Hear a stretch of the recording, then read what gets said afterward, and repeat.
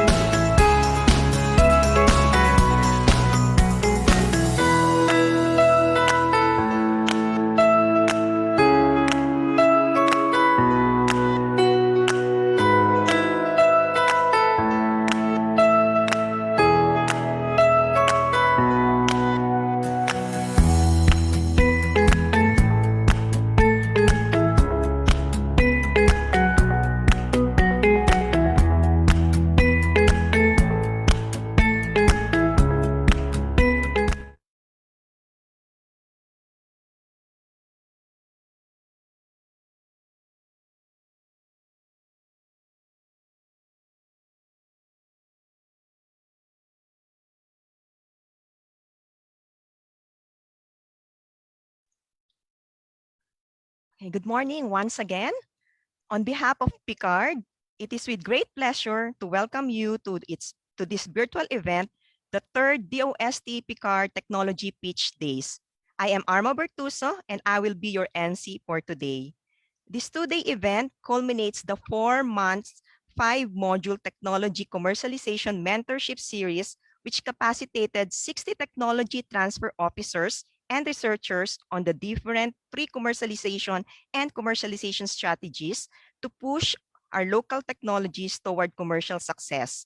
The pitch days will feature diverse agri-aqua technologies categorized as agri-aqua inputs and products, food and beverages, and equipment and machinery. This activity is part of our ongoing program titled Support to the University's Strategy in Technology Acceleration Initiatives by Nurturing, Sustain the Intellectual Property and Technology Business Management IPTBM offices of the consortium member agencies Phase 2. Before we start the program proper, we request everyone to please rise for the Philippine National Anthem, followed by a prayer.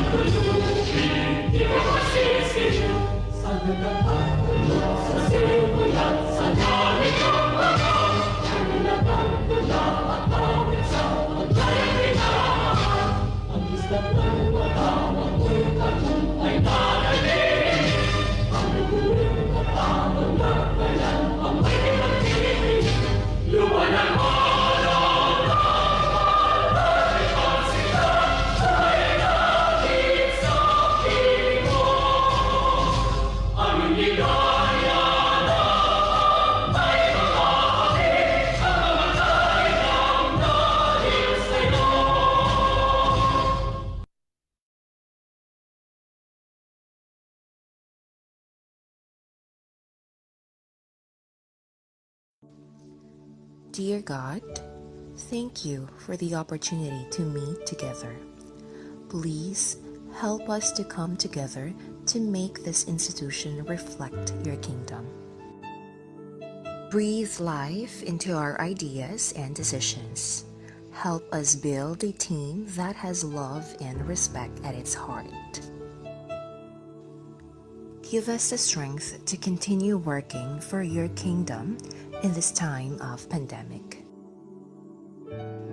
Lord, come give us the inspiration to be the best we can be. May we be a shining example of your goodness and truth within, wherever we are.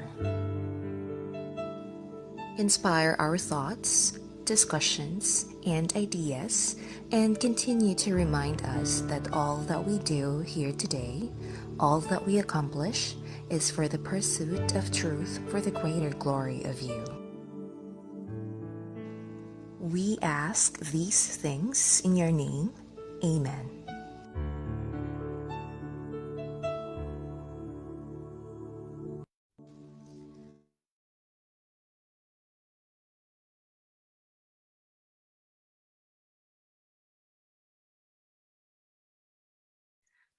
Once again, we welcome and thank everyone for finding time to join us in this special event. To formally welcome our participants, let us hear from Picard's Executive Director, Dr. Reynaldo B. Evora.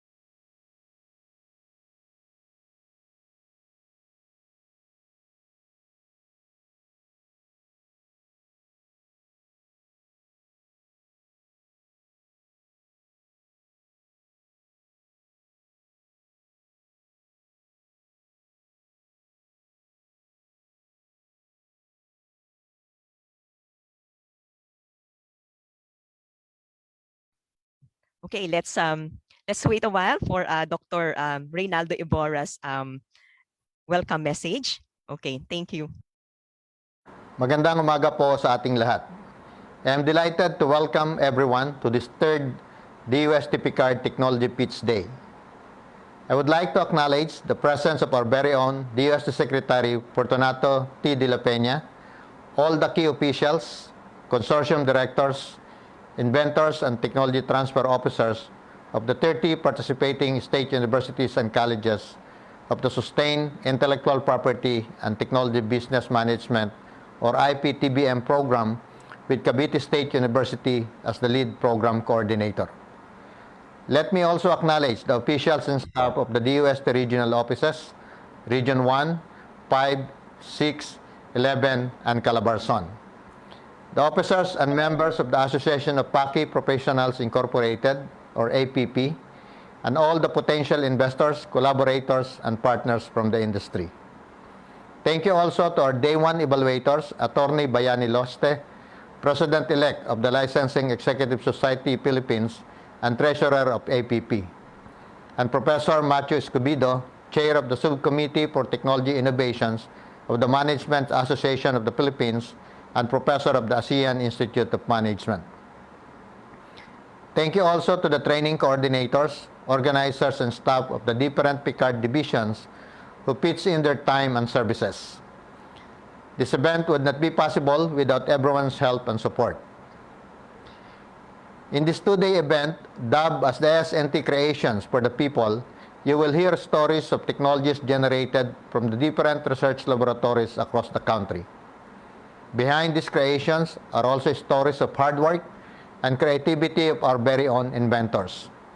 Let us hear our very own SNT creations offering technical solutions and potential investment opportunities. Let us hear the technology pitches of our technology transfer officers who package these local inventions into viable business ideas. They have spent the past 5 months building up and refining their pitch decks that they will pitch for 5 precious minutes. By now, they must have realized that technology transfer is not an easy task as we need to process these SNT creations to cater to the needs of the evolving market. To our valued investors, may you find these SNT creations relevant to your current and upcoming business plans. We believe that more of them should reach the marketplace, and with your help, we could make this a reality. Let this two-day event be the meetup of the academe and the industry. May our collaboration build SNT-based enterprises across the country. Together, we can move this SNT creation to serve the people. Muli, magandang umaga at maraming salamat po.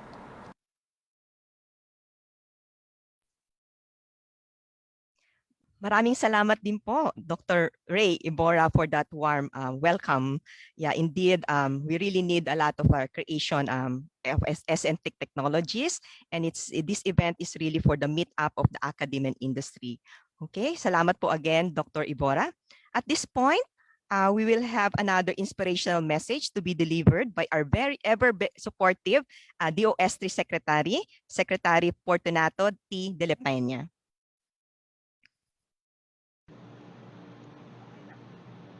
Magandang umaga sa ating lahat. Salamat Dr. Evora for your warm welcome. Sa lahat po ng ating mga kasamang opisyalis dito, mga ahensya, organisasyon, mga entrepreneurs na nabanggit ni Dr. Evora, gusto ko ring magpasalamat sa inyong lahat sa pagdalo dito sa pangatlong DOST-PCAARRD Technology Pitch Day. Under this new normal, I would like to acknowledge the efforts of the program team and the organizers for coming up with this two-day event. Thank you also to our viewers from the private sector or from industry. I am hopeful that you will be our future partners and takers of our local inventions. We may have two parties in this virtual room, the technology pitchers from the academe and the potential technology takers from industry. But we all share the belief that science, technology, and innovation is the key to social and economic progress.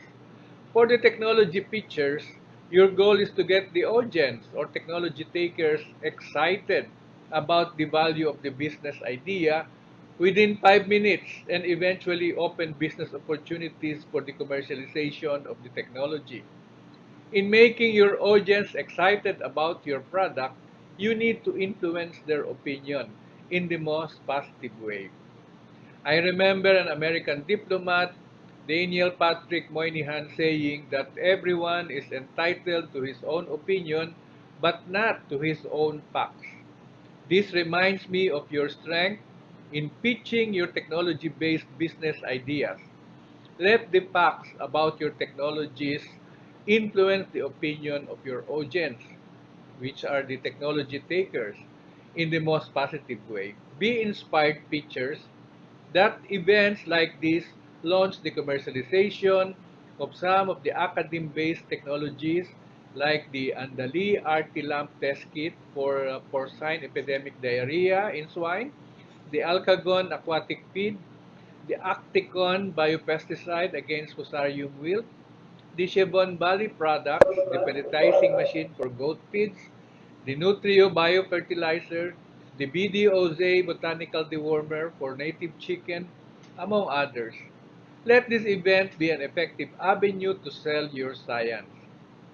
The DOST understands that innovations enhance economic productivity only if they reach the desired markets and achieve commercial success. As you all know, we are currently implementing a new Innovation Act with DOST as one of the startup enablers. Pitching your intellectual properties shall contribute to the implementation of this law as startups utilize intellectual properties or IPs to protect their core business activities, build up the brand, boost market competitiveness, and create new sources of revenue should you license your goods or services to existing enterprises. If you had to pick one moment in history to help a fellow Filipino, better choose this moment under this new normal. Choose a Filipino invention. Invest on our local technologies. These are extraordinary times and we must take extraordinary actions to reach out, to help out, to rebuild our economy through science and technology creations. This is not just about the negotiation and the trade. It is also about building relationships. Your investment will strengthen our research and development and inspire our inventors to create more innovations. Your active participation will nurture and promote the culture of innovation. Allow me to describe every technology pitch with 3 P's. Every technology pitch resonates the power of S&T creations. Every pitch creates possibilities of progress as the next startup might come from this group.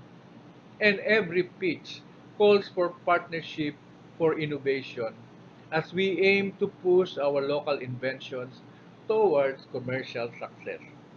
Again, let me congratulate and commend all the organizers, the technology pitchers, and potential technology takers for making this event possible.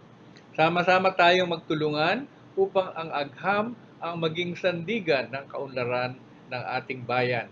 Muli, magandang umaga at maraming salamat.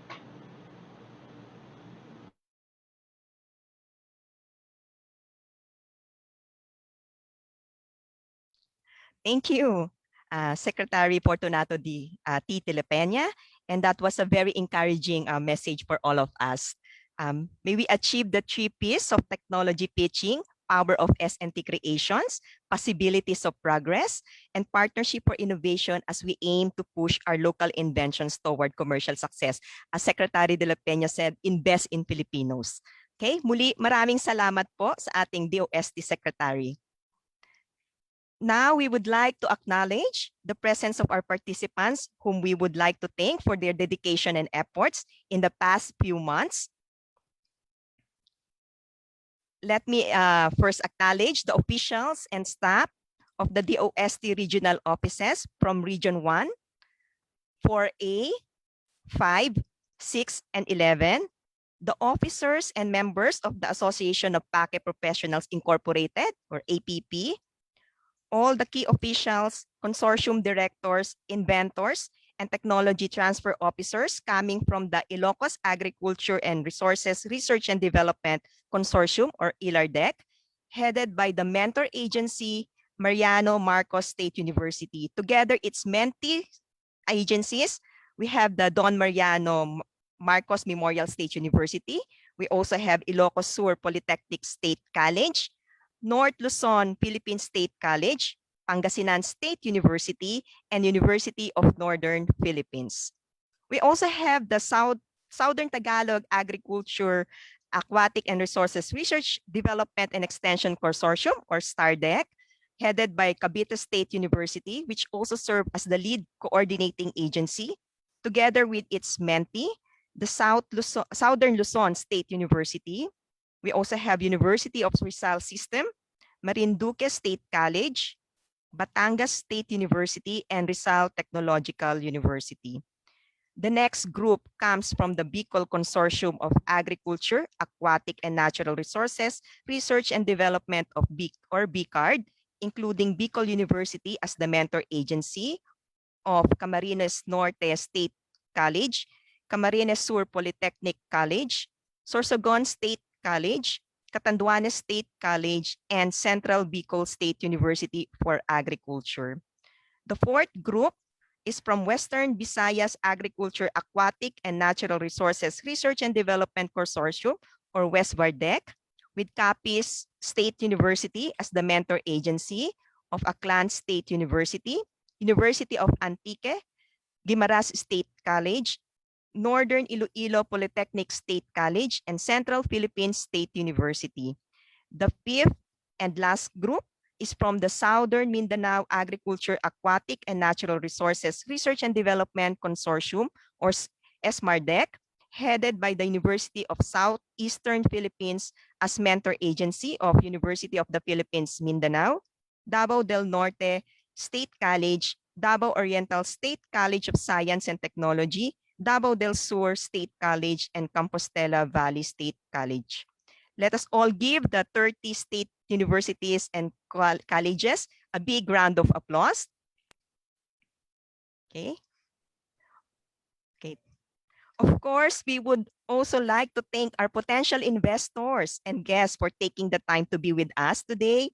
You are our partners in extending these commercially ready technologies to the Filipino people. I'm pleased to announce that we have here heads and representatives from various organizations. First, we have the Harvest Agribusiness Corporation, Santec Feeds Corporation, East West Seed Company, Diam Enterprise Philippines, Dream Agritech, Jose Ingles Junior Enterprise, Aina Agricultural Products Trading, DTI Negros Occidental, LGU Estancia, Golden, and Sir Elmer Magno Junior Trade Consultant, Orisa International Philippines. Okay. To our potential investors and guests, thank you again for coming, and we hope you'll find technologies that will catch your interest. Okay, moving on. Let me acknowledge also our evaluators for this morning. We are privileged to have Engineer George Ko at Tomashan, is a licensed chemical engineer and operates companies such as Green Asia Agri Ventures with tissue culture lab producing abaca, banana, and hybrid makapuno, organic and biofertilizer and export cocoa coir and fiber, Quattro Lubes Philippines Incorporated, manufacturing of automotive and industrial lubricants, the 8 Green Care Pharma, marketing and distribution of medicine and medical supplies, Green Care Solutions, marketing and blending industrial solvents, paints and coatings, and Simple Green Agri Solutions, charcoal and briquettes. We also have from Mercato Central Group, we have Sir Daniel Aguilar, the Business Development Head for Mercato Live Markets and Cloud Kitchens, Sir Chris Moreno, the Vendor Recruitment Head for Mercato App, and Sir RJ and Ma'am Vanessa Ledesma, co-founders of Mercato Central. Mercato Central is a destination lifestyle food market that delivers a wide variety of great and unique tasting food, organic pastry, and beverage products that is one of a kind. Every time Mercato Central opens a new market location, they generate around 200 new jobs for Filipino people and create 30 new and unique food entrepreneurs. And currently, they have 23 markets and several other launching soon. The Mercato Central Markets has incubated many food concepts that have successfully graduated from the market and grown and become successful themselves, including Manang's Chicken, Mama Lou's Shawarma Bros, Brasas, Bawais, Mary Moo, Sunrise Buckets, Tokyo Tempura, and many more. It's no wonder why Mercato Central was the only food market in the Philippines mentioned in the World Atlas Market in the World Atlas of Street Food published in 2017. All of the vendors in our markets undergo a rigorous vetting process by participating in a taste test on a regular basis. Moreover, Mercato Central, together with the industry's top players, has already developed a restaurant business network, a network of strategic partners that help food startup businesses become sustainable, success, and scalable. So thank you very much, evaluators, for gracing these events. Okay, just to guide us on how we will proceed for today, and before we start our pitching, let me remind everyone of the important house rules. Okay. We highly encourage everyone to register your attendance using our event webpage with the link provided in the chat box. This will allow you to view and access materials from this event. For participants joining through Zoom, kindly identify yourselves properly by indicating your agency or company name next to your full name. Okay, so that would be agency dash full name. Also, microphones must be muted during the pitch presentation to avoid unnecessary noise and distraction. And a maximum of 5-minute presentation is allowed per technology pitch. After a set of 3 technology pitch, a 5-minute question and answer session will follow to accommodate questions or clarification from the panelists, possible investors, and other guests and audiences. And please kindly use the raise hand button so that the moderator can acknowledge you to speak. You may also use the chat box to type in your questions. After the event, please answer the customer feedback form available at the event webpage to get a certificate of attendance. Okay, so that's our house rule. Are you excited for the pitching? I am. Okay, so if you happen to see any technology that catches your interest, let us know. We'd be happy to lead you to the next step of the process. By the way, we have a downloadable form, which is the term sheet available at our event webpage. So just log in if you have already registered. Okay, and now to pitch for our very own S&T Creations, let's move the spotlight to our technology pitchers. Let us start the Agri-Aqua Inputs and Products category. Okay. First to pitch. Okay, I can already see them. Their happy faces, their smiles. Okay, to pitch. Okay, the first to pitch is Grow Big, an organic and fertilized biochar medium for growing seedlings. Let's welcome our first technology pitcher, Sir Constante Julian from Mariano Marcos State University, or MMSU. Are you tired of seeing your seedlings tiny and weak? Ladies and gentlemen, may I offer you our very own Groovy, a biochar medium for growing vigorous and strong seedlings. This is Constante Julian, a researcher from Mariano Marcos State University. Did you know that vigorous seedlings are among the key factors for a successful crop production? Most farmers are experiencing low income because a significant share in the cost of production is allotted for the crop establishment. Farmers usually grow their seedlings in a seedbed, resulting in tiny and weak due to dumping off brought about by competition of sunlight, nutrient, and space. Groovy can be a solution for a vigorous seedlings. Through this medium, farmers can attain 99% survival rate in the field. Transplanting shock and root injuries can also be avoided compared to farmers' practice. In addition, Grow-Big is an environment-friendly technology and can be used in plants as fertilizer because of its nutrients. Using plastic seedling trays can impose environmental risk when improperly disposed. Use Grow-Big and let us grow vigorously together.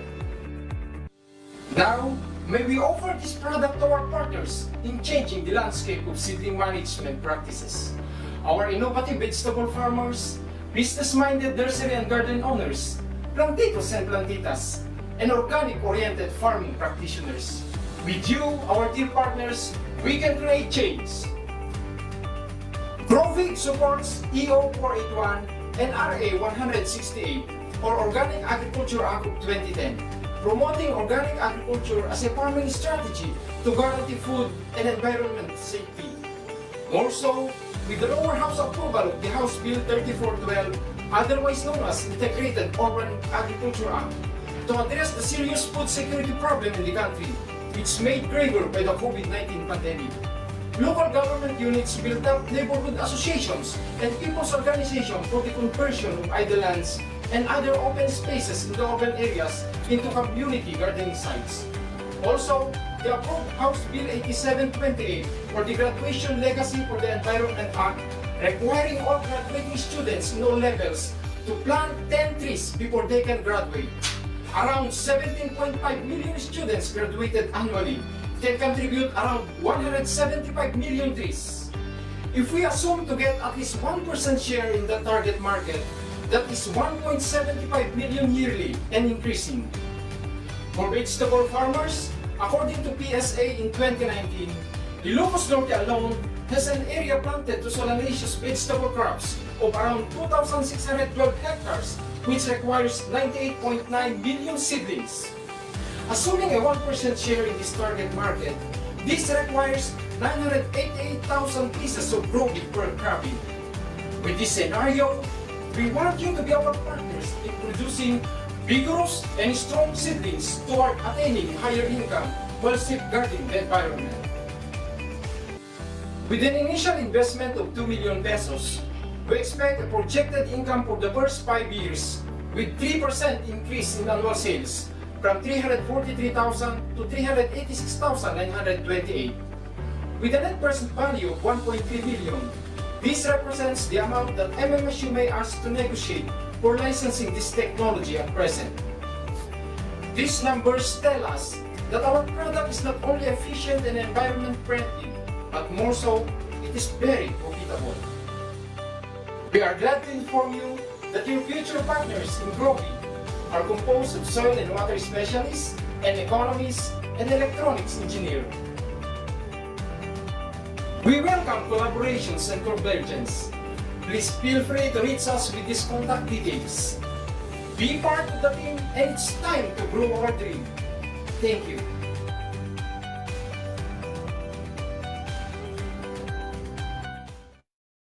Thank you, Sir Constante Julian. That's a Grow Big from Mariano Marcos State University. Moving on, we have our next technology, the Agri Booster Plus, a fertilizer and a feed supplement for plants and poultry made from garden snail. Let us all welcome Ma'am Rosini Labado from Capiz State University. Ma'am.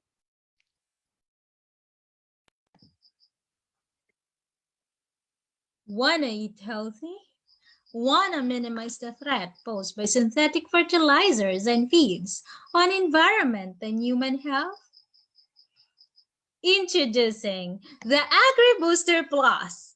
Agri Booster Plus is a fermented extract prepared naturally using concoction of locally available inputs of high nutrient contents. Agri Booster Plus has the main ingredient, which is the garden snail, locally known as taklong. The meat of garden snail contains protein, fat, ash, water, and carbohydrate. It is also rich in calcium, potassium, and iron. Those nutrient content could sufficiently improve plant and animal growth. Agri Booster Plus is a fermented concoction extract containing essential elements, vitamins, and minerals which can support the growth and development of living systems. For leafy and fruit vegetables, dilute 10 to 30 ml of fermented extract in a liter of clean water. 1 liter can be used to approximately 800 square meter of plants. For poultry, dilute 30 to 50 ml of fermented extract in a liter of potable water. 1 liter can be used to approximately 95 broiler heads a day. AgriBooster Plus contains mixtures of indigenous and effective microorganisms, serves as probiotics that promote the integrity and health of soil, plants, and animals. 1,000 ml of AgriBooster Plus can be bought at 239 pesos. The potential market of AgriBooster Plus are the 63,785 farmers in the province of Capiz, of which 9,568 farmers will be considered as its target market.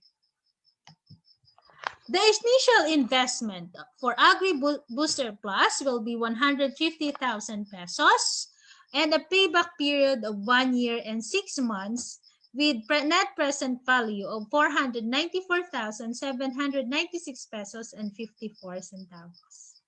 The brains behind the AgriBooster Plus are Dr. Salvacion J. Ligaspi and Dr. Ryan T. Sarimo. They are faculty from the College of Agriculture and Forestry, experts in horticulture and soil science. Be our partner. Let us help farmers produce healthier foods. Call us at 0917-620-2894 or email at burias@capsud.edu.ph. AgriBooster Plus. Experience the Taklong magic. Thank you and God bless everyone.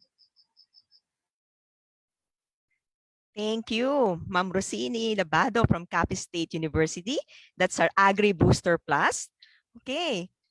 Now, let's move on to the next technology. So we have the KD, the Capipus, Capacapicus drippings foliar fertilizer, a seaweed-based biostimulant that contains many growth regulators. And we have here Sir Eric Relion from Davao del Sur State College. For many years now, Nawalang video ko? farmers have suffered sorry. dwindling harvests Sorry po. due to excessive synthetic input. Their soils have been severely depleted, that harvests have been in steady decline. In order to maintain their harvest, some farmers increase the amount of synthetic input. This practice comes at a high cost, financially, physically, and ecologically. People are getting sick because they absorb high levels of synthetic residues in their food. Farmers suffer losses and the environment gets damaged. Davao del Sur State College, formerly SPAMA's Digos campus, came up with an innovative solution that is 100% natural, inexpensive, and harmless to our environment. KD fertilizer comes from the drippings of Capopicus alvarezi, the seaweed used in producing carrageenan. Gathered using specialized seaweed dryers, these drippings were long considered as a waste material by seaweed farmers. Today, this innovation has provided added income to seaweed farmers aside from selling the dried seaweeds. The liquid works as a foliar fertilizer for fruits, vegetables, rice, and other crops. Research in DSSC have shown that KD fertilizer contain nutrients that are essential to plants' good growth and yield.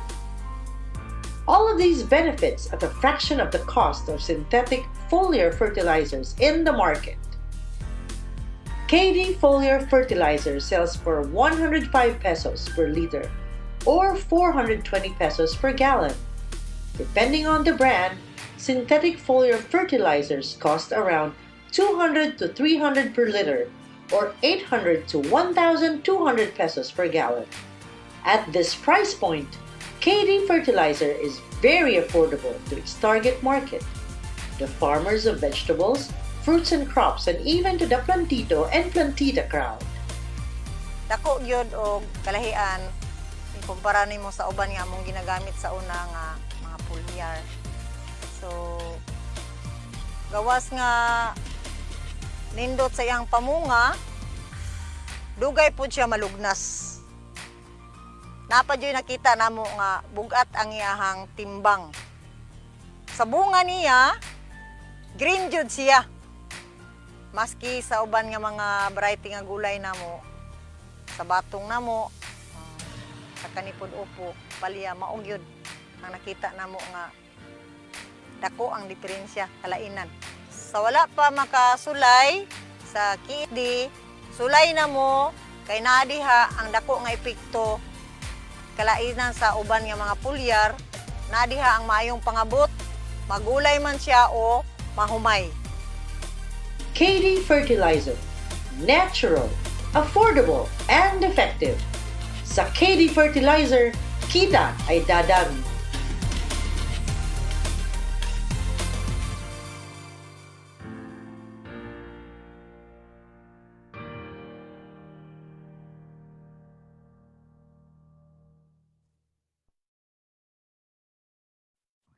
Okay, thank you, Sir Eric Relion. Okay, so now may we request our three pitchers. Okay, we'll open now our floor for Q&A for 5 minutes. Okay, we'll ask our evaluator if there are any questions. Yes, sir. Engineer George Ko or Metro Central. Are there any questions for our three technology pitchers, the Grow Big, Agri Booster Plus, and the KD Foliar Fertilizer? Ma'am, meron po sa KD. Okay. I'm just excited about these things, no, because I'm into biofertilizer, no. For the KD, and if you can answer this, no, I don't know if you can hear me. First, the challenge here is the shelf life. And siguro, how often do you apply the product? You know, the cultural practices ng mga farmers, there's an issue eh. So if you can expound more on that, please. Thank you.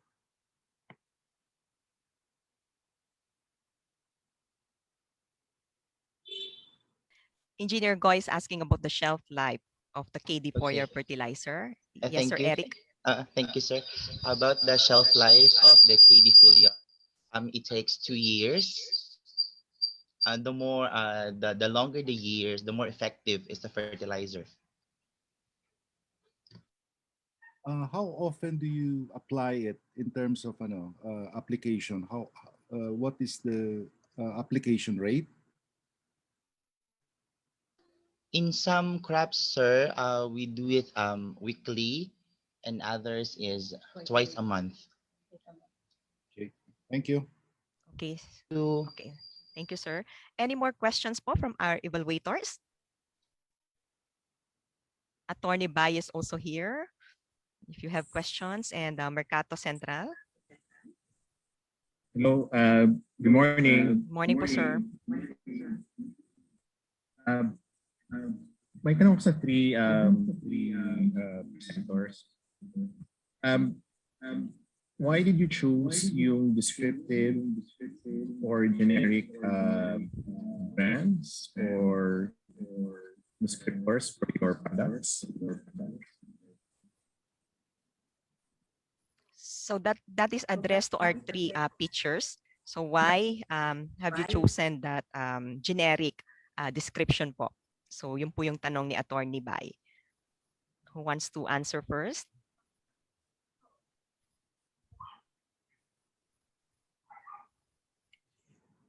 Okay. Can we ask Grow Big? Is Sir Constante here? Grow Big? So ang question po ni Sir ni Attorney Bay, why did you choose yung general description po ng inyong products, technologies?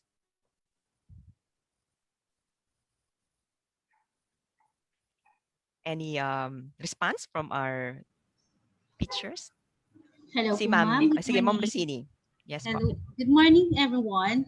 We have decided or have chosen to have it Agri Booster Plus since the product itself boosts the growth of both animals and plants.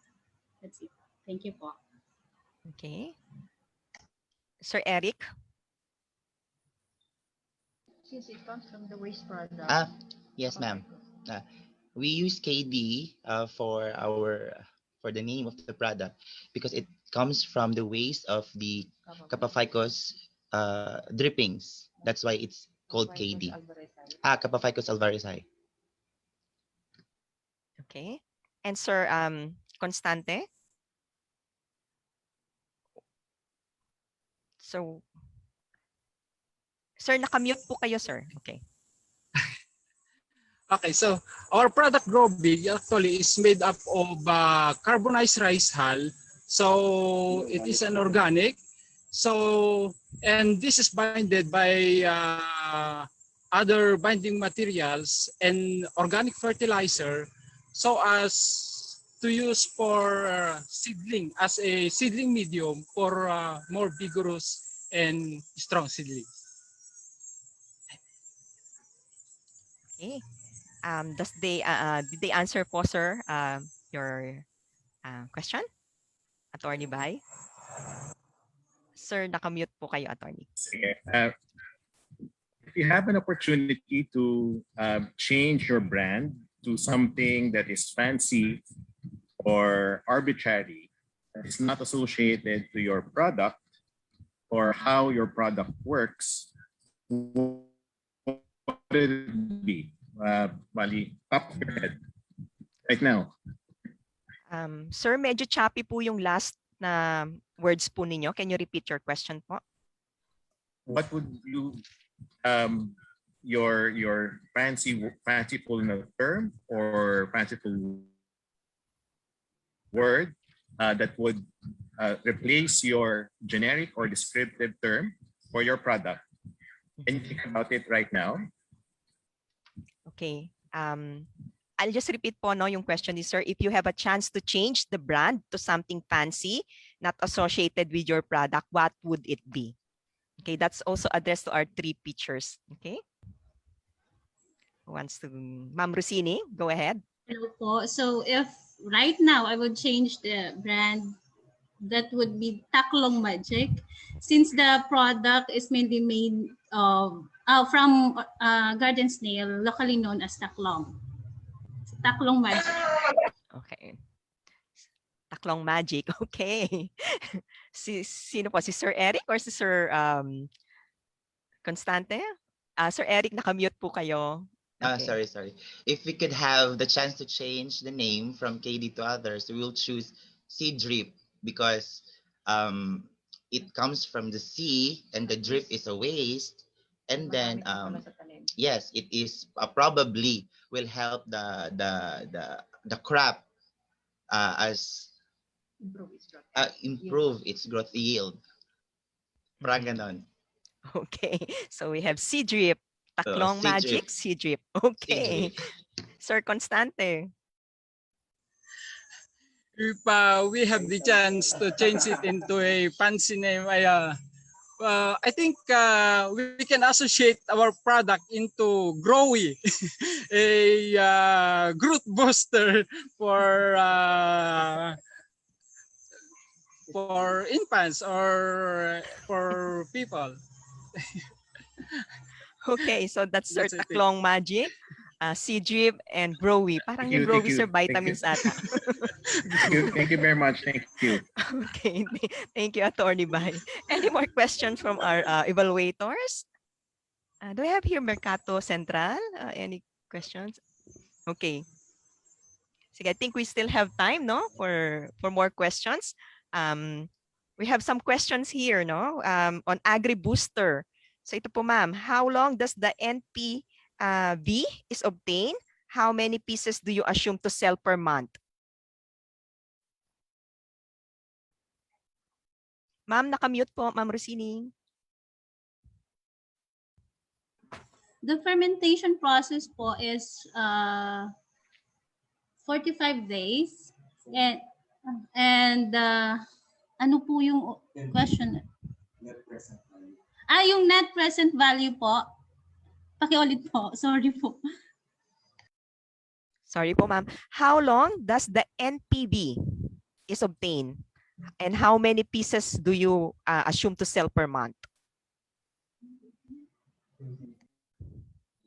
Okay, so yung net present value po was computed considering the projected sales for 5 years rather, and then we expect to sell 780 bottles per month considering the market po we have here in Capiz.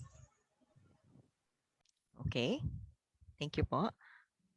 Okay, maybe one more question for KD foliar fertilizer or seed drips, kay Sir Eric. How does your product differ from other seaweed-based foliar fertilizers such as CPGR? Is the price of your product can compete to existing market? When it comes to the difference between the price, of course, we are cheaper compared to others because it is locally produced. And then when it comes to come again, ma'am, the question is the difference of the KD. Yeah, from other seaweed-based foliar fertilizers such as the CPGR, and the price. How is your price going to compete in the existing market? It came from waste. Okay. Technically, the KD comes from the waste, and then I think that's no cost for the waste. Then both edges we will help the farmers, the producers, and then the end users. Technically, the farmers. And then the materials is locally available within the vicinity of the store. Okay. Okay, thank you po sir sa reply ni Sir Eric.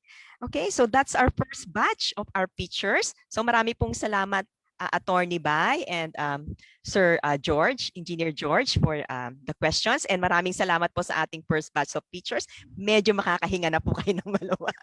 Okay, si Sir Constante Julian from MMSU, Ma'am Rosini Labado from Capiz State University, and si Sir Eric Relion from Davao del Sur State College. Maraming salamat po.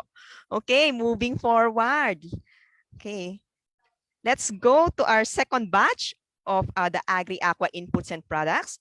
First to pitch is we have the cacao pod husk cork board, a cacao pod husk cork board with higher compressibility, high flame resistance characteristic, and resilience for heavy usage.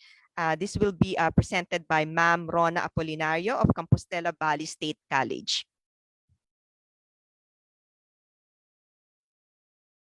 Good day.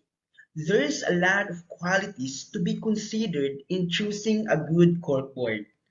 First, compressibility. It's an ability of the corkboard to hold a certain thing that being pinned on it. And lastly, the quality of having flame resistance that enables the corkboard to self-extinguish the fire and does not melt when exposed to extreme heat. Imagine if these two qualities of a good corkboard will be in its highest level, combined into one corkboard. Such corkboard will be an extraordinary. I am here today to present and to flex the qualities of our corkboard products. Our corkboard products has the quality of flame resistance that enables it to absorb heat and re-radiate it. It is also harmless for those who have skin allergies from wood dust, chemicals, and others, for it is made from natural materials. The technology processing is also cost efficient that would benefit for the manufacturer. And our corkboard products also has a high compressibility quality that enables it to hold a certain thing that being pinned on it, such as pictures, memos, work plans, work schedules, and other important things in your office or in your home. Cacao pod husk is the main materials in producing our technology, the cacao pod husk corkboard. Cacao pod husk is traditionally left as an undesirable waste in the cacao farms or in cacao plantations, constituting an environmental menace and presenting a challenging waste management problems.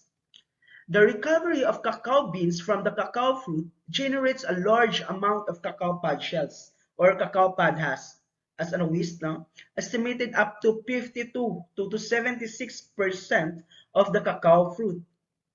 Further, Davao region produces 82% or 2.27 thousand metric tons of the country's cacao, according to the PACE-A 2020.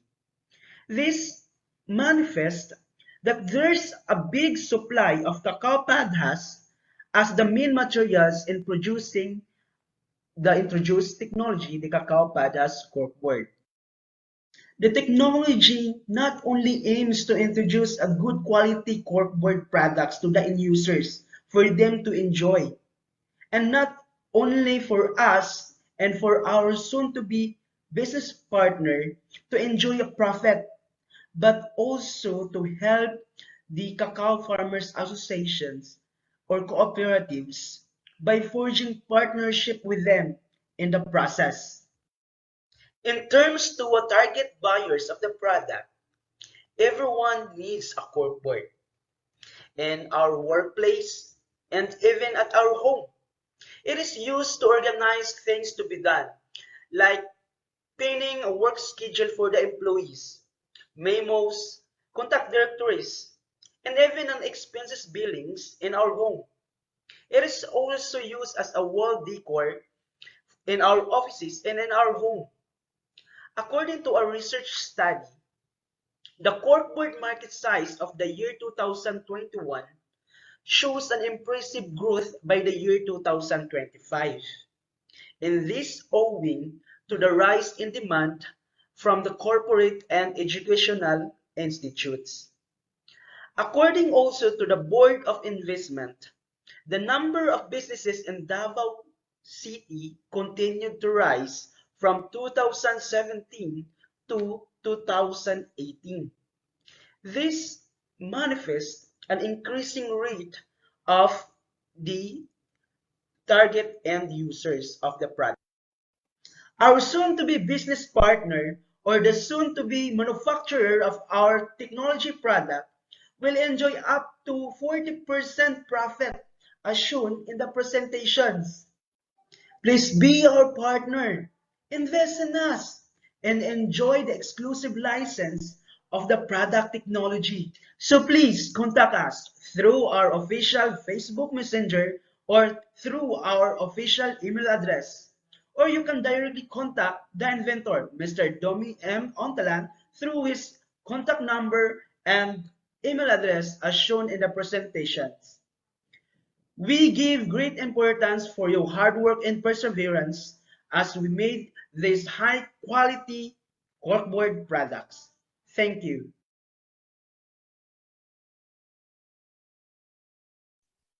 Thank you. Just a correction, that is Sir Lee Serot from Compostela Valley State College presenting the cacao pod husk corkboard. Okay, our next technology is on cassava ethanol-based hand sanitizer with aloe vera gel and orange peel essential oil. This new concoction of hand sanitizer was processed from the facilities of Sorsogon State College. So let's hear from Ma'am Cheryl Solano. Wash us, we are very dirty. Hand sanitizer has been a new trend since pandemic started. The typical hand sanitizer contains at least 60% alcohol. Sanitizing our hands is one of the simplest ways to alleviate the spread of the virus.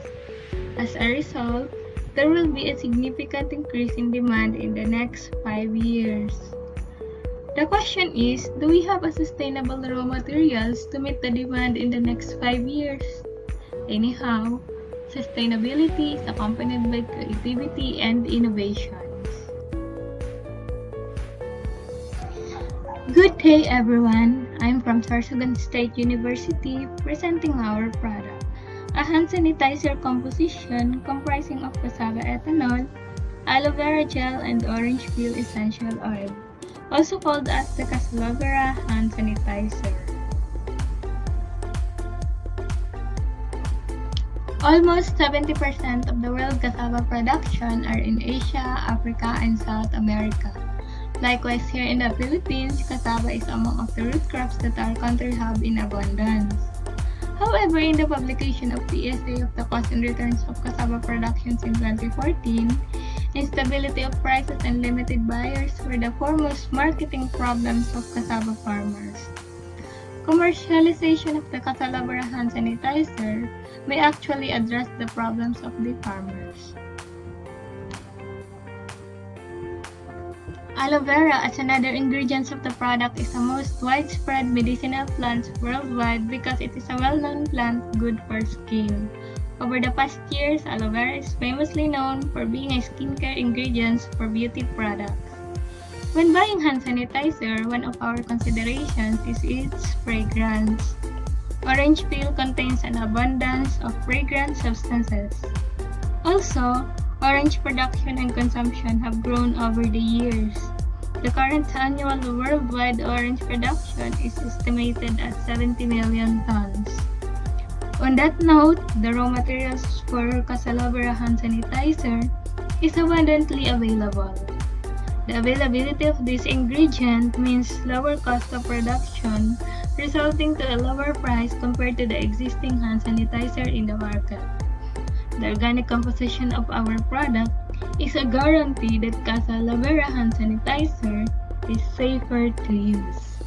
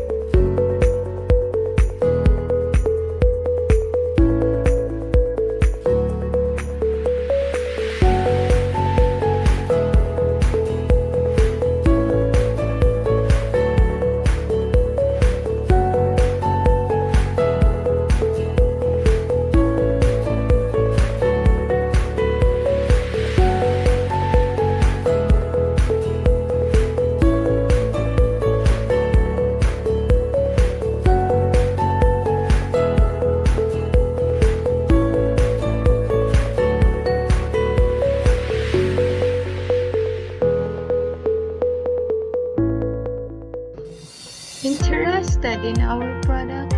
Feel free to contact us through the Facebook page of Sorsogon State University or email us at ip@sorsogonstatecollege.edu.ph. Thank you.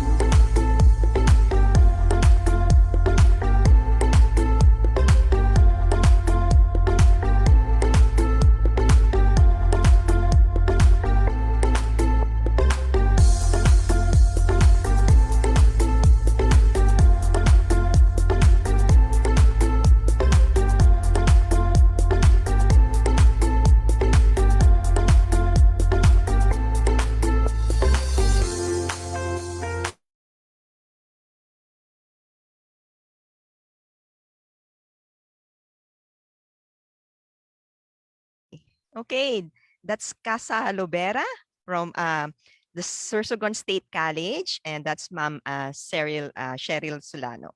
Okay, we have next the lactic acid technology, a new lactic acid fermentation process that reduces the conventional two-step process, achieving efficiency, cost effectiveness, and environment friendly. Presenting will be Ma'am Linda Benaobra of the University of the Philippines, Mindanao. The UP Mindanao lactic acid technology is a new and improved single-stage fermentation process for producing food-grade lactic acid that results to a more efficient, cost-effective, and environmentally friendly lactic acid production. To date, there are no existing lactic acid manufacturers in the country. There is an increasing trend in import volume of lactic acid in the country. The country's import volume for the past 5 years and so observes a growing pattern except for a few declines in recent years.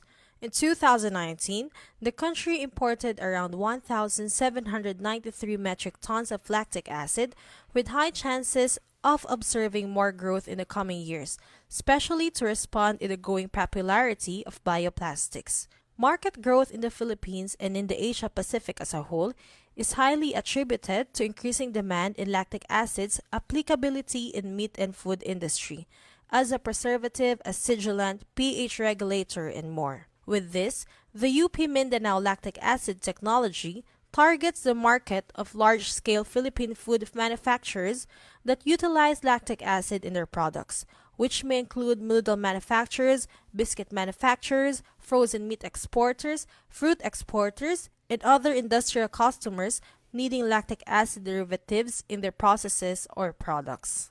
The UP Mindanao lactic acid technology utilizes a microorganism that simultaneously saccharify and ferment starchy materials in the production of lactic acid, therefore bypassing one step from the conventional two-step fermentation process. At the same time, our technology utilizes cassava starch and dried spent yeast from brewery byproducts as sole carbon and nitrogen source respectively. With this innovation, the UP Mindanao lactic acid technology produces food-grade lactic acid at a rate of more than 98% in just 24 hours at room temperature. This offers a more efficient, cost-effective, and environmentally friendly lactic acid production. The UP Mindanao lactic acid technology bioprocess has already been developed and established. We are now at the stage of scaling it up through pilot bioprocessing with academe government industry partnership. By 2023 to 2024, we aim to conduct pre-industrial demonstration industrial production wherein 1,000 tons of lactic acid will be targeted to be produced. Our unique selling proposition. With this technology, we will be the first lactic acid producer in the Philippines, utilizing a unique cost-efficient technology to provide its customers a cost-competitive lactic acid. Branding the company's product as Filipino-made or locally produced using Filipino technology will eventually be a unique selling proposition, especially to nationalistic customers. Pricing and positioning strategy. The lactic acid product will be priced in bulk, much lower than the imported one. Since our technology is utilizing a cost-efficient process, the cost of logistics will also contribute to a much lower price. Since the product is produced locally and will not entail custom taxes and other tariffs as compared to the imported product. The product will also be positioned as an environmentally friendly alternative to traditional competition. As for the distribution plan, the lactic acid product will be distributed through a direct business-to-business channel under a long-term agreement with a customer. In this agreement, both parties will feel secure for a longer guaranteed period. It eliminates unnecessary costs of retendering and renegotiating the procurement. Both the parties will feel secure as long as they have mutual interest under agreement. The long-term agreement also provides opportunities to build better relationships due to increased interaction for a longer period that also increase trust and good faith, which helps further to make other future strategic partnerships. Based on our theoretical costing, our food-grade lactic acid can be priced at 650 pesos and 10 centavos per kilogram as compared to the market price that is around 600 pesos to 1,300 pesos per kilogram, imported from other countries, not including custom taxes and tariffs. These makes our lactic acid cheaper compared to other products.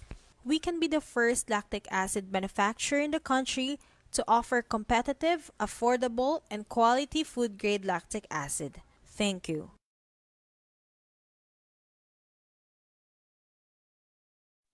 Okay. Thank you very much, Ma'am Lien Buena Obra from the University of the Philippines in Mindanao. Okay, so we invite our three teachers and our evaluators, okay, for our Q&A. But before we proceed, I would just like to acknowledge the question of Sir Toto Barcelona of Harvest for the first batch. Please send quotation and technical instruction for Grow Big Agri Booster Plus LKD foliar fertilizer to Harvest at harvest.com.ph. The company is interested in distributorship. Okay, so please take note of that. Okay, so let's proceed with the Q&A. So we have here Sir Licerot, Ma'am Lynn Abenoobra, and Ma'am Cheryl Solano. Are there any questions from our evaluators?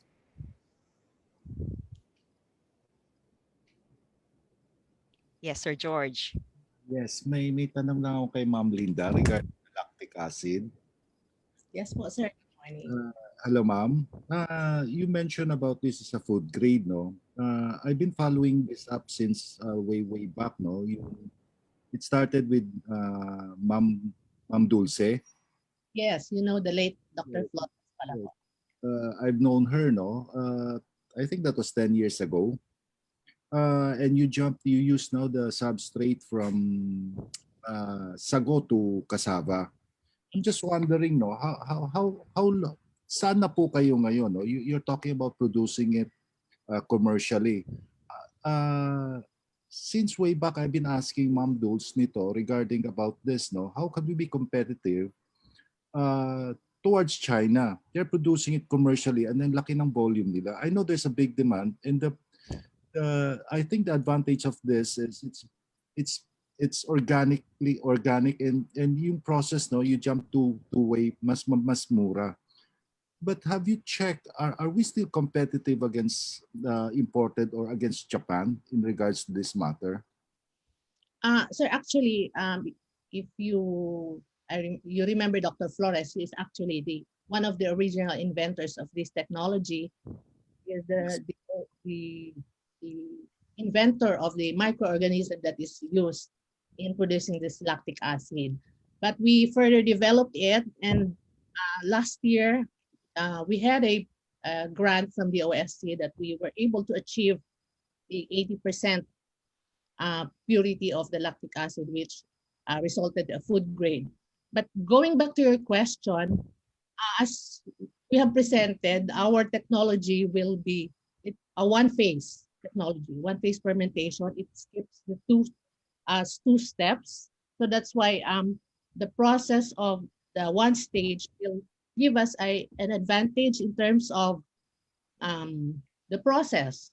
It will save us, and also it will be processed under room temperature compared to other processes that requires energy and heating.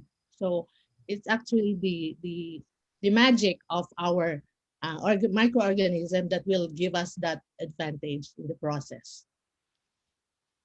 Okay, it's nice to hear, no, that you were able to reach the 80%, no. I'm hoping to visit. It's been almost a year and a half. Hindi na ako nakapunta ng Davao, no. Hopefully, baka July I'll be there. I'll see. Pwede ba akong bisitahin? Yes po. The current inventor now is Dr. Melvin Pasaporte. He used to be with Dr. Flores, so he's continuing the. Okay, that's good. That's good. It's nice to hear, no, that you're doing the. That is, you know, that somebody here knows Dr. Flores. Yes. She's a good friend, no. She's a good friend of. Sige po. Thank you po. Thank you. Okay. Thank you po, Sir George. So that's positive po. May meet up na po sila coming July. Okay.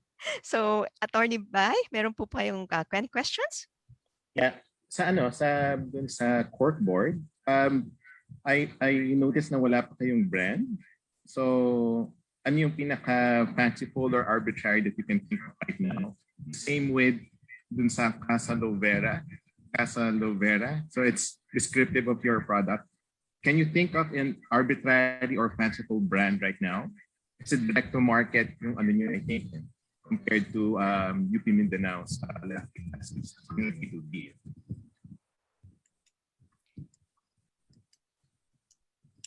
Sir, thank you, Sir Mike.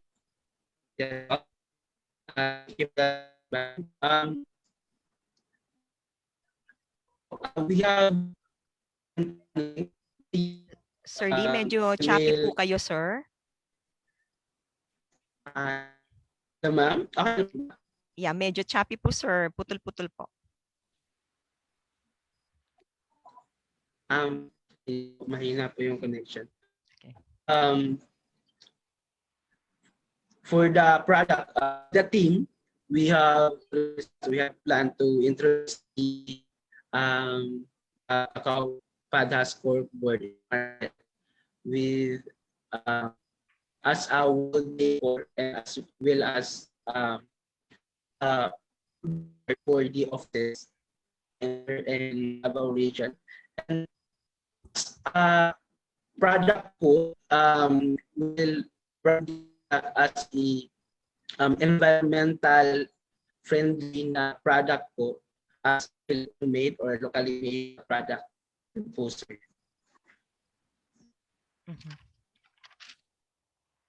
Okay. Yeah, Sir Lee, yung pong question po ata ni Attorney Bai, ano po kaya ang pwede pong fanciful brand kasi po napansin po niya wala pang name yung corkboard nyo. So if there's anything that pops up in your mind for a fanciful brand for the corkboard. And ganun din po kay ma'am sa hand sanitizer, if you can think of a fanciful brand for hand sanitizer.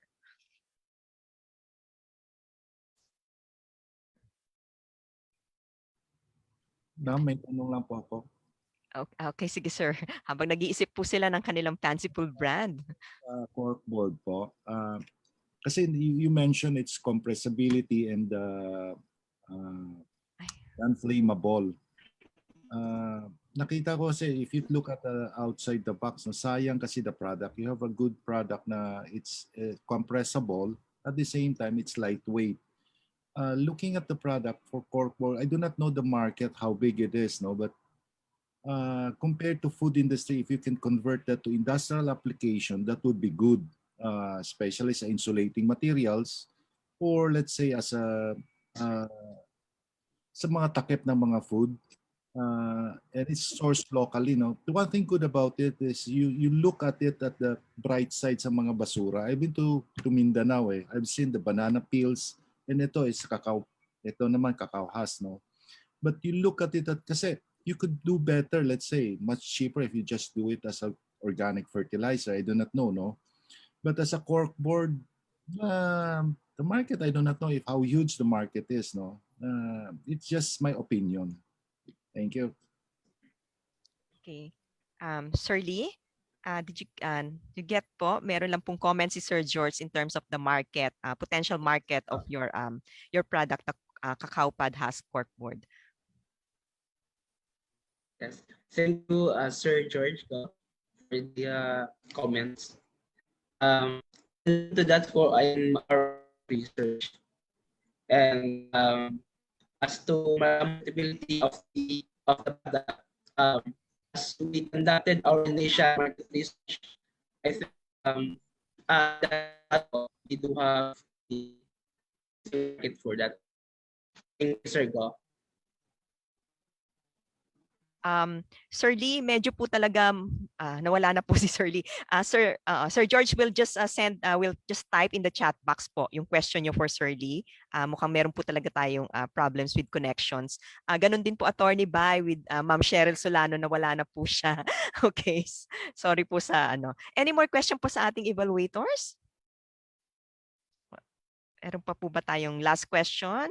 Ang naiwan na lang po sa si Ma'am Lynn Binaobra. This is the reality po ng online. Okay. Wala na po? Okay na po. Sige po. We have a question from FB Live. Do you have data on effectivity of the product on Napier grass? What is yield? Are you open to partnering and distribution? This is for Ma'am, for UP Mindanao, for Ma'am Lynn. Ulitin ko po, Ma'am Lynn, do you have the data on effectivity of the product on Napier grass? What is the yield? Are you open to partnering and distributorship? Actually po, yung state po ng aming technology ngayon is a laboratory scale, but we have a proposal to the DOST for the upscaling and pilot testing. So of course, we're open for partnership, but we are still in the process of upscaling the technology, and it will take, I think, ang target po namin is 2022 to 2023 for the pilot pilot testing, because I understand from the inventor that running a pilot test is not that easy. But we are hoping to have partners in the for to come up with a facility, because that would be the requirement for the pilot testing. Thank you. Did I answer the question? Okay, ma'am, nasa FB live po kasi, so hopefully po it was answered po. Okay.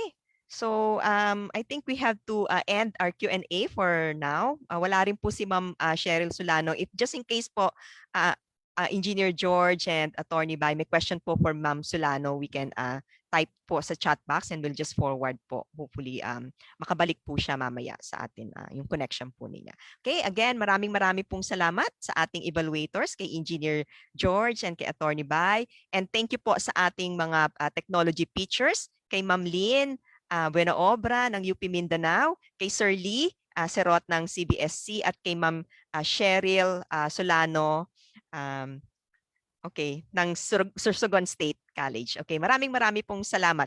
Okay, that ends the first 6 of our technology features. And medyo maaga po tayo. Okay, so we'll now proceed po muna with a 10 minutes health break. So dun po sa mga gustong kumuha ng kape. Again, if you have any questions po, you can put it in our chat box sa Zoom or sa FB Live. Dun sa mga ano natin for our first 6 na technology features. And I'll just mention po pala, sorry po, for Ma'am Lynn, we have po sa chat box po from Harvest po, kay Sir Toto Barcelona po, yung cell number po for the UP Lactic, yung contact po. Okay, and please send po yung MSDS and technical specs po at kung FDA registered. Okay, ma'am, pasagot na lang po, we'll put it in the chat box po ng ating Zoom. Okay, so thank you everybody for the first part of our program. We'll see you po at 10:50 after our health break. Okay, again, thank you and see you later.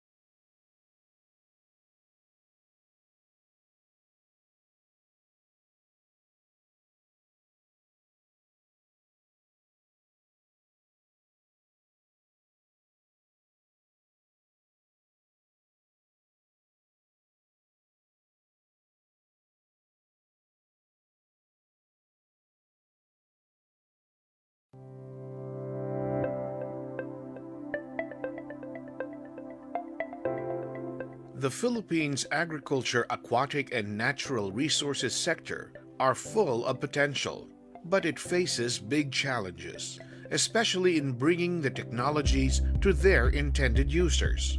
To address this issue, the Philippine Technology Transfer Act of 2009 mandated the monitoring of efforts and the effectiveness of the research and development institutions in securing intellectual property protection and pursuing IP commercialization. This resulted in the merging of two planning councils and formed the Philippine Council for Agriculture, Aquatic and Natural Resources, Research and Development, which was formalized on June 22, 2011. As the newly formed council, DOST-PCAARRD was able to assist 16 RDIs and SUCs on IP protection. This resulted in 11 trademarks filed and registered, 23 utility models filed and approved, and 37 patents filed, with 7 granted, and the rest still being evaluated by the Intellectual Property Office of the Philippines. While these achievements can be considered remarkable, much more is needed to hasten IP protection and management and technology transfer. In March 2016, DOST-PCAARRD established the DOST-PCAARRD Innovation and Technology Center, or the DPITC, which was designed to deliver quality services on intellectual property management and technology commercialization. The old PCAAARRD building was renovated to become the headquarters of the DPITC. In the 5 years since the establishment of the DPITC, we have trained almost 6,000 researchers, technology transfer officers, and other clients on R&D management, and many more. We have strengthened ties and forged new alliances with almost 100 local and international partner institutions. Through the DPITC, we have also established IP and technology business management offices in 26 partner agencies, which now have their own institutional IP policies and technology commercialization protocols. We have also enabled them to file on their own over 1,200 IP applications by capacitating their technology transfer officers and researchers. With the generation of freedom to operate reviews, technology valuations, market studies, and business plans, AA&R Technologies were able to satisfy the requirements of the Fairness Opinion Board. Now, we have 17 commercialization agreements with the private sector. We also instituted the DOST-PCAARRD National Agri-Aqua Technology Business Incubation Program in 16 ATBIs across the country. This program helps start and develop viable agri-businesses and now supports almost 200 new small businesses, which in turn have generated over 460 new jobs. DOST-PCAARRD also created the Science for the Convergence of Agriculture and Tourism, which promotes technologies in 13 farm tourism areas. The DPITC also boasts of a fully functional DOST-PCAARRD e-library that has catered to almost 3,000 patrons since it opened in April 2020, with an average of 2 downloads per patron. Initiatives are also being done to organize a network of e-libraries to include library resources from the Council's R&D Regional Consortium. The DPITC is also the venue for the S&T Exhibit and Bazaar. The S&T Exhibit features the major output of PCAARRD's 38 industry strategic S&T programs and highlights the new technologies and innovations that are geared towards the goals of food sufficiency, global competitiveness, poverty alleviation, and environmental sustainability. To complement the S&T exhibits, the S&T Bazaar highlights the technologies and products generated from PCAARRD-assisted projects. These products are also included in the One Store, an online selling platform developed by DOST. We are very grateful to our partners in the regional consortia for helping us in making the first 5 years of the DPITC truly meaningful and special. We will continue to strengthen our existing programs and introduce new initiatives to further enhance technology transfer and commercialization.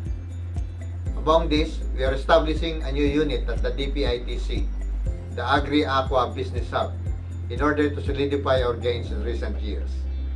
The DPITC Agri-Aqua Business Hub seeks to position DOST-PCAARRD as one of the leading agents of agribusiness development by strengthening the innovation and entrepreneurship ecosystem through holistic service offerings to encourage a new generation of entrepreneurs and advance the AANR industries.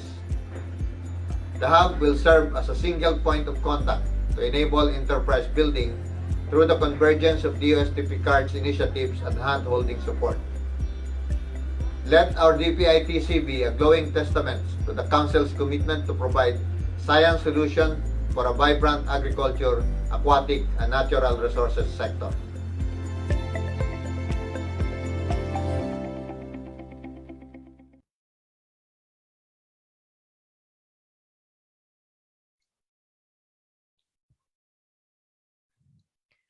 Okay, welcome back, everybody. Okay, I hope you were able to grab your coffee or your snacks. Okay, so we will resume our technology pitches. But before that, I would just like to announce po that we would like to assure po the audiences that we will address the question raised just because we have a limited time po dun sa Q&A. So we cannot cover everything po sa program. But you can also email us for any inquiries at ttpd@pcard.dost.gov.ph. Again po, that's ttpd@pcard.dost.gov.ph. So for any questions po, please email. Okay, so we now move on to another set of our S&T creations, and now we have the food products and beverages category. Okay, the first to pitch is the Chevron products and retort pouch. It's a flavorful Chevron dishes conveniently packed in retort pouches from Don Mariano Marcos State University. Let's hear from Ma'am Maria Victoria Domingo. Sa init puro. Meat has always had a special place in the Filipino dining table. Pork, beef, and chicken meat are generally consumed on a daily basis, and especially so for special occasions such as birthdays, anniversaries, holidays, even career promotions and other celebrations.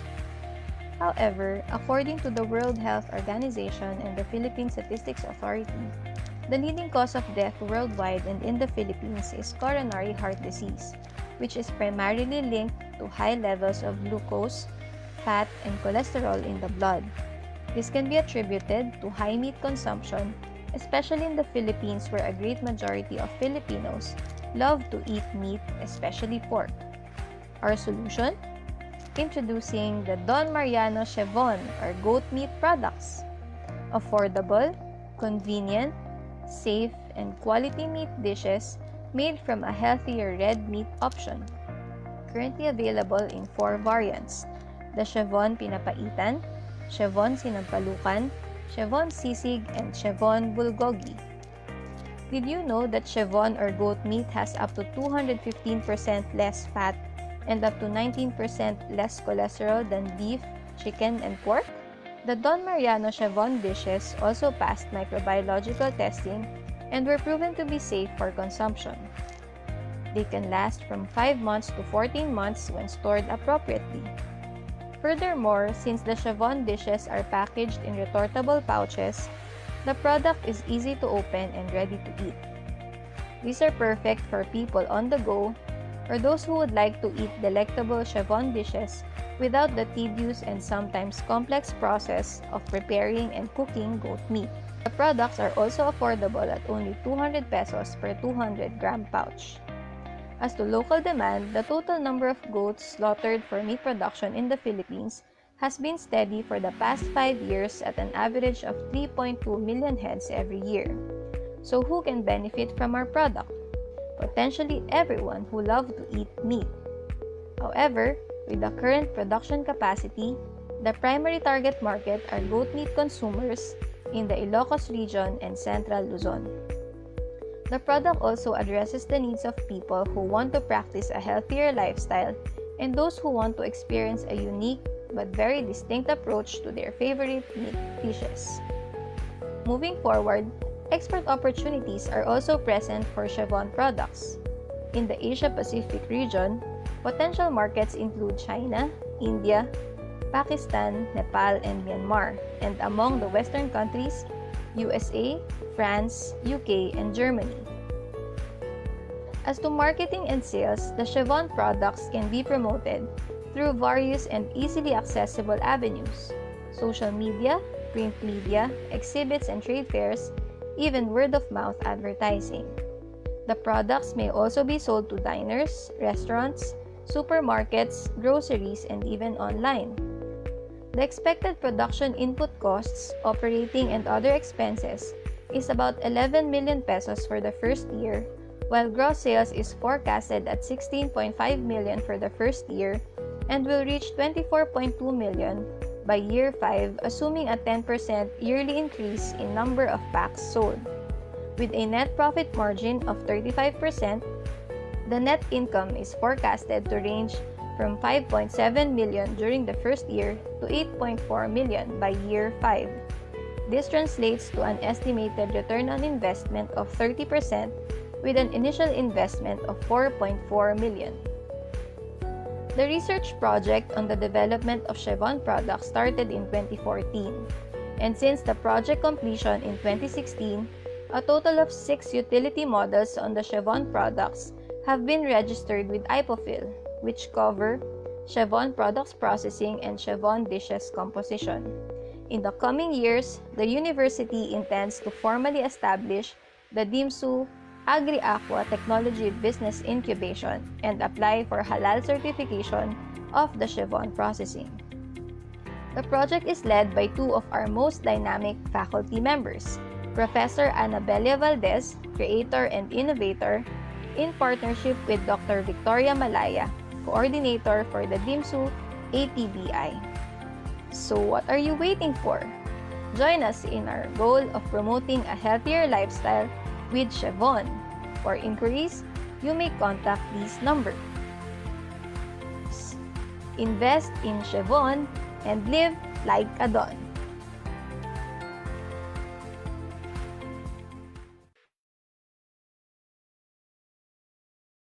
Okay, thank you po, Miss Maria Victoria Domingo. I'd like to live like a Don po.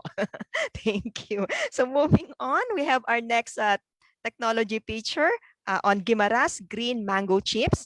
It's a crispy, sour, vacuum-fried green mango chips made of fresh Guimaras Carabao mangoes, no added salt and sugar, rich with ascorbic acid and beta-carotene that can help boost the immune system. This will be presented by Sir Adrian Alumbro of the Guimaras State College. If you're an entrepreneur with a passion for food product development, then the Food Innovation Center is the right place for you. Hi, my name is Adrian, a product development specialist at the Western Visayas Food Innovation Center, the hub for R&D in food innovation in Region 6. It has been known for some time that long-term consumption of junk food can be linked to several diseases like obesity, diabetes, cardiovascular diseases, and even cancer. These facts outline the importance of a healthy diet towards achieving a healthy mind and body. As a part of our mandate, the FIC advocates in the development of nutritious foods that would promote the health and well-being of the Filipino people, especially during this time of the pandemic. We create foods using sophisticated equipment to ensure the quality and safety of the manufactured products. The green mango chips is one of the signature products developed at the FIC. It is made from fresh Carabao mangoes fried at temperatures below 100 degrees Celsius thereby preserving the sensory as well as the nutritional quality of the chips. It is a healthy product, potentially rich in ascorbic acid and beta-carotene that can help boost the immune system. Moreover, the product is all natural without any added preservatives. For this particular technology, we have done optimization procedures to standardize the quality of the product. We also have done initial acceptability tests and found that the green mango chips was acceptable to most consumers. Moreover, we have filed for a application last year to ensure that the technology will be protected. Recently, new opportunities for functional foods and beverages have opened, putting products like the vacuum-fried green mango in the spotlight. Given the huge market potential for functional foods in the country, there is no doubt that the green mango chips will find its niche in the local market. This product can be sold in supermarkets, convenience stores, pasalubong centers, and other distribution outlets. Shown here is the breakdown of the production cost of green mango chips. We estimate that the cost of production per day would reach a total of 7,194 pesos, with a huge portion coming from the material and labor costs. For the market share, our objective is to capture at least 5% of the total target market. If this assumption is met, the estimated demand for green mango chips would be about 84,535 packs per month. However, considering the current capacity of the vacuum fryer and the number of batches that can be done in a day, it can only produce a maximum of 7,800 packs per month. This shows that in the real setting, it is possible that the demand could be significantly higher than what we can supply. Nevertheless, realizing the demand of 7,800 packs per month is already a huge opportunity considering the revenues that can be generated. For would-be adopters of this technology, the FIC is willing to provide the technical expertise needed for the business to take off. With our team, we can offer our partners free training or workshops on food safety, food packaging, the use of processing equipment relevant to the adopted technology, and product development services should the client decide to make further improvements to the existing technology or create product variants. More importantly, during the actual production, the FIC will allow the technology adopter to have access to the facilities found at the R&D center. All of these will enable our partners to make the most out of their investment without risking too much on their end. For more inquiries about the technology, feel free to give us a call or contact us via email. Join us and become a prime mover of food innovation in the country.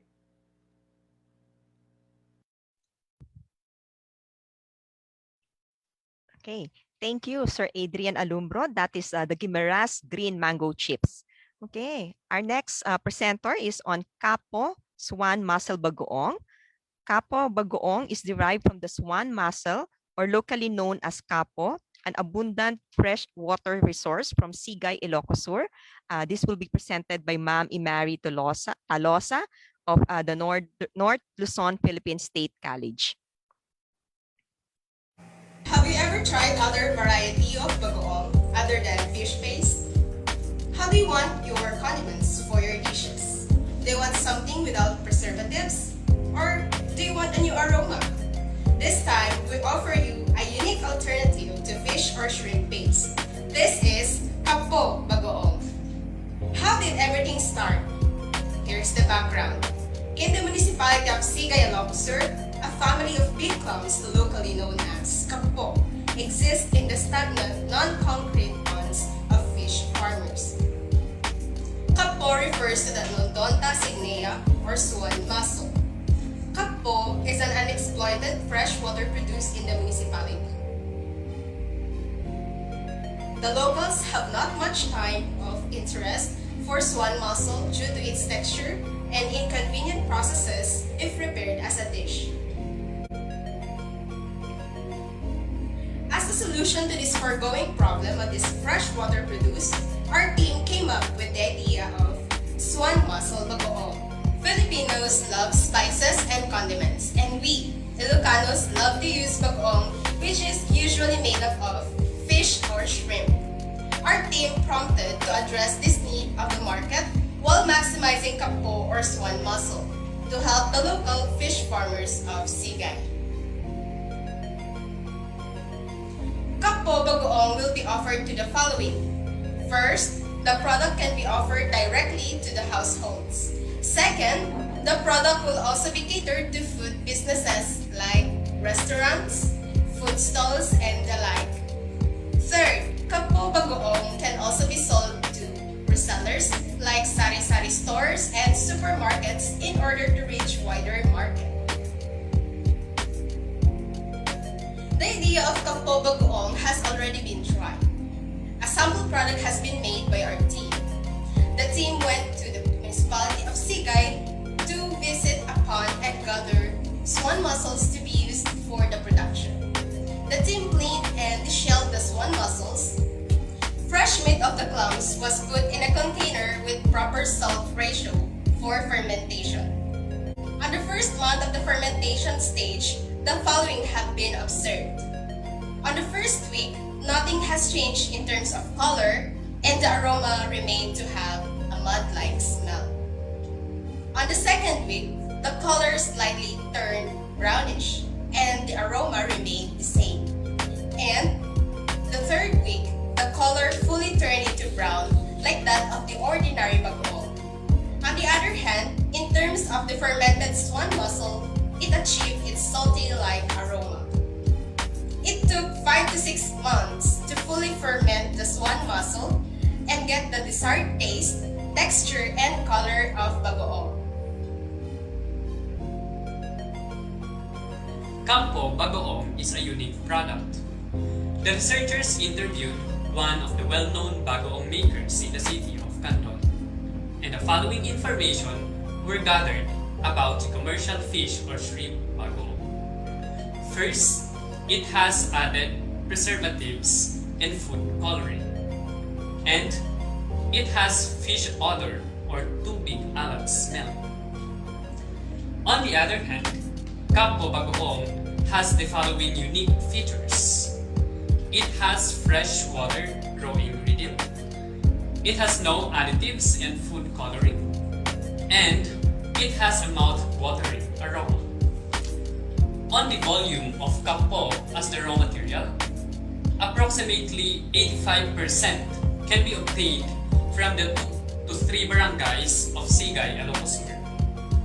Launching a business for campo bagoong will require an estimated project cost of 150,000 pesos to finance all the pre-operating expenses, working capital, and fixed assets.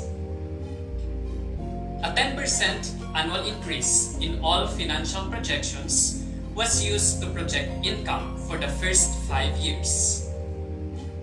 With a projected sale of 330,000 pesos in the first year of operation and projected operating expenses amounting to 168,000 pesos.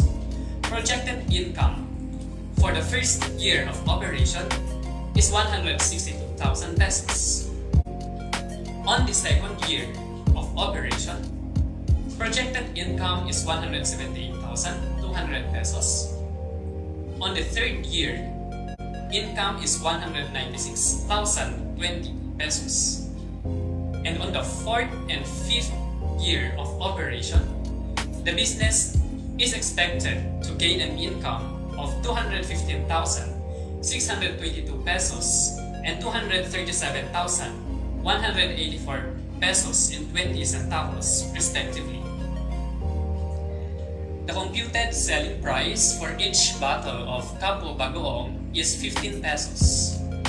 For individual entrepreneurs who will invest in Campo bagoong business, they need to raise approximately 10,000 pesos as capital. Projected sales for the first month of their operation is 7,500 pesos, meaning sales volume is 500 bottles. With an assumption of 2% increase in sales per month, the entrepreneurs will be able to achieve a return on investment on the 5th month of operation. Kapo Bagoong was made possible with a joint effort of the following members of the team: Mr. Jairus Anthony Vallejos, Mr. Jerry Patsin, Ms. Tricia Bundran, and Mrs. Marife Alverde. Again, this is Kapo Bagoong, aimed to provide high-quality product, encourage innovation, and maximize the available resources in the community. If you have any queries, contact NLPSC through the following details.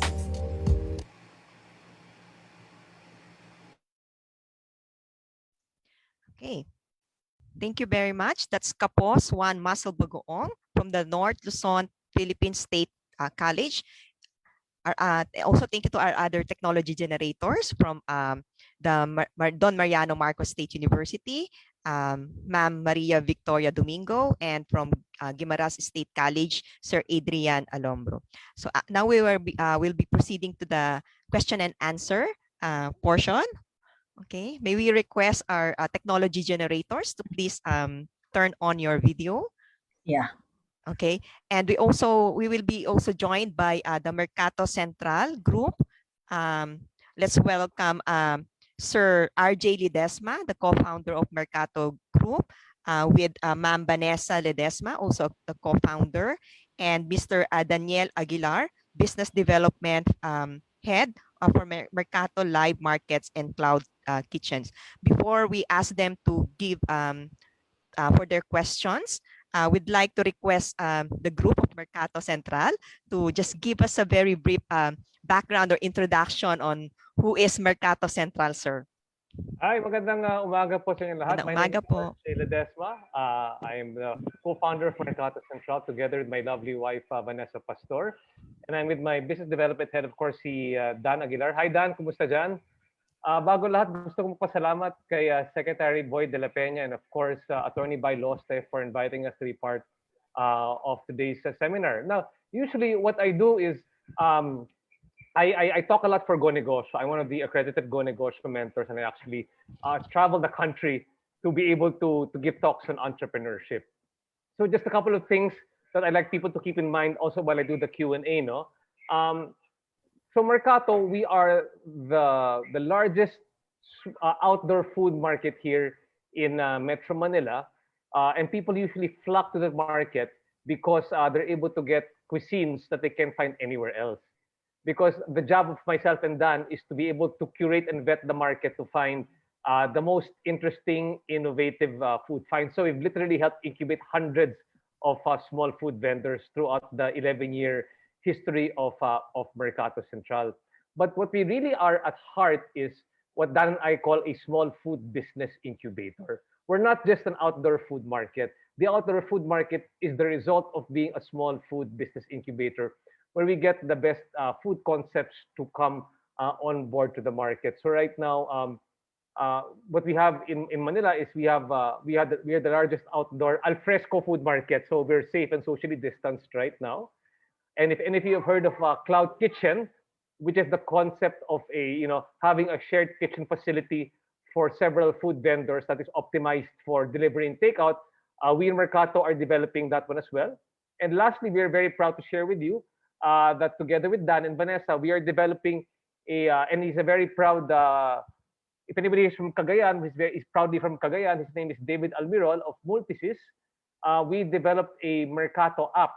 And the app is a app that aggregates micro and small and medium food enterprises, MSMEs like yourselves, to be part of the platform. We aggregate all of you so that you're able to have a larger market reach. And we also have last mile delivery fulfillment efforts as part of the app as well. So we're inviting everybody who is in this seminar here right now, who's pitching here right now. You're all invited to be part of that platform because eventually we'll be going nationwide, and we're very happy to work with you. We're also happy to be working with our vendors from Go Negosyo to do the same thing. Now, just a couple of things, no? Some tips as we continue this one, and as I ask questions. One of the biggest things I've learned, especially when you're looking for investors for a project, and I work with a lot of the startup community over here, is that the question that they will always ask you is, what problem is your business trying to solve, right? Again, what problem is your business trying to solve? Because oftentimes I see people, they've got really good technology, but they really don't know what sort of problem that they're solving. So you have to figure out what is the problem that you are solving for consumers. Is there underserved market? Is your particular product something that you know that they've been looking for, but or they're something that they are irritated about, and they need to find a solution to? Because I often tell people, kung ikaw ay naiirita sa isang bagay at ibang tao rin ay naiirita sa isang bagay, pag ma-solve mo dyan ka kikita ng pera. And that's exactly the same thing when it comes to food, diba? Basically, food, it's either you addressed by the biggest basic problems there are quality, diba, quality or price are the biggest considerations, or taste are what people really look at when it comes to food. And the next thing that people need to realize is that we keep on talking about the idea of innovation. But the question is, when innovation is not all. We can be inventive and innovate, but the component of innovation that needs to be better is this one, diba? Is the commercialization of the innovation. Remember, okay, it wasn't Apple who originally developed the iPad, the technology for the iPad. It was somebody else. But Steve Jobs, he was the one who commercialized the use of the iPad when it became popular, diba? So you might come up with the innovation, but the problem is right now, how good are you at the commercialization of that product is something that you have to pay attention to. So again, no, like Lando said over here, listen, remember, what problem is your business trying to solve? What problem is if you're creating a food product or whatever product, that's great. But again, what problem is your technology trying to solve, your food technology trying to solve? And if you're able to solve that one, that is one big thing already, diba? If you're just going to keep on coming up with technologies that are good for food because they're interesting or they're breakthrough, but it doesn't solve a consumer problem, that might be, it's hard to get it off the ground. And the last thing I want to stress, which is very important, given that you're coming from different parts of the country, which I think is very, very important, is that in many products which I encounter, kasi, they often forget that people are not just buying your food. Remember, they're not just buying your food. They're buying the story behind your food. They want to know is, there's several things Dan and I will often tell you, diba? When we sell a food product in the market, we tell them, okay, we tell people, what problem are you trying to solve? After you solve that problem, we tell them, what makes the way that you solve that problem unique and innovative that nobody else can easily copy from you? Yung tawag natin dyan, secret sauce, di ba? Secret sauce ang tawag dyan. Kunyari po, kung kayo po ay gutom at gusto mo ng fast food, pupunta ka sa KFC, sa Kentucky Fried Chicken. Bakit ka pupunta dyan? Because may secret sauce sila. Ano secret sauce ng KFC? Hindi lang yung secret sauce ng manok nila, diba, yung 11 secret herbs and spices, kundi yung yung gravy nila. Yan yung talagang secret sauce nila. Hindi mo makopya yung secret sauce nila. Kung ikaw ay uhaw, anong iinumin mong soft drink? Coca-Cola, because there's a secret formulation to that one. We often tell people, when they're going to you, what is the secret sauce of your product? What makes it different from others? Pero, maliban pa dyan, we ask people, what is the story of your product? And what makes it relevant and meaningful for people to buy it? So, kunyari lang po, I have 2 coffee beans, di ba? 2 sets of coffee beans. Isang commercial coffee bean, isang bean naman to galing Cordillera. It was harvested by the Cordillera farmers, and every time that I buy a coffee bean from the Cordillera farmers, it helps build a lumad school. And then syempre, bibili ako dito dahil may storya yan.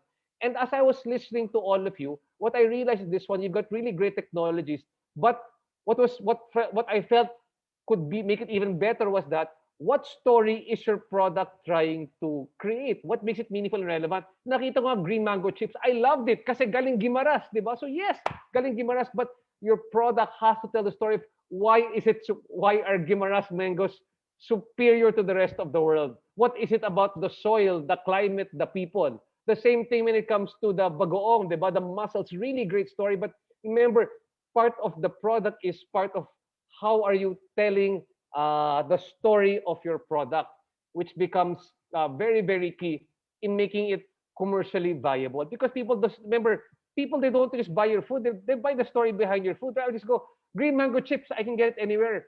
But why do I want Guimaras green mango chips, di ba? Or for the mussels, di ba? What makes it what makes it mussels unique? Itong mussels na to can only be found in this part of the country, this climate, di ba? Pag ibang bansa, when you go to Thailand, each of their goods tell the provenance, kung saan nanggagaling, anong probinsya yung galing produkto na yan, and what are their specialties. That is my dream for all of you over here, that people buy the product because they really come from your province, and they can tell a really good story. So, yan na muna. Pasensya, hindi ito naging Q&A, kundi konting lecture po. But this is what I do. That's okay, sir. I really go out Yeah. and tell these different things over there. Maybe si Dan, who was here for the whole time, Dan, you've got some inputs and maybe may konting questions ka sa mga tao dito. Yes, yeah, but that's good po. The 3 points definitely po. I think they have taken down notes on that. Okay, so we'll proceed with the Q&A. Again, so we have here the Chevron products, the Guimaras Green Mango Chips, and the Swan Mussel Bagoong. Any questions po from Sir Dan, from Ma'am Vanessa? Oh.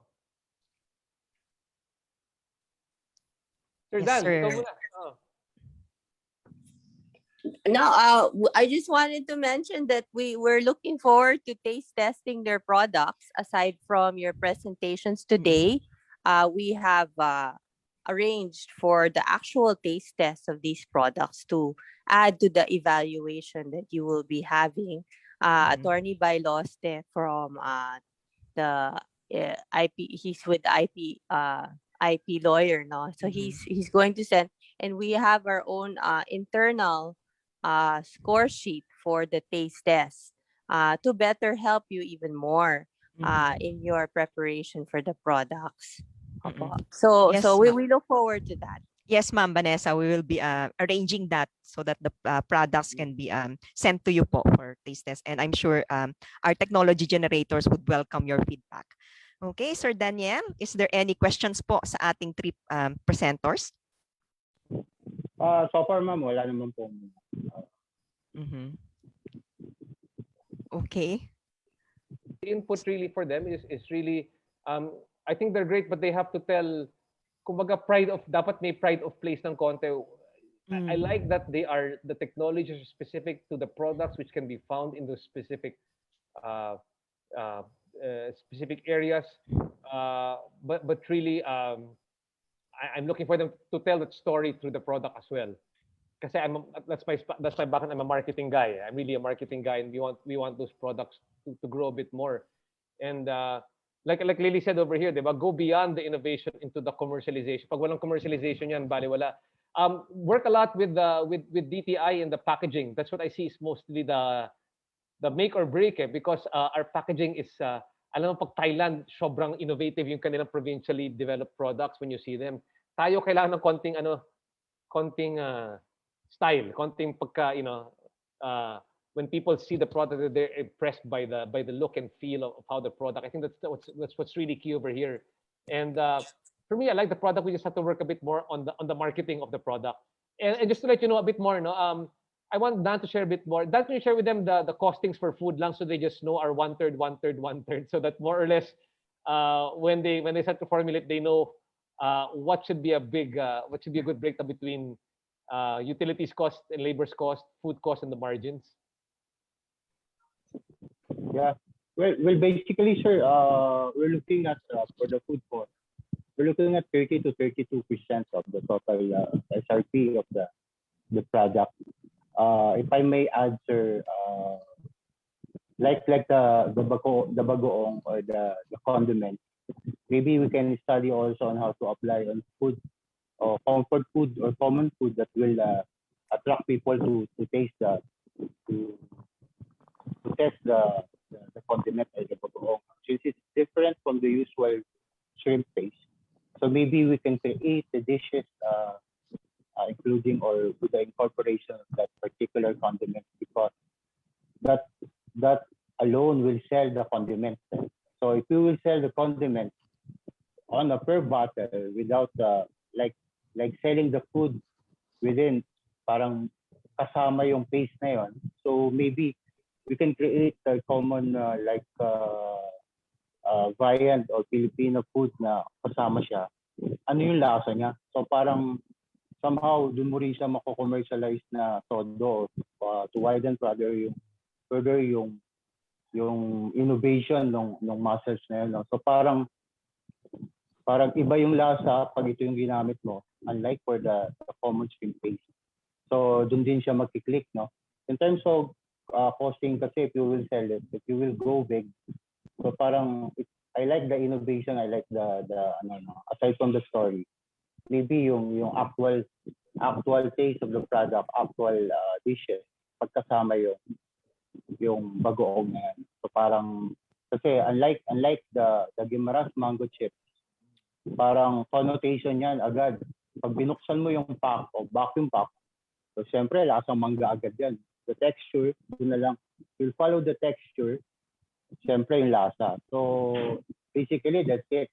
But for the bagoong, ano yung uniqueness ng the condiment will vary pag hinalo mo siya sa pagkain. Or pag ginawa mo lang kasi siyang sauce lang siya. So maybe medyo short yung medyo maliit lang yung I think yung coverage niya medyo maliit. But you will create dishes kasama the kailan ma-educate kailan ma-educate yung consumer on how to use the product properly. Yung kapo, so mas ma-widen natin yung market, no? Parang mas mako-commercialize natin siya.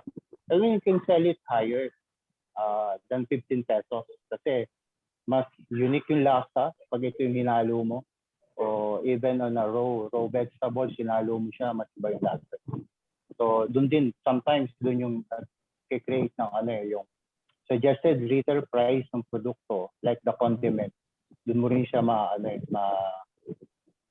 makukuha. Like hot sauce, di ba?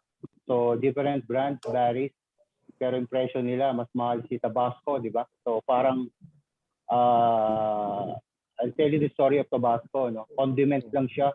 Even before, alam niyo yung spout ng Tabasco, yung pinaka, what do you call that, Sir RJ? Yung parang quart ng liquor, di ba? Or alcohol. Meron siyang quart doon sa ibabaw. So there were years na talagang walang benta si Tabasco sa hot sauce. Sobrang sarap ni Tabasco compared to other hot sauces. Pero wala siyang benta. Kasi they're selling it at small bottle. And it's even smaller, what do you call this? Yung butas niya sa ibabaw. So when you use it, konti yung lumalabas. So yung consumption ng customers sobrang liit. So hindi siya mabenta hanggang ma-expire na yung mga produkto. I don't know kung sino yung nag-create ng mas nilakihan niya yung butas at nilakihan niya yung bottle, and then most of the restaurants use Tabasco na. So nag-grow sila ulit, nakabalik si Tabasco, and I learned that from Texas Chicken before, and some other like Rocks restaurant. So nilakihan yung butas ni Tabasco, mas malaki na yung consumption, mas mabilis maubos yung bote because masarap po talaga yung hot sauce na yun. So nag-grow yung business ulit, nakabalik sila ulit, and siguro yung sales nila mas lumaki talaga. So basically yun din yung input ko, no, in terms of condiments like this, na you create dishes na talagang magiging kakaiba yung lasa ng produkto. So that's the way na ginamit si Kape. Then later on, mag-grow siya. You can sell it on a higher price. And then mas maganda yung return of investment. And yung food costing lang, basically food costing lang, last na lang, food costing. Basic food costing, suggested retail price mo, kunyari 100 pesos, 1/3, 33 pesos is the food costs. Basic, especially in the business, 33% is your food costs. Diba? The other 33% are your operating costs, whatever, your capital, your overhead, yung labor, that is part of your other 30, your electricity, that goes into your other 33%. So that's 66%. The final 1/3 should be your profit margin already. Ideally, that's what you think about, especially at least in the restaurant business. 1/3 is food costs, 1/3 is your overhead, and hopefully 1/3, kung kaya mo 1/3, that is your profit margin. That's the way to look at the breakdown of the suggested retail from the suggested retail price standpoint. So as much as possible, that's what you want. That's how you know you're making money? Because nakita ko yung ibang margins dyan, medyo maninipis ng konti Dan, di ba? Yung mga margin nyo dyan. Maninipis yung mga margin nyo dyan. So, you might have to reformulate. And sometimes, remember, it's also the perception of the consumer as to how much he wants to pay. That's why Dan was telling you right now, improving the perception of the consumer, improving the story. These are the other marketing intangibles that you need to work on so that people would want to get your product. Like for me, I will get a Guimaras mango versus some other mango. I'll be really willing to pay a premium. Diba? Am I also willing to pay that premium if I get their green mango chips? Yan lang po sa amin ni Dan. Thank you po. Thank you po from Mercato Central. That's a very good points po. Yung sabi ni Sir Daniel kanina, may food product na associated dyan sa swan muscle. Ang pumasok po kaagad sa isip ko, pinakbet ng mga Ilocano. Okay. So, di ba po yung pinakbet or sausawan ng bagnet na merong pong kamatis. Exactly po, exactly.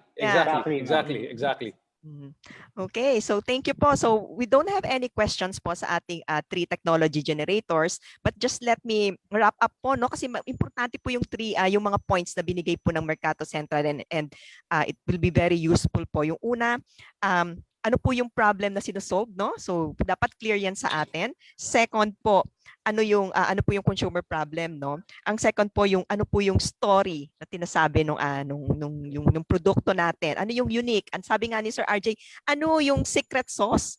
Ano yung uniqueness ng yung product? And importante din po yung commercialization, no? So yung innovation, gugulong lang po talaga yan, ano po yan kung may commercialization. And lastly po yung magandang point po na sinabi po nila sa atin, yung costing. We have to review 1/3 food cost, 1/3 operating cost, and 1/3 profit margin. So I think Sir RJ, our technology generators will be reviewing po yung kanilang ginagawa. Okay, so thank you very much again to Mercato Central. Ma'am Vanessa will send you po yung ating food products for tasting. Thank you po. Yes. Thank you. Yes. Thank you po, Ma'am Victoria Domingo from Don Mariano Marcos State University, kay Sir Adrian Alumbro from Guimaras State College, and kay Ma'am Emari Talosa of Northern Luzon, Philippines State College. Okay. Salamat po. Okay. Again po, just a reminder po dun sa mga hindi po namin na-entertain na questions, we will, as much as possible po, we will be addressing po yung question po ninyo. Pasensya na po, kulang lang po tayo sa oras. But if there are any more questions po, you can also email us for as a ttpd@picard.dost.gov.ph. Okay, moving on to our last batch for this morning ng ating mga food products. Okay, first we have bottled milk, fish oil, and fermented shrimp sauce. Let us hear the story of this flavorful food product from Pangasinan State University, and our technology generator is Sir Christian Tom Tabisola.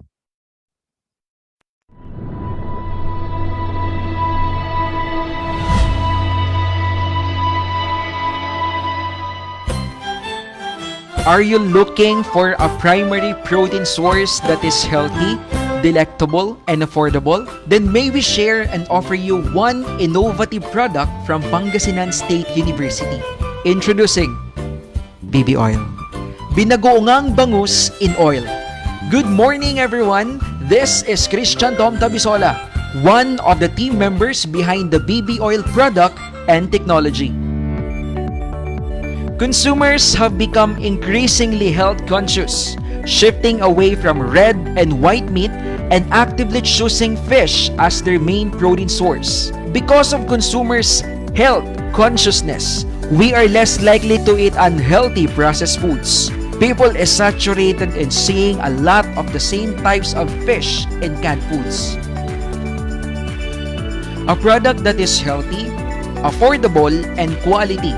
All natural, no preservatives, with the ability to be potential alternative that can catch the attention of consumers in the wide processed food market is hereby presented. This is BB Oil. Bangus binagoongan in oil. This is the first bangus commodity and can with new variant using fermented shrimp paste in the market. The BB oil uses the dagupan bangus, the world's tastiest milkfish, and is very effective with its packaging as canning eliminates heat spores of the product. Heat penetration are conducted to destroy risk organisms. BB oil will be sold 200 grams per bottle with a real price of 70 pesos and a wholesale price of 1,560 for 24 bottles. This is the cheapest in the market but can be assured of its profitability with 21% profit margin from a baseline cost of 54 pesos. The process is based on utility model number 201500251, assuring that all processes are safe and well tested. The product is positioned where the needs of its target market will be met. We are anticipating a strong 40% unsought market that is unsatisfied with the current, willing and able to buy our products. Our key direct and indirect competitors are small businesses that is engaged in bangus value-added production, which is ubiquitous in Dagupan City. The value chain network is similar with the competitors. Downstream from the suppliers of raw materials, we will be manufacturers who will sold products to resellers, then finally to consumers. Upstream are for those suppliers for the packaging and logistics. SWOT analysis will answer our frequently asked questions. Number 1, you do not want to invest because the production is still considered small scale because we are new in the market and that delimits our market for expansion. BB oil with technological distinctiveness and knowledge is efficient in production. Number 2, you do not want to invest because of fluctuating prices of raw materials and of course because of strong competition. BB oil is taking advantage of the preference shift from meat to fish due to high prices of meat and healthy product options. BB oil is quantitatively proven to be financially sound as an investment. The expected profit margin is 21% and a return on investment or ROI is 27%. The break-even point for retail is 6,000 to 60,000 units for the wholesale and an expected less than 3 years of payback for your investment. A good and viable startup investment for 1.1 million capital requirement. Investors will enjoy the following benefits: high profit earnings. Next is a strong support and guidance from network of researchers. A management plan as a springboard in running the business. Trainings from pool of experts for sustainability and continuous innovation and improvement. And the question is, why choose us? First, mataas na kita because of profitable market. Next is patok sa masa due to popularity or familiarity of bangus as a commodity. Maayos na sistema due to product quality, channels, and production efficiency. And of course, epektibo at di kalidad na produkto because of the human assets involved. This is definitely the best choice. So come, collaborate, and invest with us. Experience the world's tastiest milkfish in bottles. This is BB Oil. Bangus binagoongan in oil. Thank you very much. Thank you, Sir Christian Tom Tabisola from Pangasinan State University. Okay. Mukhang gusto po naming tikman na po ang BB oil. Okay. Next, we move on to our next technology presenter. It's on mushroom chili garlic sauce, an all-natural food product with an appetizing color, odor, and tingly spicy taste. Best served as an appetizer, sauce, condiment, or side dish that is high in protein and fiber but less carbs. Our technology generator is from Southern Luzon State University, Ma'am Nona Nagares. Mabuhay! I am Doc Nana, a food technologist, nutritionist, and professor, one of the crafters of this technology. I will introduce our appetizing and healthy mushroom product, mushroom chili garlic sauce. When one don't consume enough nutrients, the body becomes malnourished. Protein malnourishment is characterized by protein deficiency and PEM. Herbivores need to properly combine plant-based foods to form a complete protein in a meal. Adding protein to diet can be achieved by incorporating plant sources or meat analogs like oyster mushrooms. Another problem is that available condiments nowadays are not nutritious because they have high amounts of fats and cannot be eaten alone. This food product is a combination of oyster mushroom, garlic, hot chili peppers, bell pepper, and stainless bee honey tagged as superfoods because of the nutritional and health benefits they can provide. These products contain ingredients that will make you feel super. It may bring out youthful glow and superb health in you. Our business model will provide a healthy and palatable sauce option to generations X and Y and people that belongs to Class A and B through this superfood. Gen X shares 16% of the total population and have the highest spending ability, while Gen Y is 25% of the world population and represents the highest spending generation. These generations opted for a healthy lifestyle, are health conscious, and tends to follow a healthy diet, as well as those people with an income bracket under Class A and B because healthy lifestyle is common in higher social classes and may invest on extra ingredients that will make their food tastier and healthier. Because of its distinct taste and natural ingredients, it gained popularity and became the best-seller product in various exhibits. In fact, last March 9 to 11, 2020, at Trinoma Ayala Mall, mushroom chili garlic sauce won the Best Sausawan Award, garnering a score of 97.67% during the SUC's Expo, participated by 51 state universities and colleges from all over the Philippines. This event gave recognition to mushroom chili garlic sauce for its incomparable taste that made some online sellers, restaurant and store owners became interested in selling the product.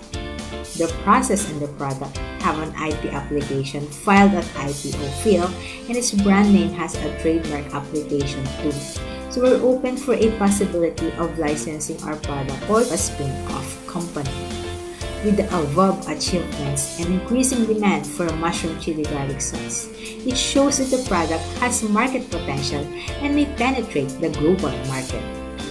The market share for sauces, dressings, and condiments in global setting is estimated at $30.5 billion and projected to reach $39.2 billion by year 2027, growing at an annual compound growth rate of 3.6.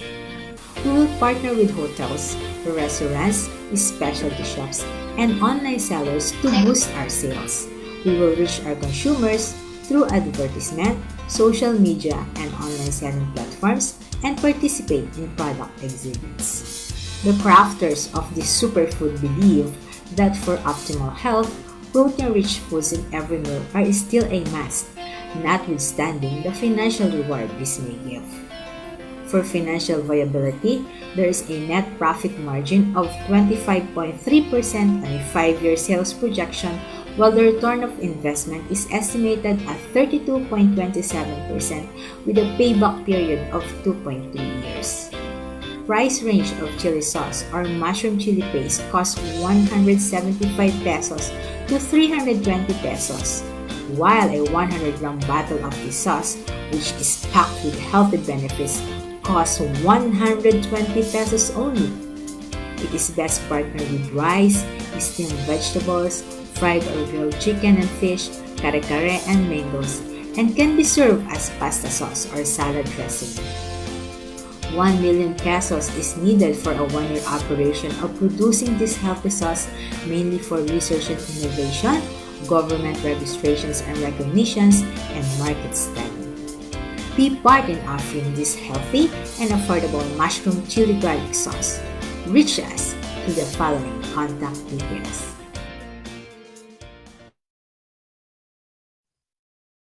Okay, thank you very much, Doc Nona Nagares from the Southern Luzon State University on their mushroom chili garlic sauce. Now we move on to our third technology, the processed fish in pili pulp oil. Let us taste virtually this processed fish in pili pulp oil from Catanduanes State University. Our technology generator is Ma'am Maria Monet Tugay. Good day, everyone. Welcome to the technology pitching on processed fish and pili pulp oil presented by the Catanduanes State University main campus. Pili fruit is one of the most important nut-producing species in an indigenous fruit in the Philippines. Oil extracted from its pulp is known as pili pulp oil. Pili pulp oil is very similar to olive oil in its chemical and nutritional properties, but it contains more beta-carotene and carotenoids that makes it more nutritious than olive oil. It is an inexpensive alternative to olive oil since its source is just a waste material in processing pili nut products. For these reasons, a gourmet known as processed fish and pili pulp oil was put into reality.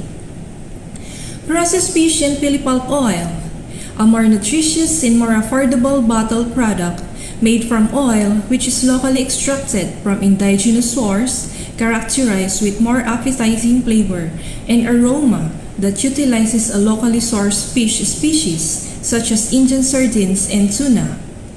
It is comprised of fish, salt, water, carrot, pickled cucumber, peppercorn, laurel leaves, chili pepper, and pili pulp oil.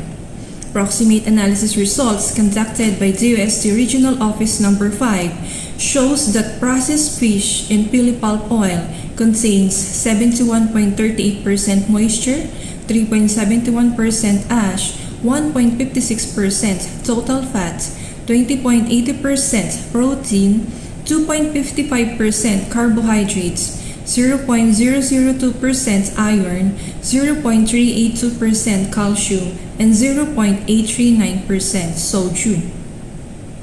This technology, processed fish and pili pulp oil, is targeting health-conscious working individuals aging from 15 to 64 years old as potential customers. The total gainful workers in Birac, Catanduanes, aging from 15 to 64 years old comprise the population of around 36%.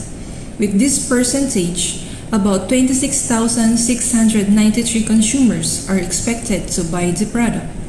The business can be started and operated within a year with an initial investment of 2.2 million pesos, a lowest selling price of 85 pesos only per bottle. An estimated amount of 2,611,200 pesos for an annual sales revenue can be acquired. This is equivalent to 492,883 pesos of annual net profit. Achieving these numbers, return on investment is 22.4% per year. The net present value of this technology is equivalent to 271,269.33 pesos. Processed fish and pili pulp oil is an all-natural food product made from oil extracted from indigenous fruit. Processed fish and pili pulp oil is an all-natural food product made from oil extracted from indigenous fruit and locally sourced fish species. It is a high-end product in a form of gourmet, but with much cheaper price of only 85 pesos per bottle. It is a very fascinating food product that once consumed will leave an intriguing, unique, and satisfying flavor to customers that will make them buy for more. As compared with other existing products, it offers more nutritional health benefits because it contains significantly higher amount of carbohydrates, proteins, and iron, and lower amount of fat and sodium. It also contains higher amount of carotenoids and beta-carotene. Based on many studies conducted, beta-carotene and carotenoids are very important antioxidants that can help prevent cancer. For interested participants, you may contact us on the following details. Thank you very much. Thank you, Ma'am Maria Monet, too, guys. So that is our processed fish in Philipop oil. Okay, so thank you sa ating tatlong technology generators. Maybe we invite you to open your camera so we can proceed with the Q&A. And we would also like to invite again our evaluators from Mercato Central, si Sir RJ, Ma'am Vanessa, and Sir Daniel to please also open po yung inyong mga videos so we can for any questions po sa ating tatlong presenter. Again, that's the bottled milkfish oil and fermented shrimp sauce, and the mushroom chili garlic sauce, and the processed fish in Philipop oil. Okay. Andito pa ba sila Sir Daniel, Sir RJ, and Ma'am Vanessa? Okay. Okay. So, sir, may from Mercato Central, may we invite you po to open your videos.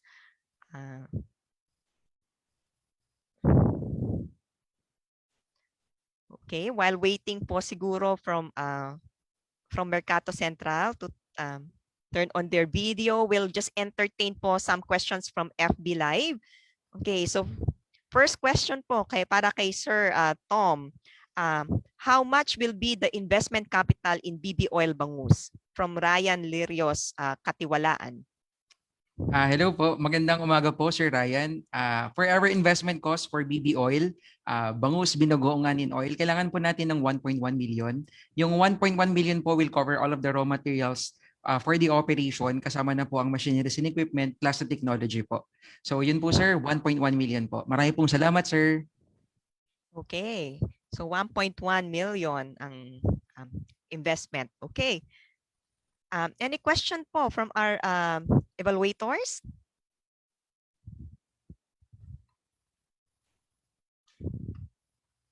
Wala naman po, but just again, the same advice I gave applies here as well. Okay. So, thank you po, Sir RJ. Again, let's recap that. Ano nga ba yung advice kanina nila, sir, no? So, yung tell a story, yung commercialization, yung innovation natin to commercialization, yung yung uniqueness, secret recipe, at saka yung ating 1/3, 1/3, 1/3, no? Yung sa profit cost natin. Okay.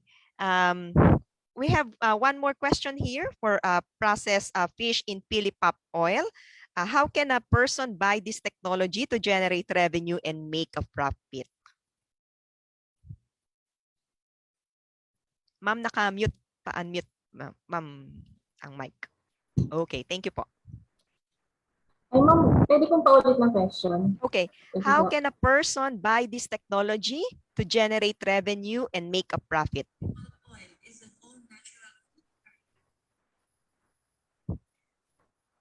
Ulitin ko po ba? Hindi ko po naintindihan masyado yung question, ma'am. Paano po ang isang tao? Advise niyo po kung paano po ang isang tao makakabili nitong technology na to para makapag-generate siya ng revenue and profit. Okay po. So, kung interested po kayo sa product, pwede niyo po akong makontak 0919-8563327. So, pwede po tayong mag-usap regarding po sa pag-manufacture po ng product. And very much willing po kami for partnership. Just in case po, gusto niyo pong i-produce po yung product po. Okay, so open po ang Katsu for a partnership sa kanilang processed fish in Philipop oil. So you can contact them. So kung pwede ilagay dun sa chat box or sa video, or you can contact po TTPD for their contact address. Okay? So mukhang wala na po tayong questions. para sa ating last batch ng ating technology generators this morning. Again, maraming pong salamat kay Christian Tom Tabisola. Ang pinresent po niya ay ang bottled milk fish oil and Maraming fermented salamat shrimp po, paste. ma'am. Okay.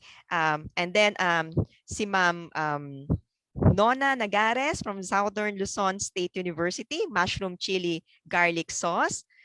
Thank you po. And then si Ma'am Maria Moneto Guy, the processed fish in pili pop oil. Marami pong salamat sa inyong tatlo. Okay. Okay. So that's nagutom na po ba kayo? Kasi po 'di ba 6 na food products po yung pinresent na yan. Okay, so but before we let you go for lunch po, again just a reminder po, we would like to assure the audience ko kung may mga questions, please email us at ttpd@picar.dost.gov.ph. So thank you everyone. Thank you technology pitchers. And potential takers. Thanks to our evaluators, si Attorney Bai, si Engineer Go, ang Mercato Central, si Sir RJ, Ma'am Vanessa, and Sir Daniel. And of course, our technology pitch head, si Dr. Lily Ann Lando. This is our morning session for this two-day technology pitching event. We will be breaking now for lunch. We will resume our technology pitching at 1:30 p.m. So see you later and enjoy your lunch. But before that, we will be showing you, if you are interested in the technologies that were presented earlier on the next step towards commercialization. So thank you very much, and we'll see you at 1:30. Enjoy your lunch.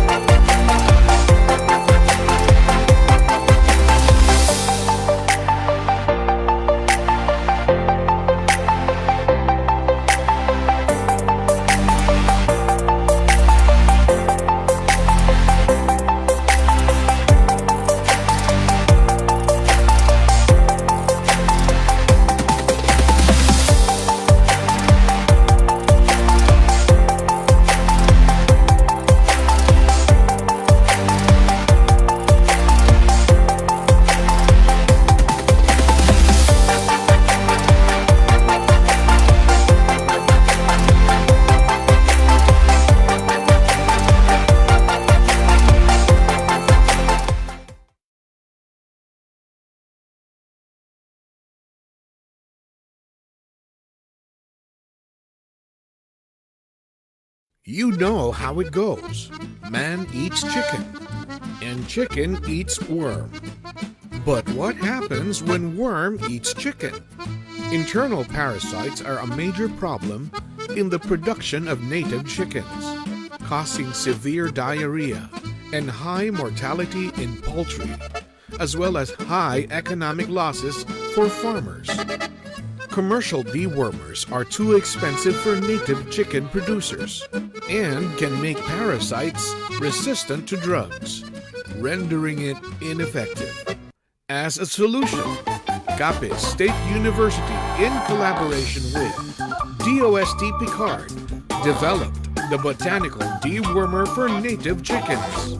Formulated with powered betel nut and ipil-ipil, the botanical dewormer for native chickens is a cheap source of anthelminetics that is effective in treating and controlling roundworms, such as the common large roundworm, common threadworms, and cecal worm in native chickens.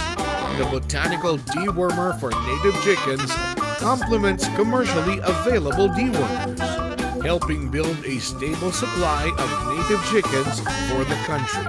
With the botanical dewormer for native chickens, roundworms won't get to our chickens.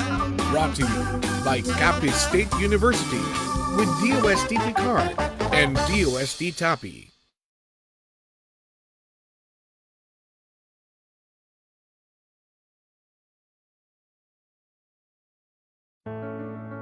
Let it grow, and with Fertigrow, the controlled release nano fertilizer. We can let crops grow and help Filipino farmers.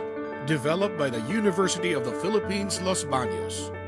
In collaboration with DOST-PCAARRD, Fertigrow uses the inherent properties of nano fertilizers, releasing nitrogen at a controlled pace and over a greater surface area for a higher absorption rate, a more cost-effective and labor-friendly replacement for fertilizer that helps minimize farming costs while helping increase yield.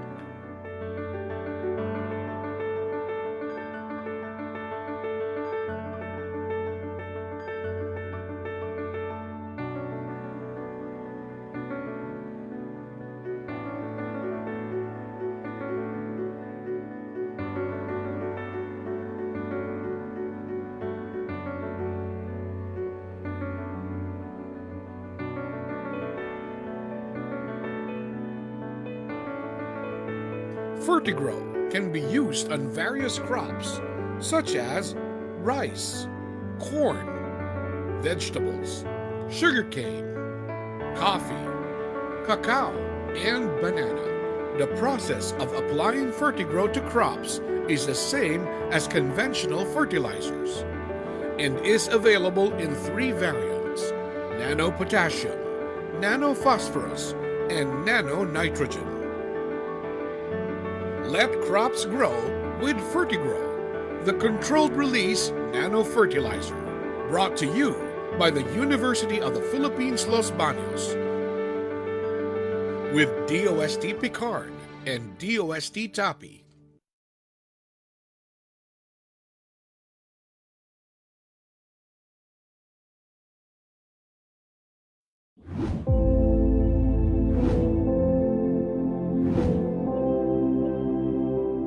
They have the power to revolutionize industries. And with funding from DOST-PCAARRD, new technologies are making their way into the mainstream, ready to make an impact on the world. The DOST-TAPI Market Matching Project prepares them to live up to their full potential. Get to know one of the new technologies, presenting microalgal paste. This is a larval fish, one of the many aquaculture species that feed on microalgae. Before they can be harvested by fish farmers, they need the right food to grow. Microalgal paste from UP Visayas is an instant feed and an alternative to on-site algal culture. Easy to apply and can be provided to the stock anytime.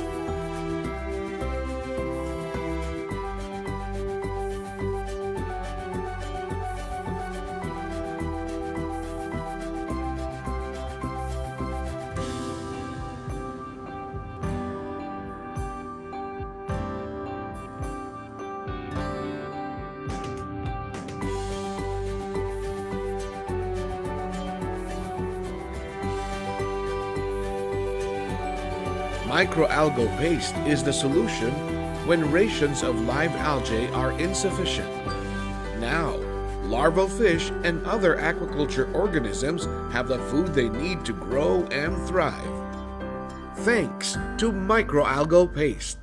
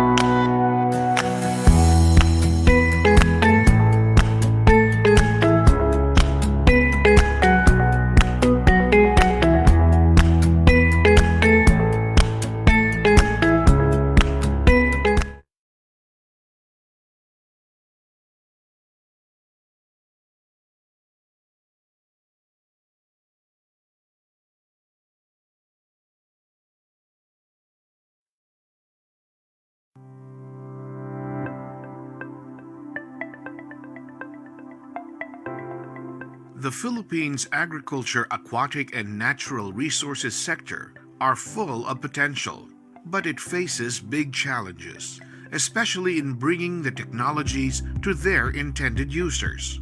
To address this issue, the Philippine Technology Transfer Act of 2009 mandated the monitoring of efforts and the effectiveness of the research and development institutions in securing intellectual property protection and pursuing IP commercialization. This resulted in the merging of two planning councils and formed the Philippine Council for Agriculture, Aquatic and Natural Resources, Research and Development, which was formalized on June 22, 2011. As the newly formed council, DOST-PCAARRD was able to assist 16 RDIs and SUCs on IP protection. This resulted in 11 trademarks filed and registered, 23 utility models filed and approved, and 37 patents filed, with 7 granted, and the rest still being evaluated by the Intellectual Property Office of the Philippines. While these achievements can be considered remarkable, Much more is needed to hasten IP protection and management and technology transfer. In March 2016, DOST-PCAARRD established the DOST-PCAARRD Innovation and Technology Center, or the DPITC, which was designed to deliver quality services on intellectual property management and technology commercialization. The old PCAARRD building was renovated to become the headquarters of the DPITC. In the 5 years since the establishment of the DPITC, we have trained almost 6,000 researchers, technology transfer officers, and other clients on R&D management and many more. We have strengthened ties and forged new alliances with almost 100 local and international partner institutions. Through the DPITC, we have also established IP and technology business management offices in 26 partner agencies, which now have their own institutional IP policies and technology commercialization protocols. We have also enabled them to file on their own over 1,200 IP applications by capacitating their technology transfer officers and researchers. With the generation of freedom to operate reviews, technology evaluations, market studies, and business plans, AA&R Technologies were able to satisfy the requirements of the Fairness Opinion Board. Now, we have 17 commercialization agreements with the private sector. We also instituted the DOST-PCAARRD National Agri-Aqua Technology Business Incubation Program in 16 ATBIs across the country. This program helps start and develop viable agri-businesses and now supports almost 200 new small businesses, which in turn have generated over 460 new jobs. DOST-PCAARRD also created the Science for the Convergence of Agriculture and Tourism, which promotes technologies in 13 farm tourism areas. The DPITC also boasts of a fully functional DOST-PCAARRD e-library that has catered to almost 3,000 patrons since it opened in April 2020, with an average of 2 downloads per patron. Initiatives are also being done to organize a network of e-libraries to include library resources from the Council's R&D Regional Consortium. The DPITC is also the venue for the S&T Exhibit and Bazaar. The S&T Exhibit features the major output of PCAARRD's 38 industry strategic S&T programs and highlights the new technologies and innovations that are geared towards the goals of food sufficiency, global competitiveness, poverty alleviation, and environmental sustainability. To complement the S&T exhibits, the S&T Bazaar highlights the technologies and products generated from PCAARRD-assisted projects. These products are also included in the One Store, an online selling platform developed by DOST. We are very grateful to our partners in the regional consortia for helping us in making the first 5 years of the DPITC truly meaningful and special. We will continue to strengthen our existing programs and introduce new initiatives to further enhance technology transfer and commercialization. Among these, we are establishing a new unit at the DPITC, the Agri-Aqua Business Hub, in order to solidify our gains in recent years. The DPITC Agri-Aqua Business Hub seeks to position DOST-PCAARRD as one of the leading agents of agribusiness development by strengthening the innovation and entrepreneurship ecosystem through holistic service offerings to encourage a new generation of entrepreneurs and advance the AA&R industries. The hub will serve as a single point of contact to enable enterprise building through the convergence of DOST-PCAARRD's initiatives and hand-holding support. Let our DPITC be a glowing testament to the Council's commitment to provide science solutions for a vibrant agriculture, aquatic, and natural resources sector.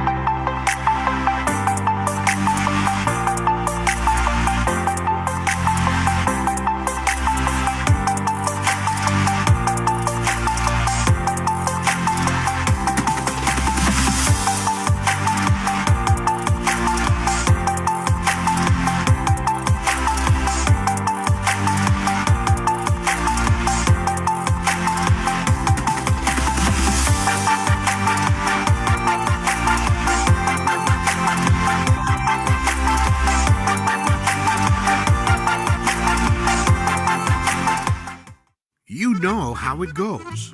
Man eats chicken, and chicken eats worm. But what happens when worm eats chicken? Internal parasites are a major problem in the production of native chickens, causing severe diarrhea and high mortality in poultry, as well as high economic losses for farmers. Commercial dewormers are too expensive for native chicken producers and can make parasites resistant to drugs, rendering it ineffective. As a solution, Capiz State University, in collaboration with DOST-PCAARRD, developed the botanical dewormer for native chickens. Formulated with powered betel nut and ipil-ipil, the botanical dewormer for native chickens is a cheap source of anthelminetics that is effective in treating and controlling roundworms, such as the common large roundworm, common threadworms, and cecal worm in native chickens. The botanical dewormer for native chickens complements commercially available dewormers, helping build a stable supply of native chickens for the country. With the botanical dewormer for native chickens, roundworms won't get to our chickens. Brought to you by Capiz State University with DOST-PCAARRD and DOST-TAPI. Let it grow, and with Fertigrow, the controlled release nano fertilizer. We can let crops grow and help Filipino farmers. Developed by the University of the Philippines, Los Baños. In collaboration with DOST-PCAARRD, Fertigrow uses the inherent properties of nano-fertilizers, releasing nitrogen at a controlled pace and over a greater surface area for a higher absorption rate, a more cost-effective and labor-friendly replacement for fertilizer that helps minimize farming costs while helping increase yield.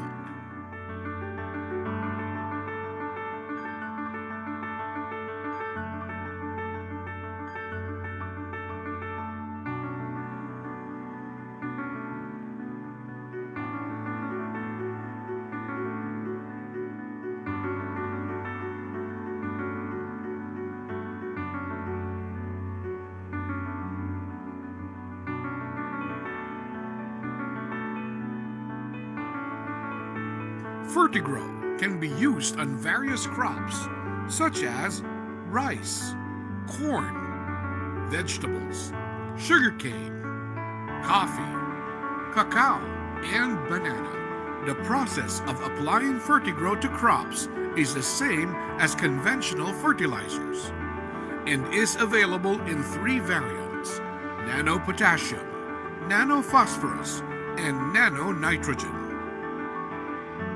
Let crops grow with Fertigrow, the controlled release nano-fertilizer.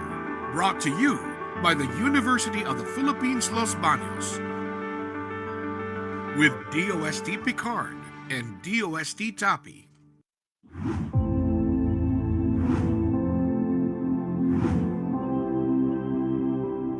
They have the power to revolutionize industries.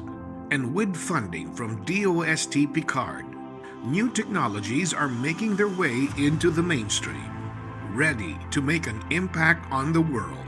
The DOST-TAPI Market Matching Project prepares them to live up to their full potential. Get to know one of the new technologies, presenting microalgal paste.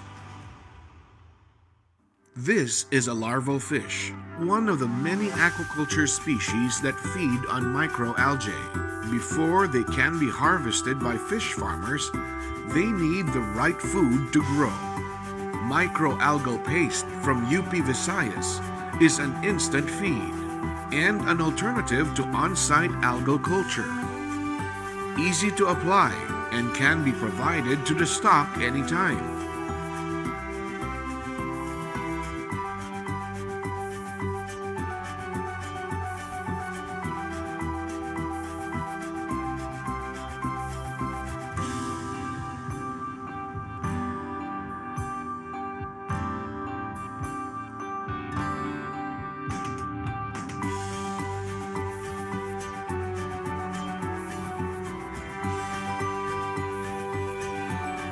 Microalgal paste is the solution when rations of live algae are insufficient.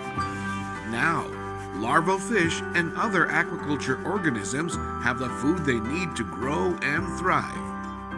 Thanks to microalgal paste.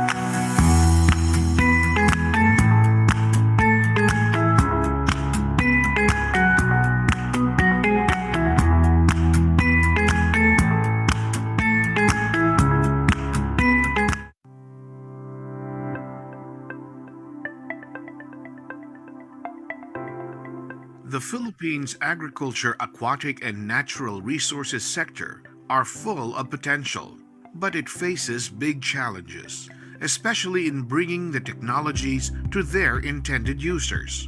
To address this issue, the Philippine Technology Transfer Act of 2009 mandated the monitoring of efforts and the effectiveness of the research and development institutions in securing intellectual property protection and pursuing IP commercialization. This resulted in the merging of two planning councils and formed the Philippine Council for Agriculture, Aquatic and Natural Resources, Research and Development, which was formalized on June 22, 2011. As the newly formed council, DOST-PCAARRD was able to assist 16 RDIs and SUCs on IP protection. This resulted in 11 trademarks filed and registered, 23 utility models filed and approved, and 37 patents filed, with 7 granted, and the rest still being evaluated by the Intellectual Property Office of the Philippines. While these achievements can be considered remarkable, much more is needed to hasten IP protection and management and technology transfer. In March 2016, DOST-PCAARRD established the DOST-PCAARRD Innovation and Technology Center, or the DPITC, which was designed to deliver quality services on intellectual property management and technology commercialization. The old PCAAARRD building was renovated to become the headquarters of the DPITC. In the 5 years since the establishment of the DPITC, we have trained almost 6,000 researchers, technology transfer officers, and other clients on R&D management, and many more. We have strengthened ties and forged new alliances with almost 100 local and international partner institutions. Through the DPITC, we have also established IP and technology business management offices in 26 partner agencies, which now have their own institutional IP policies and technology commercialization protocols. We have also enabled them to file on their own over 1,200 IP applications by capacitating their technology transfer officers and researchers. With the generation of freedom to operate reviews, technology valuations, market studies, and business plans, AA&R Technologies were able to satisfy the requirements of the Fairness Opinion Board. Now, we have 17 commercialization agreements with the private sector. We also instituted the DOST-PCAARRD National Agri-Aqua Technology Business Incubation Program in 16 ATBIs across the country. This program helps start and develop viable agri-businesses and now supports almost 200 new small businesses, which in turn have generated over 460 new jobs.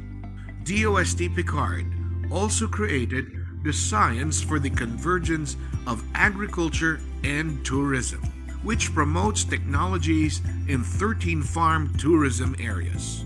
The DPITC also boasts of a fully functional DOST-PCAARRD e-library that has catered to almost 3,000 patrons since it opened in April 2020, with an average of 2 downloads per patron. Initiatives are also being done to organize a network of e-libraries to include library resources from the Council's R&D Regional Consortium. The DPITC is also the venue for the S&T Exhibit and Bazaar. The S&T Exhibit features the major output of PCAARRD's 38 industry strategic S&T programs and highlights the new technologies and innovations that are geared towards the goals of food sufficiency, global competitiveness, poverty alleviation, and environmental sustainability. To complement the S&T exhibits, the S&T Bazaar highlights the technologies and products generated from PCAARRD-assisted projects.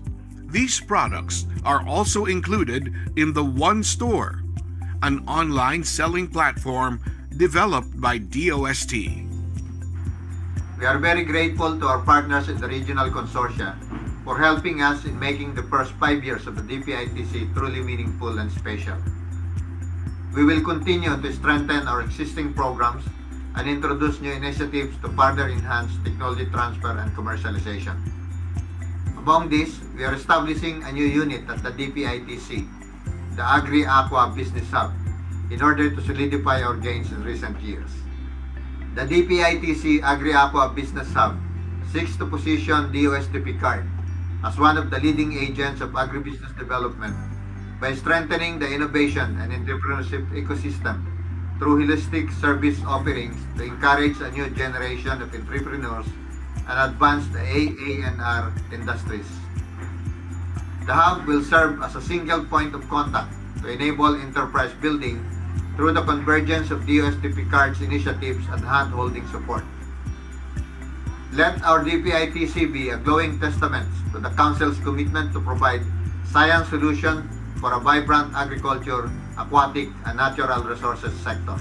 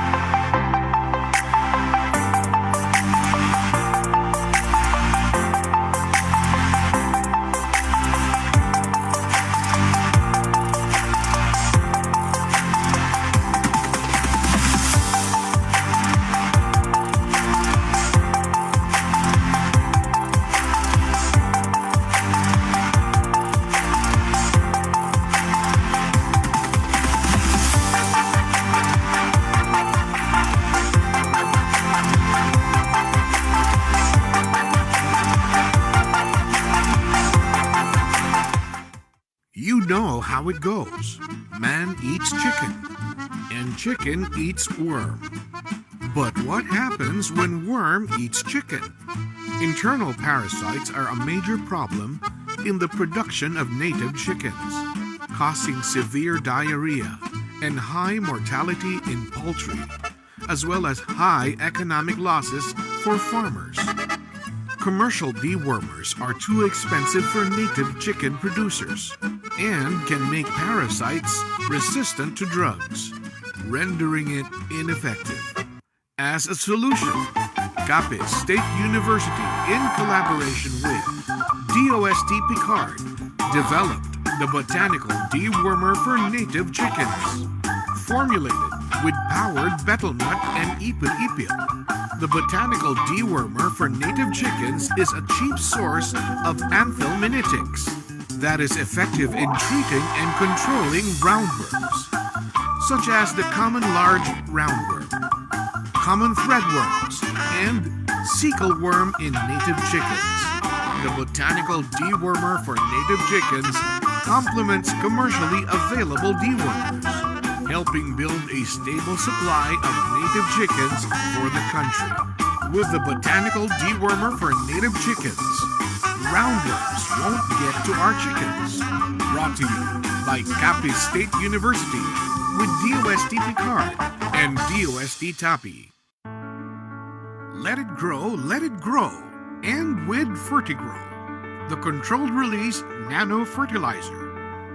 We can let crops grow and help Filipino farmers. Developed by the University of the Philippines, Los Baños. In collaboration with DOST-PCAARRD, Fertigrow uses the inherent properties of nano-fertilizers, releasing nitrogen at a controlled pace and over a greater surface area for a higher absorption rate. A more cost-effective and labor-friendly replacement for fertilizer that helps minimize farming costs while helping increase yield.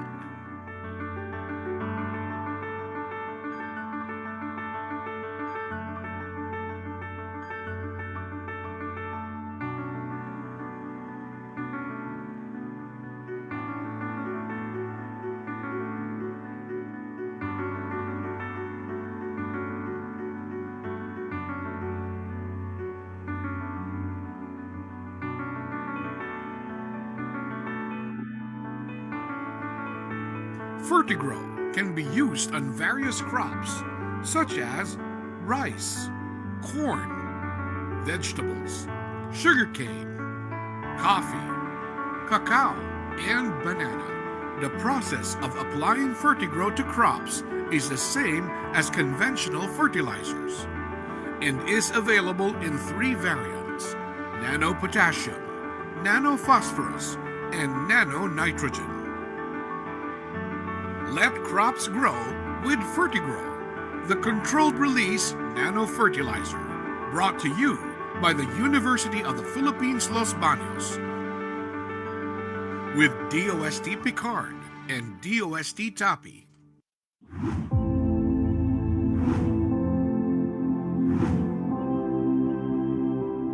They have the power to revolutionize industries. And with funding from DOST-PCAARRD, new technologies are making their way into the mainstream, ready to make an impact on the world. The DOST-TAPI Market Matching Project prepares them to live up to their full potential. Get to know one of the new technologies, presenting microalgal paste. This is a larval fish, one of the many aquaculture species that feed on microalgae. Before they can be harvested by fish farmers, they need the right food to grow. Microalgal paste from UP Visayas is an instant feed and an alternative to on-site algal culture. Easy to apply and can be provided to the stock anytime.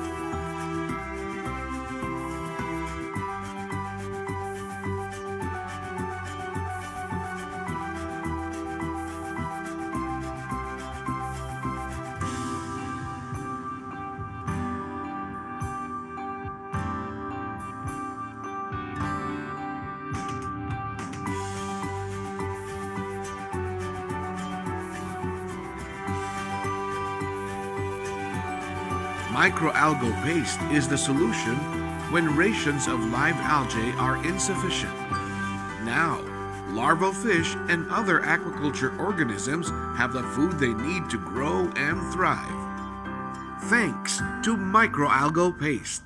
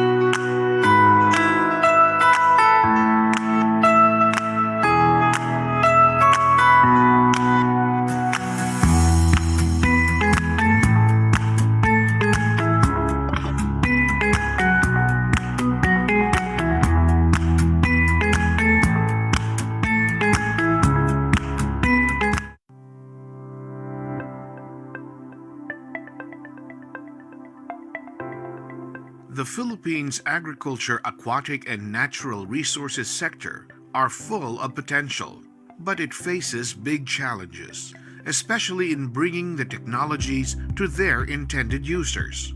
To address this issue, the Philippine Technology Transfer Act of 2009 mandated the monitoring of efforts and the effectiveness of the research and development institutions in securing intellectual property protection and pursuing IP commercialization. This resulted in the merging of two planning councils and formed the Philippine Council for Agriculture, Aquatic and Natural Resources, Research and Development, which was formalized on June 22, 2011.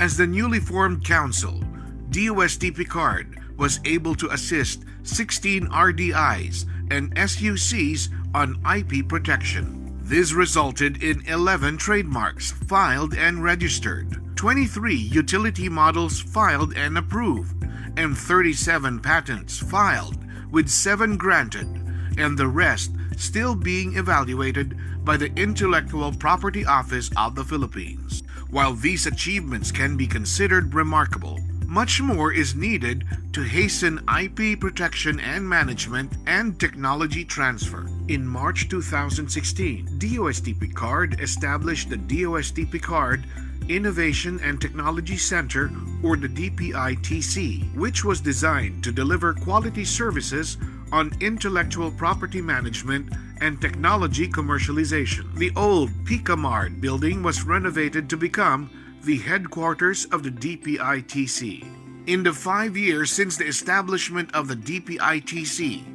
we have trained almost 6,000 researchers, technology transfer officers, and other clients on R&D management, and many more. We have strengthened ties and forged new alliances with almost 100 local and international partner institutions. Through the DPITC, we have also established IP and technology business management offices in 26 partner agencies, which now have their own institutional IP policies and technology commercialization protocols.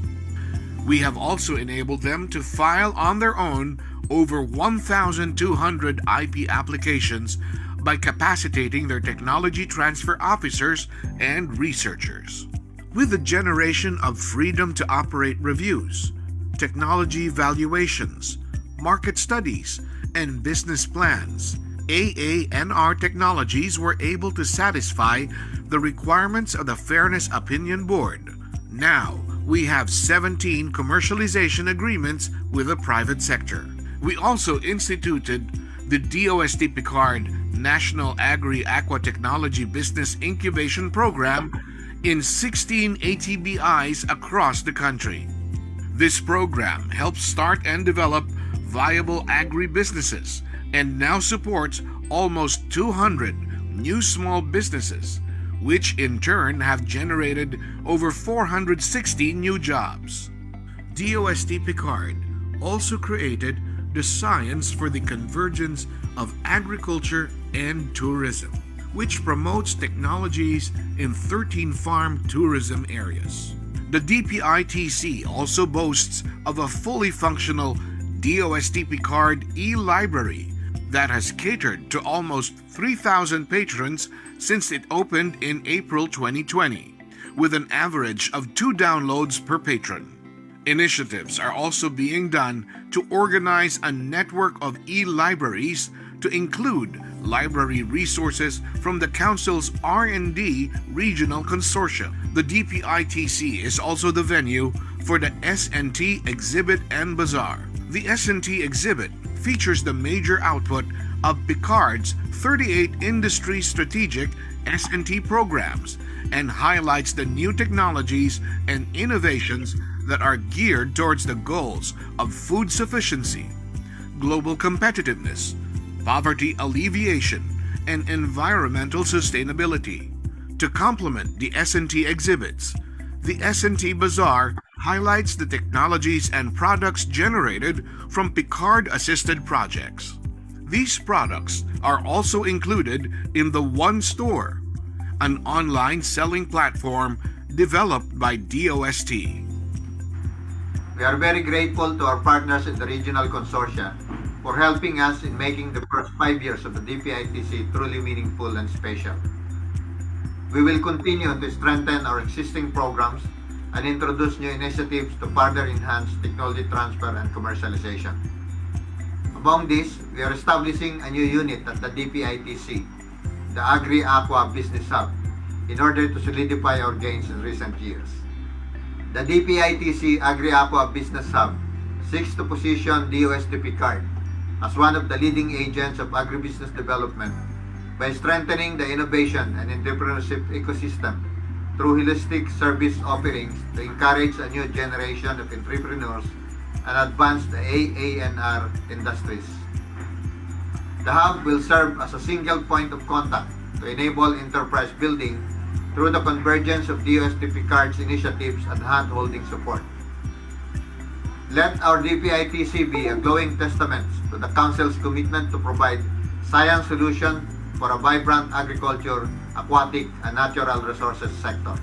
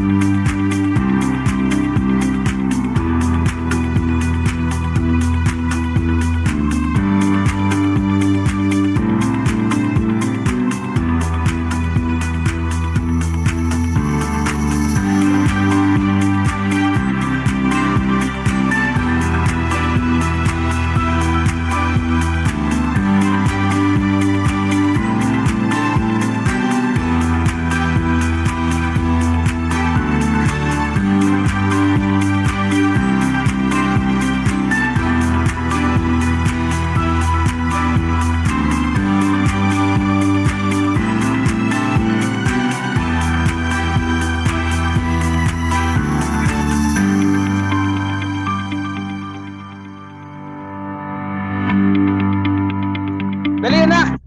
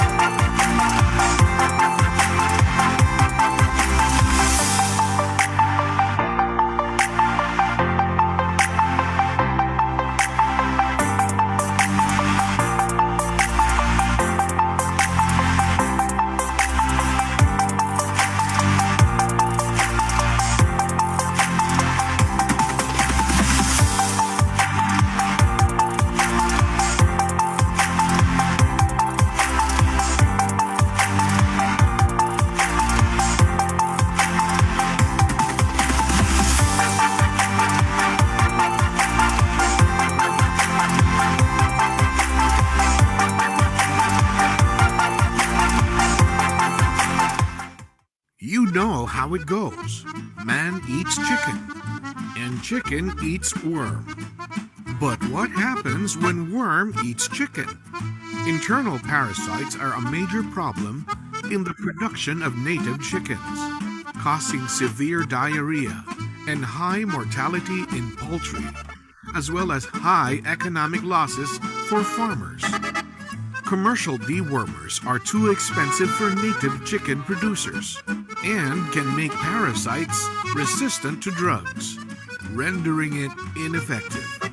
As a solution, Capiz State University, in collaboration with DOST-PCAARRD, developed the botanical dewormer for native chickens.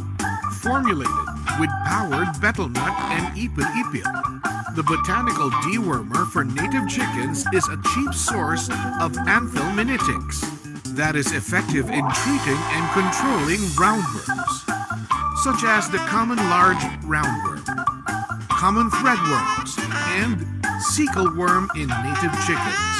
The botanical dewormer for native chickens complements commercially available dewormers, helping build a stable supply of native chickens for the country. With the botanical dewormer for native chickens, roundworms won't get to our chickens. Brought to you by Capiz State University with DOST-PCAARRD and DOST-TAPI. Let it grow, and with Fertigrow, the controlled release nano fertilizer. We can let crops grow and help Filipino farmers. Developed by the University of the Philippines, Los Baños. In collaboration with DOST-PCAARRD, Fertigrow uses the inherent properties of nano fertilizers, releasing nitrogen at a controlled pace and over a greater surface area for a higher absorption rate. A more cost-effective and labor-friendly replacement for fertilizer that helps minimize farming costs while helping increase yield.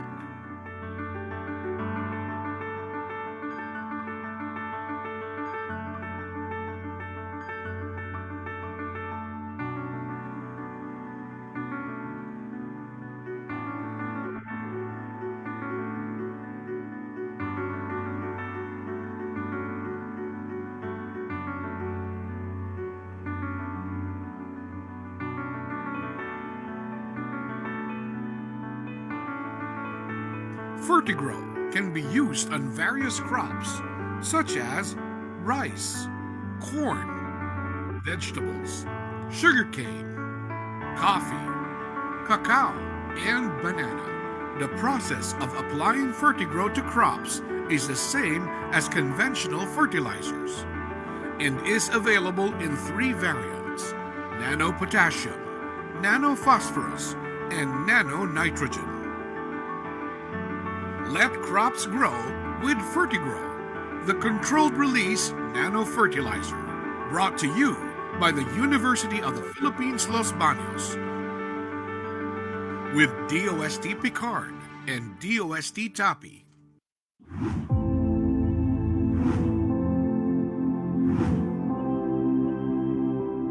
They have the power to revolutionize industries.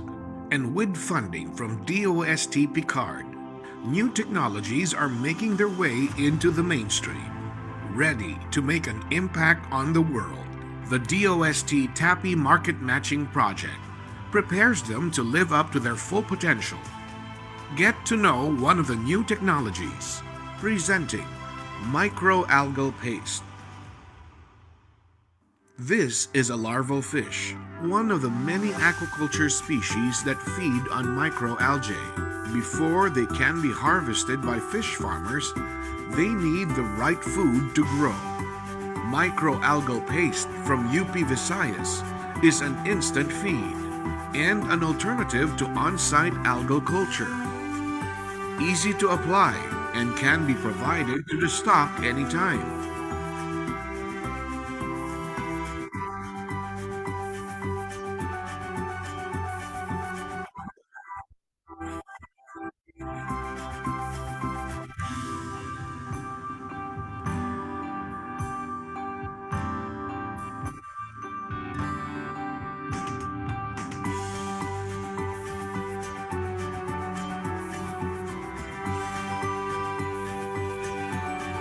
Microalgal paste is the solution when rations of live algae are insufficient. Now, larval fish and other aquaculture organisms have the food they need to grow and thrive. Thanks to microalgal paste.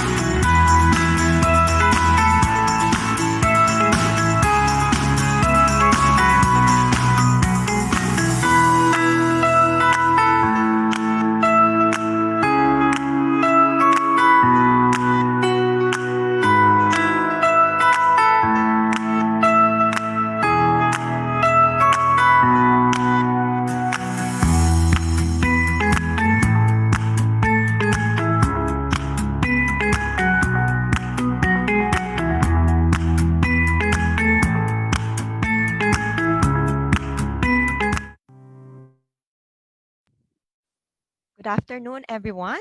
May we have your kind attention, please? We are about to begin.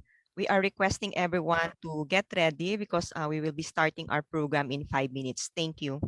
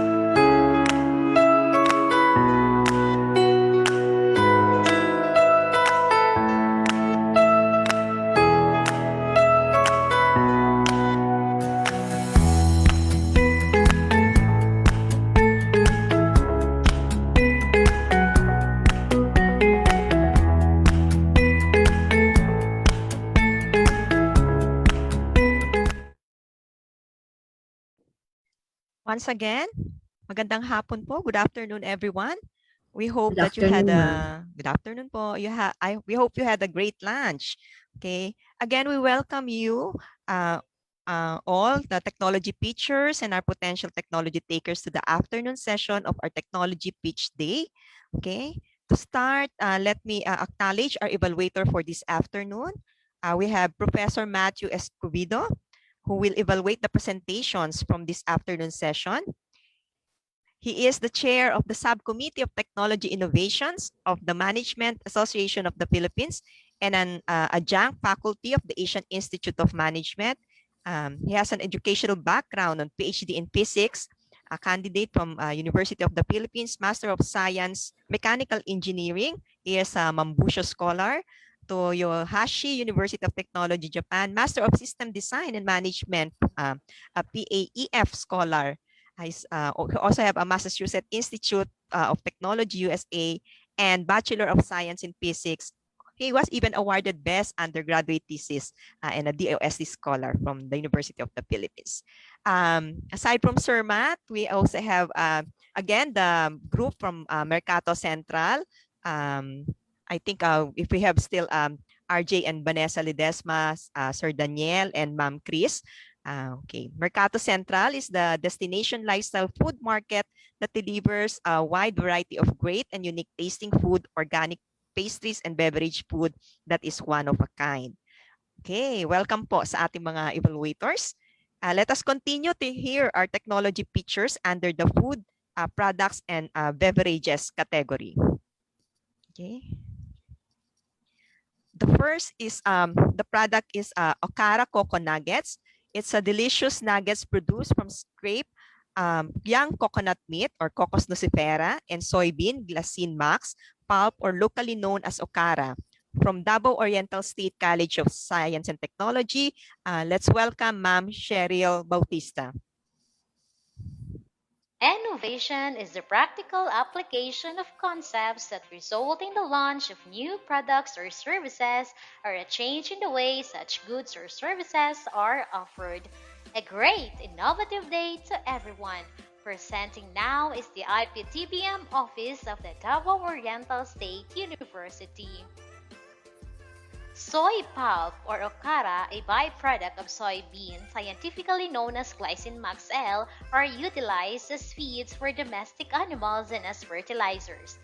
Most of it, however, is discarded as industrial waste. Coconut is locally known as lubi or niyog, scientifically known as Cocos nucifera. It is highly nutritious and rich in fiber, vitamins, and minerals, and has a very high production in the province of Davao Oriental and is one of the main sources of the farmers' income. In order for the farmers to gain an income, coconut must undergo a labor-intensive process, the copra processing, which over the years is underpriced. An idea of processing soy pulp into food products mixed with coconut meat is due to the following reasons. Neglected value of soy pulp or okara as food product, provide simple and practical technology to small-scale farmers, and provide income-generating opportunity to small-scale farmers. Okara, mixed with coconut, paired with its vision of utilizing such byproducts as food products and providing solutions to the financial problem of the small-scale farmers, Okara Coco Nuggets has come into its creation. What are our product advantages? Foods and nutrition may be affected by culture with respect to different beliefs within the culture. Thus, Okara Coco Nuggets is processed with consideration of the different culture. This new technology will provide our farmers, especially those who are engaged in soybean and coconut farming, a simple way of processing and will provide additional income by way of making it as their small-scale business enterprise. Our product is 100% vegetarian. Why? Because its ingredients are soybean pulp, coconut, pepper, among others, and most especially its maker is an advocate of healthy and nutritious foods. Who are our target markets? First on the list are those who are non-pork eaters. Second are those health-conscious individuals, and third are our local entrepreneurs. Since the product is in its introductory phase, the product has not yet mass-produced and commercialized. With this, the following financial computations are presented with an initial investment of 78,630.86, a gross profit in a month of 24,269.14, a return on investment of 30.48%, and a payback period of 3.28, equivalent to 3 months, 1 week, and 6 days. Further, the product is priced at 15 pesos per pack. Since the product is not yet commercialized, our first move towards commercializing Okara Coco Nuggets is our application to the product's utility model at Intellectual Property Office of the Philippines, initiated last October 16, 2020. Okara Coco Nuggets whip hands with the other nuggets available in the market because of its being a calorie protein source product due to its main ingredients, Okara and coconut. Venturing into enterprise with Okara Coco Nuggets is very affordable and economically viable because all of the main ingredients are available in the farmer's backyard. And last but not the least, it is very natural since the ingredients used are all natural and not artificial. The maker is a faculty from the Institute of Agriculture and Life Sciences of the Davao Oriental State University, teaching Bachelor of Science in Agribusiness Management in the name of Miss Jenny A. Nicolas, devoted herself to discover and introduce new innovative technology to the province of Davao Oriental and beyond. Thank you and have a good day. Remember, if you don't want meat, try to eat our Okara Coco Nuggets.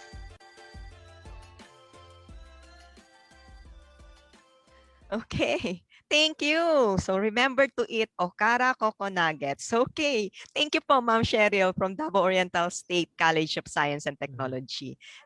Okay, so moving on. So from Okara Coco Nuggets, we now move to powdered bagoong. Okay. Powdered bagoong is SNT creation offering a new variety of convenience from our all-time favorite bagoong. This will be presented by Sir Leandro Dalhag from the Batangas State University. Bagoong powder, your gourmet quality condiment. When it comes to culture and tradition, each country has its own qualities, making them to stand out from the others, especially in terms of food, which highlights our Filipino culture. One of the most popular provinces in the Philippines is Batangas, which offers delectable goods which are surely incomparable to the like. Bagoong is commonly used as salt replacement and flavoring agent for different dishes, is considered as one of Filipino favorites. It is made from fermented fish, known for its foul odor, but offers a unique taste. However, traditional bagoong is usually packed in bottles with little solids and is quite messy to handle. In addition, they are packaged heavily, requiring bigger space that demands for higher failure rate. Traveling internationally or domestically with bagoong is difficult and creates a big problem. Also, as the product is in its liquid form, food safety issues will be a primary concern. With this, may I present to you bagoong powder, a new innovative product created by roasting, oven drying, and grinding traditionally bottled liquid fish bagoong turned into powdered form. Filipinos who are fond of adding bagoong in their dishes would find it more stable, handy, and appealing with its gourmet packaging. Moreover, it undergone organic food processing methods, ensuring that no artificial flavor or preservatives are added. This bagoong powder basically offers convenience by giving a different experience to the consumers since it is powdered with the same natural taste and flavor. Apart from this, did you know that the bagoong powder offers a lot of health benefits? Research suggests that fermentation causes fish protein to break down, making antioxidants available. Thus, the bagoong powder is claimed to help lower blood pressure, stimulate immune system, and control blood sugar. Results of nutritional analysis also revealed that one serving of bagoong, which is equivalent to 1 tablespoon, contains low amount of energy, protein, carbohydrate, fat, and all other vitamins and minerals. How can we ensure that the product is safe? Microbial analysis proved that bagoong powder is safe for consumption by showing a past or no detection microbial count, which is within the limits of the set of standards for microbiological quality of fermented fishes. Going to its market aspect, the bagoong powder will have a total project cost of 630,000 pesos, which covers the research and development, food analysis, and other related tests, and initial production. Likewise, it will have a projected sales of 1,171,493.96 pesos. Meanwhile, the bagoong powder gives a return of investment of 20.86% and a payback period of 1.95 years. On the other hand, selling price of the bagoong powder is at 17.78 pesos for a total manufacturing cost, added with 20.60% markup to arrive with 21.44 pesos for selling price for retailers, and then added with 12% VAT to attain 24 pesos as the selling price for consumers being sold for 100 grams per pack. This will target common household from urban areas in Batangas City with income segmentation of 10,000 pesos and above monthly. Furthermore, the bagoong powder will produce 173.32 bottles daily, 1,216.57 bottles weekly, 5,271.79 bottles monthly, and 63,261.53 bottles annually, as computed with each estimated demand. In conclusion, based on the consideration of socioeconomic, technical, and financial aspects, the project is achievable, beneficial, and profitable. This bagoong powder is a product of research and development with the initiative of Jeffrey P. Maranan and supported by Shirley E. Maranan, Philip Y. Del Rosario, Rona May R. Cabico, Nina Eliza S. Atienza, and Monica Grace O. Bautista. This would not be possible with the help of the following institutions. And feel free to contact us with the information flashed on the screen. This is bagoong powder, your gourmet quality condiment. Okay, sir. Thank you po, Sir Leandro, for that, the powdered bagoong. Okay, so moving on, we now have our third technology feature, the scallop with taro powdered soup. It's a healthy and convenient food technology that will meet your taste buds' desires. A tasty soup from the local shell meat abundant in the northern part of the Carles Islands of Iloilo. Our technology feature is Ma'am Rosalie Grace de la Cruz from Northern Iloilo Polytechnic State College. Some concern when having a soup is they don't have enough time to cook for a meal. Second, skipping lunch or dinner. Third, feeding unexpected pop and guests. And lastly, healthy food is inaccessible to many families in need. Introducing our product, the scallop meat and taro, were pre-treated, dried, and powdered. Then, mixed with various nutritious formulation to meet your taste buds' desire. Scallops with taro soup saves time as it allows you to prepare your soup instantly by adding hot water to the powders or by cooking them quickly in a saucepan. The soup can be filled with freshly cut vegetables and tastefully seasoned scallop meats that make it easy to prepare and can be eaten in a healthy filling lunch or dinner. No need to rush out to the store if you have your pop and guest. The soup can provide a nutritious formulation for the family needs. The methods of producing our product: for the scallops, we steam, dried, and powdered. For our taro, we boiled, dried, and powderized. Then we mix these two products and add seasoning to taste. Our target consumers are the following: our employees, students, drivers, housewives, LGU, or the government feeding programs. Herein shown below is our business model canvas of our product. So we have here our key partners, the value propositions, customer relationships, customer segments, cost structures, key resources, channels, and the revenue streams.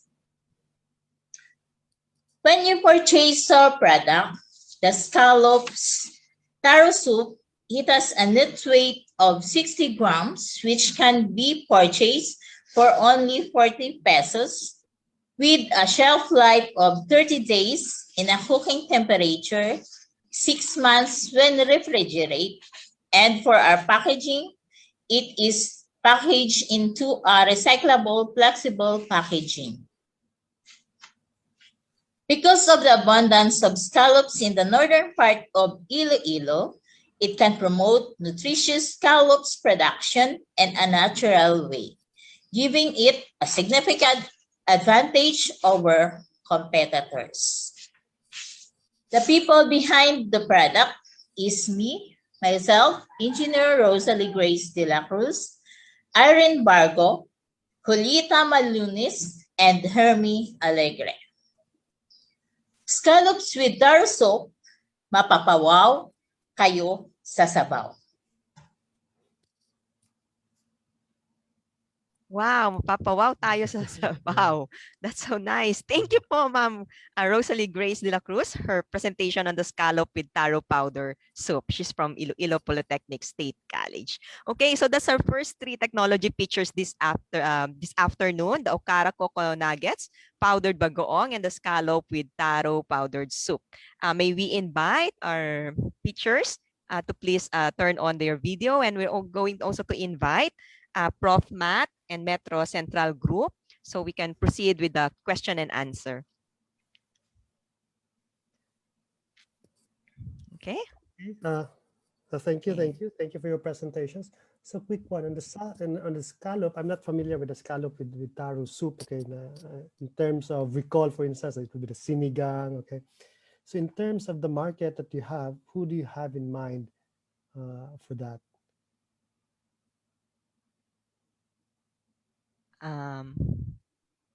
Ma'am Rosalie? Is Ma'am Rosalie, wait lang po, sir. I think she's not yet around. Okay, so if, for the one on the powdered bagoong, have you tested it? I mean, you had customers try this one out. I mean, do you have test where, okay, one is on a powdered form and then the other one is in the not powdered form? What was the preference like?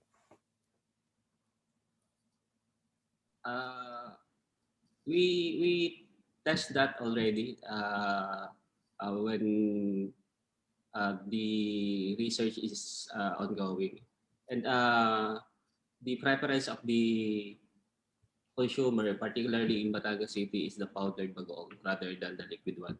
What was the reason that I mentioned? More, kasi the problem they say that in terms of handling, more on the preference is more safety preference. Are you asking I mean, if I were the bago, I mean, if I'm used to this form of bagoong, now you're sort of providing something which is in a different form. So I'm not sure if safety would be the first concern that I have, or. Same taste lang naman, sir, yung powdered bagoong to liquid one. But the preference, particularly when they want to go other places, particularly in other countries, yung preference po ay more on sa handling nung okay. So are you looking at customers na they travel and carry this powdered bagoong? Yes, sir. Yes, sir. How many would that be? 8 actually doon sa tinas po namin sa mga participants ay 88% po yung nagsabi ng gano'n. To travel sila ang magdadala ng bagoong. Okay. And the first one, thank you for the answers. And the first one for the okara, I learned something, a new word, okara. I thought it was okra, so now it's sort of okara. So quick one, in terms of competition. So you mentioned competition. Do you have someone specific in that arena where they have vegan, nuggets? I know chicken McNuggets or what have you. Can you name a competition on that space? Good afternoon po, Professor Good afternoon. Escobedo, and to the rest. So this product is developed through the inspiration of to come up with a flagship product for our province, Davao Oriental. So I believe, sir, that on the competition, the only competitor of this product is the chicken nuggets, and all other nuggets made of meat. This is more advantageous because this has no meat at all. This is pure vegetable and all natural. In other places where sort of there's more push towards vegan products, for instance. Have you heard of, or have you known of a vegan version of those meat nuggets, successful ones? I haven't heard successful products made of vegetable or nuggets made of vegetable and other raw materials. So I get inspired by this because supposedly okara or soy pulp is a waste or a byproduct already. So giving economic value to okara or the soy pulp is a best opportunity or avenue to have additional income for us processors. Okay. Thank you. Thank you, sir. Sir, nandito na po si Ma'am Rosalie for your first question po kanina. Okay, for the scallop, for the scallop with taro soup. So I'm just not familiar with the soup. Mas sinigang yung alam ko. So in terms of the target market for this one, who do you have in mind?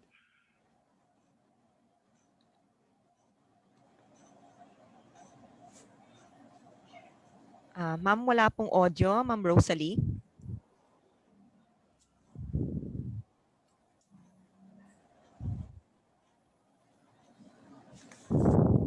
Okay.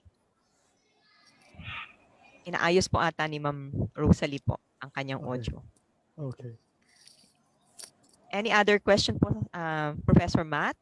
Sa iba po nating features? Hi, good afternoon. This is Chris Moreno from Mercato Centrale. Yeah, I have a question also with the, let's start with scallop meat and taro soup, right?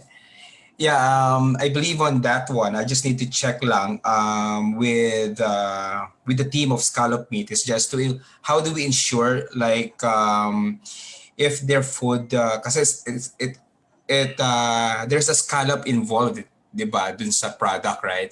And then we need to check also the safetyness kasi kung if the target market is, there's a part of the target market na medyo allergic dun sa mga seafood, right? So yung mga target market na yun is baka mawala na dun sa number of targets na maybe at the 10 persons na tina-target mo, hindi natin ma-ensure kung baka safe ba to in terms of allergies kasi it's seafoods, di ba? And then it also I just need to ask also yung process kasi since it's seafood, how do we ensure na yung process is still fresh when do you mix the taro soup, di ba? I think taro is more on cream based, di ba? So how do we make sure na both products or both ingredients were combined and will last long?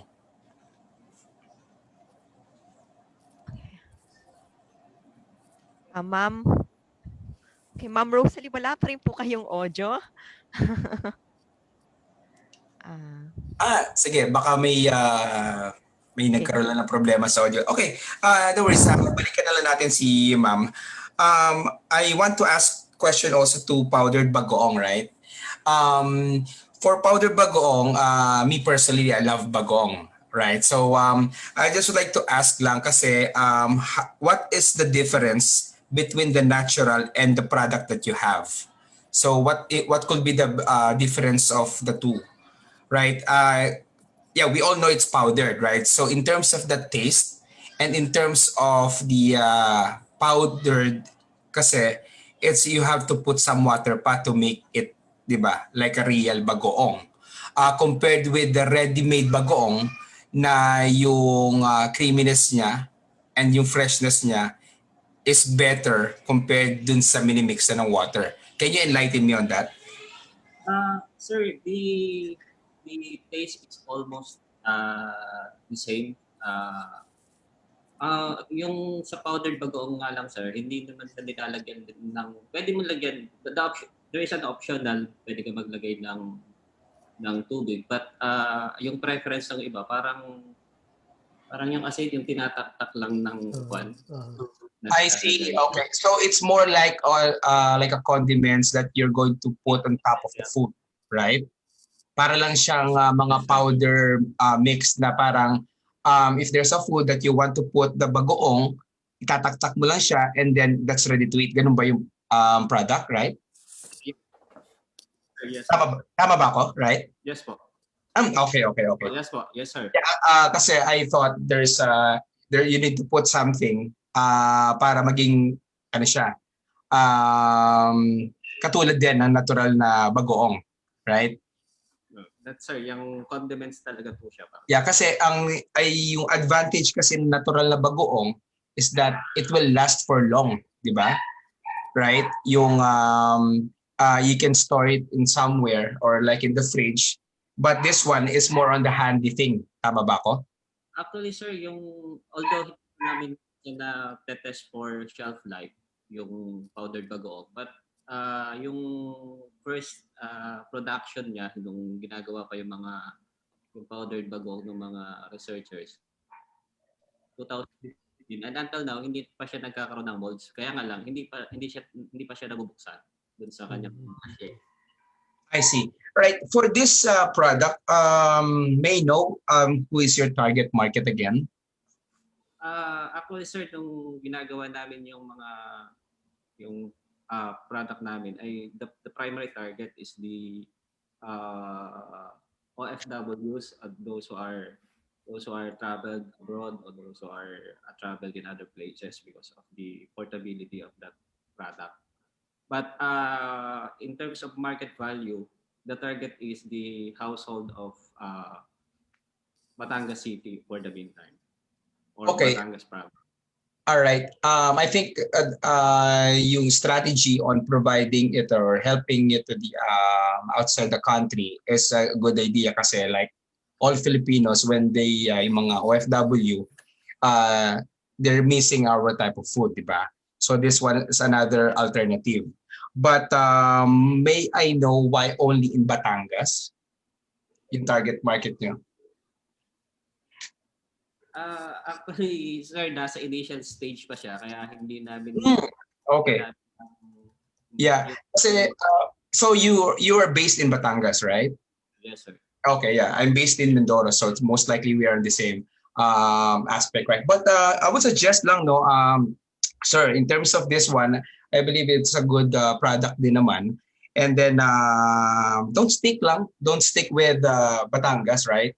So actually, there's a lot of areas in the Metro Manila, like you can join this mga events like that they put like their variety, no? So just offer your product and don't put, or even its initial stage, you can there's a lot of ways for you to offer product and to make it the wider aspect for you to offer your products in the whole Philippines or even in international. Yes, sir. All right. Sige. Okay. Sure. Last lang dun sa I have question with the Okara, right?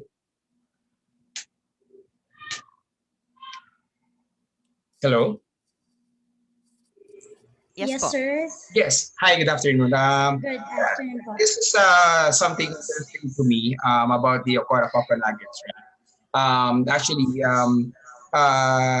you mentioned a while ago with that you're going to compete with the chicken nuggets and everything and this stuff, right? Is that right? Tama ba ako? Okay. So Actually, with this one, how do you present, or how's the packaging of this type of food? Actually, sir, I will not focus on being a competitor of the chicken nuggets, but instead a complementary of those nuggets available in the market. So I want to be known as a plant-based nuggets. So it's not produced from meat. So therefore, I will focus on that particular niche wherein plant-based or vegan or vegetarian, or for those people who wanted to eat nuggets but restricted with other kind of meats. So this is the good choice. So the thing is, the product will be packed securely with yun po bang plastic bag. I mean, this is sealed properly. Right, and Yes, sir. then it's pre-cooked, right? And you're going to fry it ba? Ganon? Ready to cook product, sir. Okay. All right. So this one for you to just like advice lang for the product that you have. The best target market you have. This one is for the families, right? And then also with the foreigners that we have right now, and also you can do partnership with gyms whatsoever. Those who are health conscious. But this is, I believe, very effective in terms of the families that instead of the parents giving them natural chicken nuggets, they can play around and make it diet, di ba? Not to make sure na this is something healthy on their side. But I would suggest that for your packaging, since you are promoting that this is a healthy one, maybe you can advise the consumer that you use a healthy oils, right? Kasi mawawala yung focus nyo, and then your mission for the product na healthy lifestyle. Yes, sir. Thank you for that suggestion. We'll take in po. Okay. I think that's all with me. We can proceed to do. Okay. So let me add something lang. Just a quick input in terms of yung sa vegan nuggets here.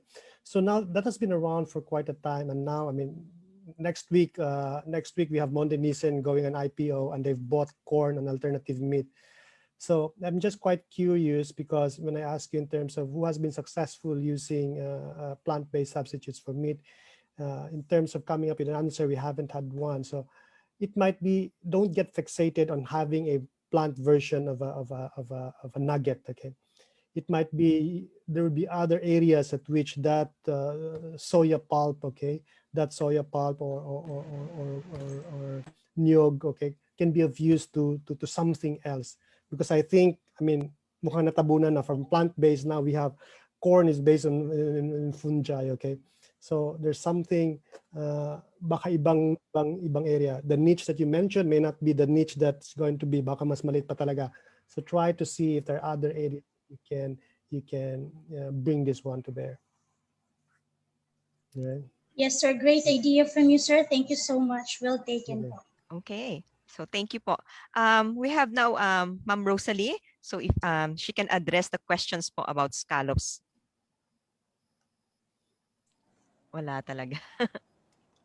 Sorry, ma'am. Wala po talagang audio. Ma'am, can you just put your reply po do sa question ni Sir Chris and Professor Matt sa chat box, so they can see. Palagay na lang po sa everyone. Unfortunately po, meron po tayong technicalities with the microphone of Ma'am Rosalie. So sorry about that.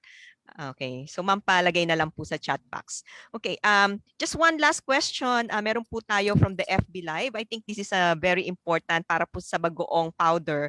Pareho po sila from Ma'am Teresita Sanchez and Lirios Katiwalan. Sir Leandro, they were asking about, na-mention niyo po kasi na ang bagoong lowers the blood pressure. So po, meron po bang scientific research that proves that bagoong can lower your blood pressure? Because we know for a fact that too much salt can boost your blood pressure or increase your blood pressure. Sir Leandro? In Sir, terms of, okay. pwede pong kasi nandito po yung researcher, the researcher can answer okay. The question, no? Kasi yes, siya yung, I think, the expert here. Sige po, sir.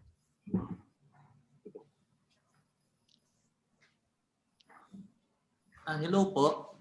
Good afternoon po, ma'am, sir. Good afternoon. Considering po yung yung atin pong claim na lowers, not necessarily lowers blood cholesterol, but dun po sa reference po natin na liquid form, mas mababa lang po siya, but it doesn't mean it lowers blood cholesterol kasi may salt pa rin po siya.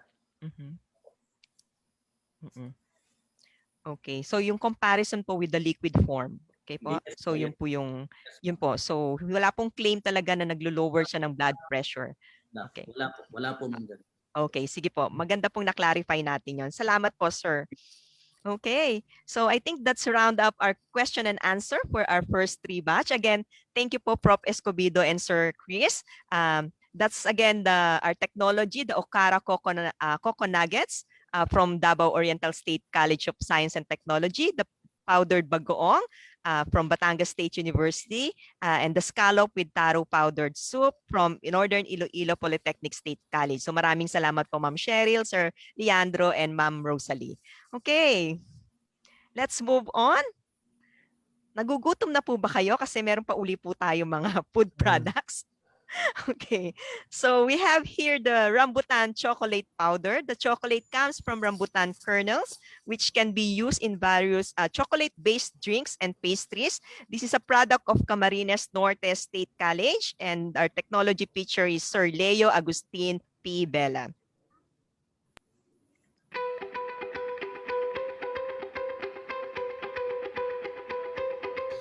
Good day, everyone.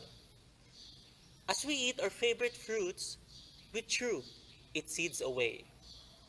But how about if this waste could be turned into something loved by most people, wherein it could satisfy your day through its irresistible sweet temptation? Now, let me ask you, would you still throw it away? Well, you better think twice, because maybe you haven't heard yet our technology. My name is Engineer Leo Agustin P. Vela, all the way from Camarines Norte State College. Food wastes always constitute the largest portion in waste generation of a person.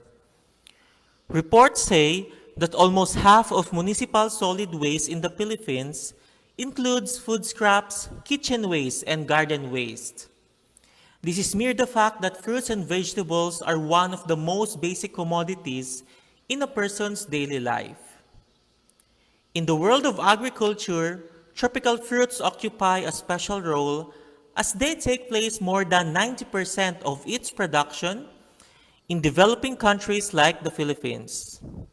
One example is the rambutan, which is a seasonal fruit with interesting taste and color. During its season, a matured rambutan tree could produce as much as 200 kilograms. However, when it comes to waste, the typical losses and waste for a rambutan is estimated to be 50 to 65% for its skin and seeds. They also accumulate an average percentage of 15% of its mass. So, what can we do with this waste? Our solution is the rambutan choco powder. Rambutan choco powder is a product generated from the seeds of rambutan which undergone a series of food processes and methods. It is a very good ingredient in baked products like drop cookies, crinkles, cakes, and even chocolate drinks. With its high acidic acid content, it prolongs the storage life of baked products. With the wide usage of cocoa mass or butter in the food sector, this technology could be a potential and viable ingredient supplement for cocoa chocolate. As we manage the business, the income revenue streams will be coming from product and distribution sales, as well as the licensing charges of the technology takers. We are going to collect 5% licensing fee to our partner distributors who sells our product to cooperatives and other business entities. Also, our technology comes with a business package that includes training and mentorship. As our product will enter the market, the closest competitors are the chocolate powder business sectors utilizing cacao and other fruits such as avocado, dragon fruit, and banana. A projected income of 1.1 million pesos could be accumulated as we start the business domestically in the Philippines. Then an estimated income of 13.2 million pesos considering other ASEAN countries.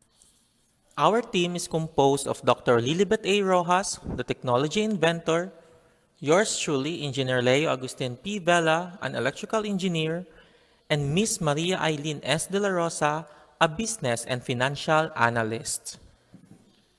We need national and international distribution partners, particularly in Southeast Asia, like Thailand, Indonesia, and Malaysia. So why invest in us? We, in Camarines Norte State College, are the only public HEI in the agricultural province of Camarines Norte. We are also committed in research and development for the improvement of our society, and we address the needs of our stakeholders with quality and satisfaction. Thank you for listening and giving us this opportunity to share our technology and be a part of the simple initiatives for utilizing food waste through our research undertaking. We have a committed team, we have a proven technology, and we keep the sweet pleasure and health in balance.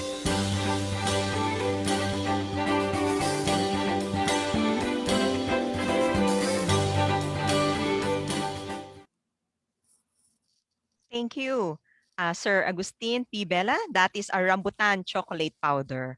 Okay, our next technology feature is the organic muscovado sugar, a type of sugar with low glucose content made from organic sugar cane and hydrated lime with a shelf life of 6 to 12 months.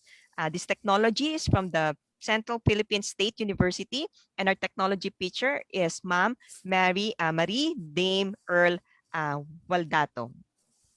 The pride of Central Philippine State University, the Muscovado sugar, your healthier sugar substitute. Refined sugar has a lot of unknown chemical ingredients that could affect human health.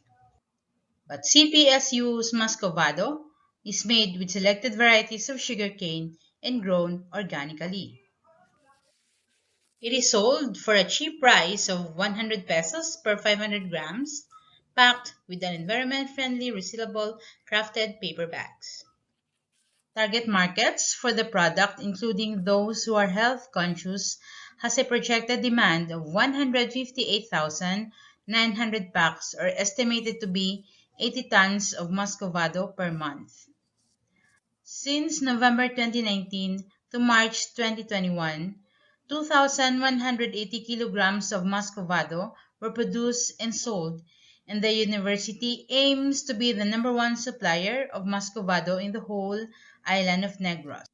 The brain and muscle of Muscovado is no other than our president, Dr. Aladino C. Moraca, and Ms. Luisa M. Moreno, the project in charge and a faculty of the College of Agriculture and Forestry.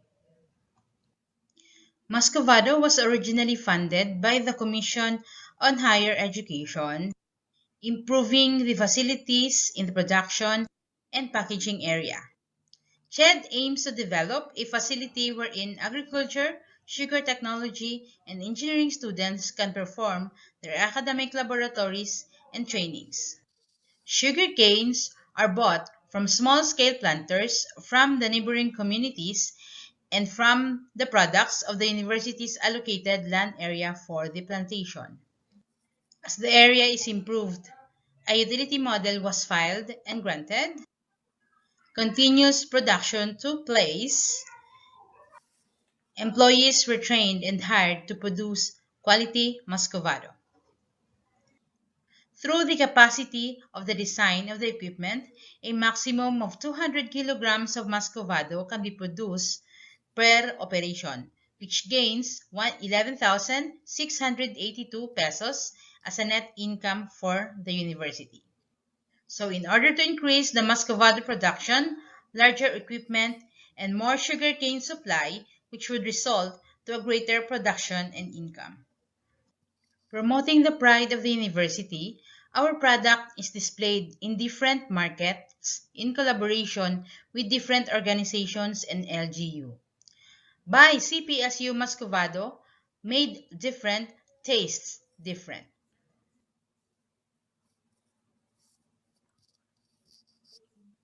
Okay. Marami pong salamat, Ma'am Marie, for that. That's our organic muscovado sugar. Okay. Our next product is the Antica's Pride Chewy Bar. It's a delicious delicacy using 3 equally natural ingredients of mungo, rice, and muscovado, which may offer a solution to the malnutrition problem in the province. This product is developed by the University of Antique, and our technology teacher is Ma'am Sherry Bill Mijares. In a survey conducted by Rappler, malnutrition is prevalent among Filipino children 0 to 10 years old. In 2017, in fact, Antique has the highest prevalence of malnutrition in Region 6 and still is among the priority areas in Western Visayas. Aside from poverty as the cause of malnutrition, most children are also picky eaters. This problem could either cause malnutrition, undernourishment, or even obesity because they would rather eat unhealthy food that have high sugar content and artificial flavoring. All the more in this time of pandemic, the availability of healthy food sources could be quite a challenge. According to the Nutritional Council of the Philippines, this is the report on the nutritional value or status of malnutrition in Region 6. For underweights and school children ages 5 to 10 years old, there is a 38.9 prevalence with approximately 300,000 children. For teens ages 10.8 to 19 years old, underweight is estimated to be at 36.5%. We are from the University of Antique. My name is Marivic Villadarga, and I'm here to present to you Antique's Pride Chewy Bar, Antique's healthy snack in a bar.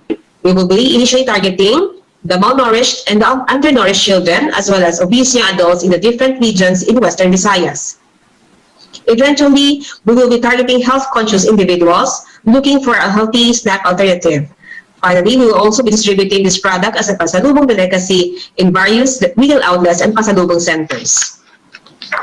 For our solution to the problem, Antique's Pride Chewy Bar is both healthy and appealing with locally abundant nutritious primary ingredient, which eventually will help out local farmers. These primary ingredients are mongo, brown rice, and muscovado. It is a super healthy combination used to create a palatable product for our target market. It's low in calorie, it's fiber-rich, and gluten-free. It's a good source of potassium and magnesium, and a natural high-energy food source. It also provides digestive health. The university is currently producing other food variety of damo rice or mongo rice sesame mix, introduced by FNRI, still in the form of a powdered mix and cookie, with which UA is into an 8-week, 60 million contract with the Department of Education, as well as with some LGUs as income-generating project. UA plans to continuously market the goods to DepEd and local government units. The following is a table on the opportunities of the Chewy Bar for the malnourished and undernourished children. Captured through the Department of Education and the LGU, sales of 900,000 pesos was estimated with only 30% of the market being served. Assuming that 20% of the obese young adults are targeted, it would earn an estimated sales of 760,000 pesos. 200,000 pesos is the estimated sales expected to be gained from pasalubong centers, and with a total of 1.86 billion pesos. Based on the income earned from a 5-month contract with a DepEd of 60 million pesos, it is estimated to earn 16.8 in the third year, with a 5% annual increase, and in year 5, it is estimated to have a sale of 19,448,100 pesos. Antique's Chewy Bar has applied for intellectual property protection last 2020 and has recently received its notice of publication for a utility model. Its technology creator is bound for another FNRI training on Nutribond this month, 2021. After After the project with the Department of Education, we are planning to distribute the products to retail outlets and pasalubong centers. And so to actively push the product into the market, we will continue to make active negotiations with the LGUs, the DepEd, and other government agencies that has mandates on malnutrition problems. We will also use our Antica's Pride website, the social media, signages, participation in trade fairs, and distribution to pasalubong centers as our strategies. The mover on this technology is Dr. Mary Ann J. Raymaro. She is the project manager of Food Blends, an income-generating project of UA. She was trained under FNRI, paving the way for making UA as FNRI-accredited institution. Chewy Bar is akin to common butterscotch. JD Biscocho House and Bread and Butter sell similar food delicacies but are using wheat flour instead of the rice and mango flour. Unlike our Chewy Bar, which uses the healthier muscovado, refined sugar is the usual sweetener in these commercialized snacks. UA is producing Food Blends as an income-generating project. So if you want to become partners, you can license our Antica's Pride Chewy Bar with 20% of annual net income. Or you can be a partner as distributor of our Antica's Pride Chewy Bar. And finally, you can be our target customers who can enjoy our product. So we are looking forward to making business with you. Good day. Okay, marami pong salamat and my apologies. The technology pitcher was Ma'am Maribik Adarga from University of Antique. Okay, so that's our three food products, the Rambutan Choco Powder, the Organic Muscovado Sugar, and Antica's Pride Chewy Bar. We now proceed to the question and answer session. So again, we are requesting the three presenters and our evaluators, Prof. Matt and Sir Chris. Okay, any question po, sir? Hi, good afternoon. Okay. Yeah, so another good 3 sets of batches. Yeah, so I have a question with Rambutan Choco Powder. Yes, sir. Good afternoon po. Hi, good afternoon. How are you? I'm fine po. Yeah, hi, thanks. Yeah, so question lang, no, because it's, I believe one of the main ingredients of your product is rambutan, right? And Yes, I sir. only have like a small question about that one because we know that rambutan is one of the fruit that is seasonal, right? How do we ensure that like the availability of the fresh rambutan to create your product if it's not on the right season, right? Okay, sir. So, once again, good afternoon. So to answer your question, sir, based from the research, the study conducted by the main proponent of this study, the supply for rambutan or the utilization for the chocolate powder can be used as a pure and as a what do you call this? Yung pandagdag po parang additive and panghalo sa the typical cocoa powder so that the utilization would not be that much as compared sa full po siyang substitute. So comes to the season, so kung ano po yung season niya, so of course there will be a expected of high number of production and a portion will be stored to be able to cater the demand comes to the off-season of the said fruit. Yeah, correct. Because that's my only concern on this one. Kasi storing this type of fruit, of course, it really won't last, right? Kasi ito yung mga type of fruit that we have na talaga seasonal. So for the product that you have, it's so parang it seems like the medyo light lang yung contribution ni rambutan for the product, right? So it's more on the choco powder pa rin. But yeah, on the rambutan choco powder, sir, the main ano po is rambutan kernels po talaga or the rambutan seeds. Okay. Then it could be ano lang po. So for example, if sa gagamitan po ng baked products, so pwede pong ano siya, yung a portion will be the cocoa and a portion will be rambutan or it could be also be pure rambutan po. Okay. Yeah, because my only okay, of course, I would like your product to fly to somewhere, right? So just make a study lang in terms of the of my concern about the yung hindi siya season talaga for the rambutan kasi that will be your main product. Okay, thank you. I have a question with organic muscovado sugar. Yes, sir. Hi, good afternoon. Afternoon, sir. I have a small question lang about the product that you have. Kasi it seems like, actually, the muscovado is one of my mother's favorites. She's using this one. No? The only difference is, I would like to ask, ano yung main difference nyo across the other muscovado products na available sa market? As far as I know, so it's the processor and the ingredients that is applied also in our UM for the processing of the muscovado sugar. So you're saying the process that they're doing is a different process that you guys are doing, but at the same time it will result na same muscovado sugar, tama ba? Yes, sir, but those sugar canes that were used were we have different varieties there, and we have the specific variety only that we use for our muscovado. And at the same time, their what do you call this? Yung pataba po na ginagamit is organic po. We used some vermicompost and other organic fertilizers also. Okay. Yeah, so okay, kasi just thinking lang on how you become how you guys leverage with the other muscovado sugar na available sa market, right? So I think in the long run, you just have to make sure you have to explain to the market or to your target market these very important factors why you guys are different with the other muscovado sugar na available sa market. Okay po. All right. Thank you. Okay, that's all for me.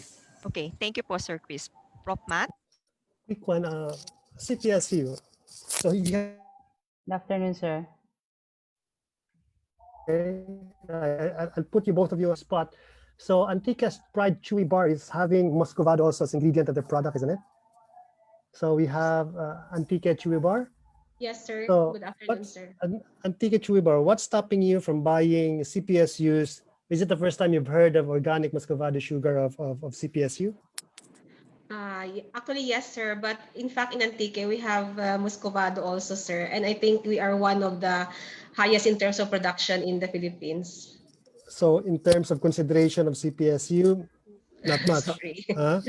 Yes, sir. So Sorry, CPS, do you have something in there that's for places that have muscovado already?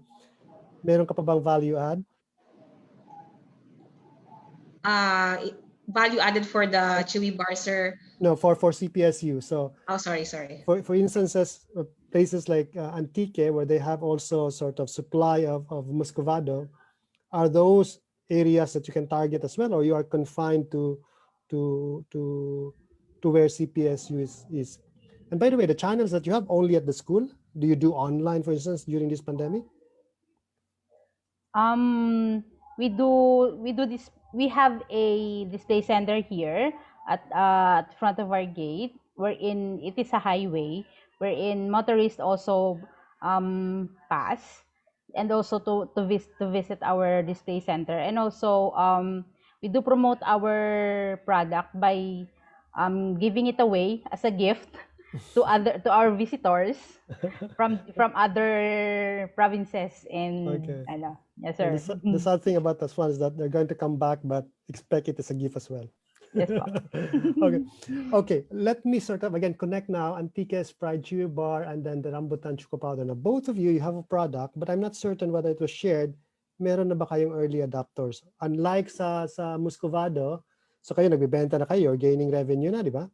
But say for Antique's Pride Chewy Bar, so nagbebenta na ba kayo? Yung people are actually using, I mean, the kids are actually buying it and eating it? Actually, sir, yung generic product, we have already a market in the personal DepEd and the LGUs. But so, binibenta, kinakain ng mga bata? Yung generic product niya po. Pero yung Chewy Bar po is still in the prototyping stage. Okay. And we are still in the process of packaging the product, sir. And so, try to sort of bring it as early to the well, definitely Yes, we taking will. care of their, no, because your value proposition is something that kids would want to have. Okay, aside from being nutritious, but if kids don't like it, okay, Yeah. that might sort of put a big dent. Same thing for the organic for the rambutan choco powder. Meron na ba kayong early adopter? I mean, when you're looking at businesses to try it in their bake shop, so the current usage, meron tayo mga cacao coming from producing chocolate, diba? And now you're trying to do the same thing, but instead of cacao, you're using rambutan seeds for that one, rambutan kernels. But are bake shops using it? Can you showcase someone that sort of, okay, we've used this one and here you can try it out? Okay, sir. Good afternoon po. Thank you po Good for the afternoon. to answer your question, sir. As of this po, the technology is not yet being adopted and commercialized po. And with regards to the possible business adapters, so in here naman po in the province of Camarines Norte, there are emerging small businesses pertaining to cake shops and bake shops on which we are dealing to target. So the remaining months of the before the project ends. Okay, That so would be it. Thank you. try to bring them very early, because if they are your target customer, kung ano yun in terms of taste, in terms of how it's going to mix with the other ingredients when they make the cake, the earlier that we get to know about those things, the earlier those feedback can sort of help you adjust in terms of what's needed such that it can cater to their needs. Okay, so don't make it a perfect pa, but try to sort of, okay, how can they try it in terms of test the taste.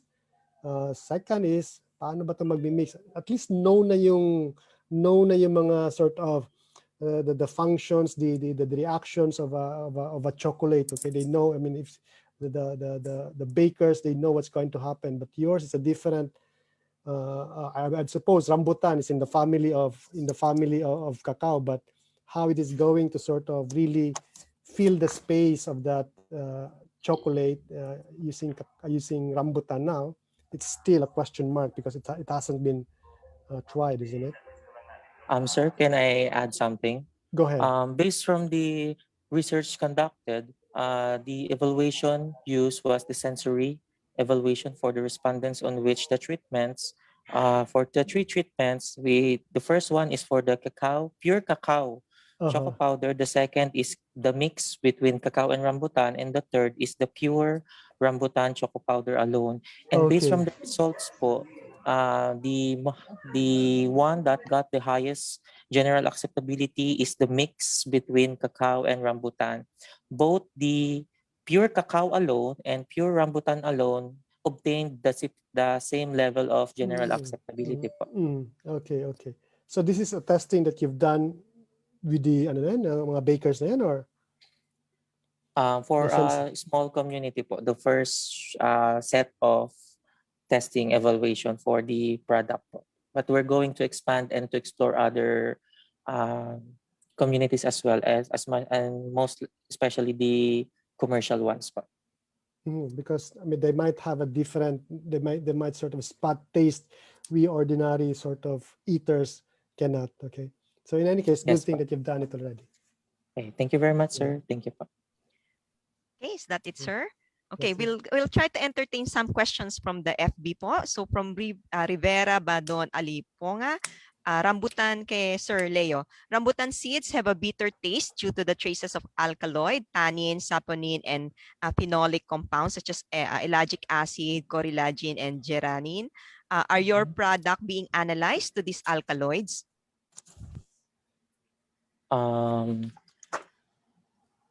Could you please repeat the question po so that I could look it on the scope of the contents of our study po? He was asking po if yung product po natin, yung choco powder, rambutan choco powder, have been analyzed for alkaloids dahil po ang alkaloids po ay may bitter taste due to traces of due to the traces of alkaloids yung ating mga rambutan seeds. Have you done any product analysis? Okay po. So upon seeing and reviewing the methodology of the conducted research, I think it was not mentioned or it was not covered within the scope of the study. But we're going to look into it as we go for the further improvement of the present technology.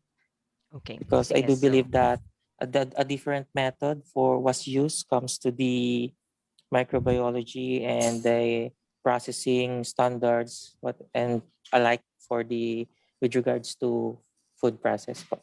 not the alkaloids, sir. Okay, noted po yon. So, plants pa lang po yon. Okay, for University of Antique, Ma'am Maribik, if ever that we are interested sa product ninyo, kanino po kami makikipag-coordinate? Next po, is there a plan or possibility na magbisita kayo sa every town dito sa Antique para sa market presentation ninyo? That's from LGU Sebaste po. Okay, thank you for the interest po. So to contact us, you can either contact Dr. Maria Raymaro. She's here actually participating right now, the creator. And yours truly, Maribik Adarga, through our landline, sir, 543-8161, or our website, Antica's Pride. And yes, we can do that given time, and kung wala na pong COVID, pwede na po kami mag town to town. Thank you po. Okay, marami pong salamat sa interest ng ang LGU Sebaste po. Okay, so I think that's it. Wala na po tayong question na pumasok from FB Live. So maraming pong salamat sa ating 3 presenters, si Ma'am Maribik, si Ma'am Marie, or tsaka si Sir Leo. And thank you for our evaluator, si Prof. Matt at tsaka si Sir Christopher. Okay, marami pong salamat. That's our second batch. Okay, just an announcement lang po kay Sir Juan Cruz. Thank you po. Thank you for your email, and we will connect you po sa team of Bagoong Powdered. Maraming pong salamat. And again po dun sa mga questions, you can, hindi po namin ma-entertain po yung iba. But we encourage you po to email ttpd@picard.dost.gov.ph. Okay, so more food products. We move on to our third batch. So, ang next po natin ay ang veggie cookies. Another healthy snack cookie supplemented with a highly nutritious vegetable, the lupo-lupo or the Alternatera sicilis. This is a product of Aklan State University, and our technology teacher is Ma'am Maria Rosary Tesorero.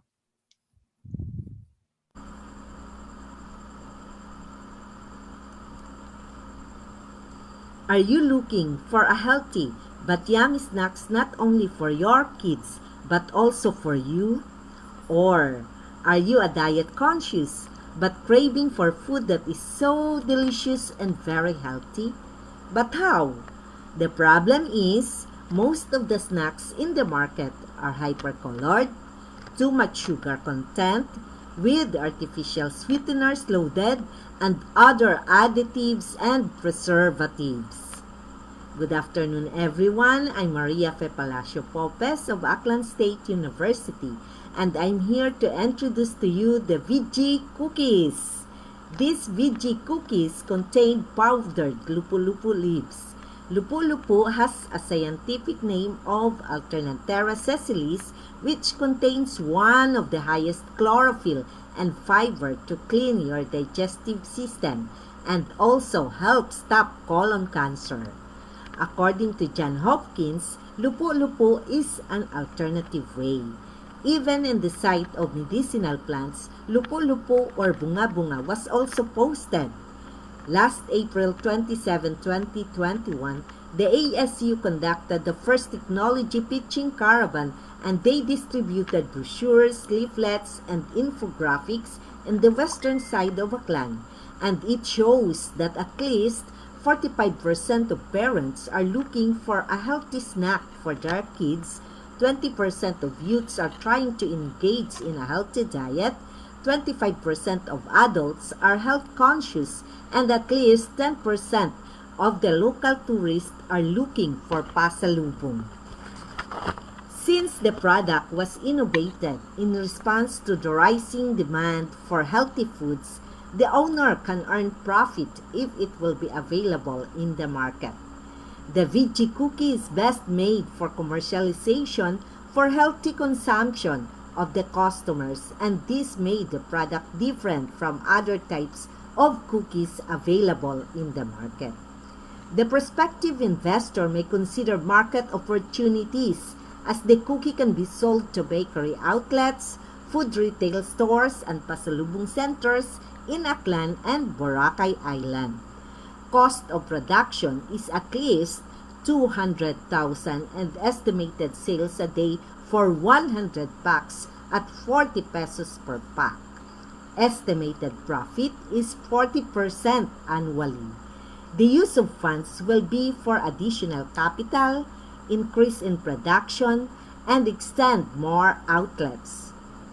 The current market offered a great opportunity in the baking industry, especially that the location is a tourist destination. The key tactics in marketing and their marketing strategies includes management teamwork, product promotion through Facebook page, blogs, Instagram accounts, and provincial trade fairs. For packaging, it will be packed in crystal clear rectangular plastic, sealed and properly labeled with logo, nutrition facts, expiry dates, and the name of the manufacturer. The supply and demand situation has a high demand in terms of food snacks and pasalubong. Frequent buyers are health conscious, thus the enrichment of the product supplemented with lupo-lupo powdered leaves were formulated. The technology had a notable milestone. It was already presented in different symposiums. You don't need to worry because it has a utility model certificate and it was already published. Once you buy this technology, it will not be stolen from you. Actually, it was already being sold in the bakery of the inventor in their own town. This technology was invented by Dr. Perlita Israel, a PhD HE in UP Diliman, Quezon City, and a professor in Aklan State University, College of Hospitality and Rural Resource Management in Ibahay Campus. Mr. Aviv is the general manager and Mr. Jaira as distributor.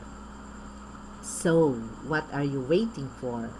Remember, investment today is a source of income tomorrow.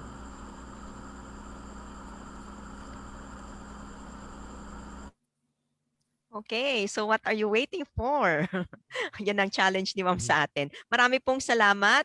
My apologies, that is Ma'am Maria Fe Popes from Aklan State University talking about the veggie cookies. Okay, our next technology is rice munggo sesame pulburon. It's a healthier version of our all-time favorite dessert, the pulburon. Davao del Norte State College offers the rice munggo sesame pulburon with improved nutritional value. Our presenter is Sir Ronald Mansequiao. Okay, sir. Hello and welcome to everyone.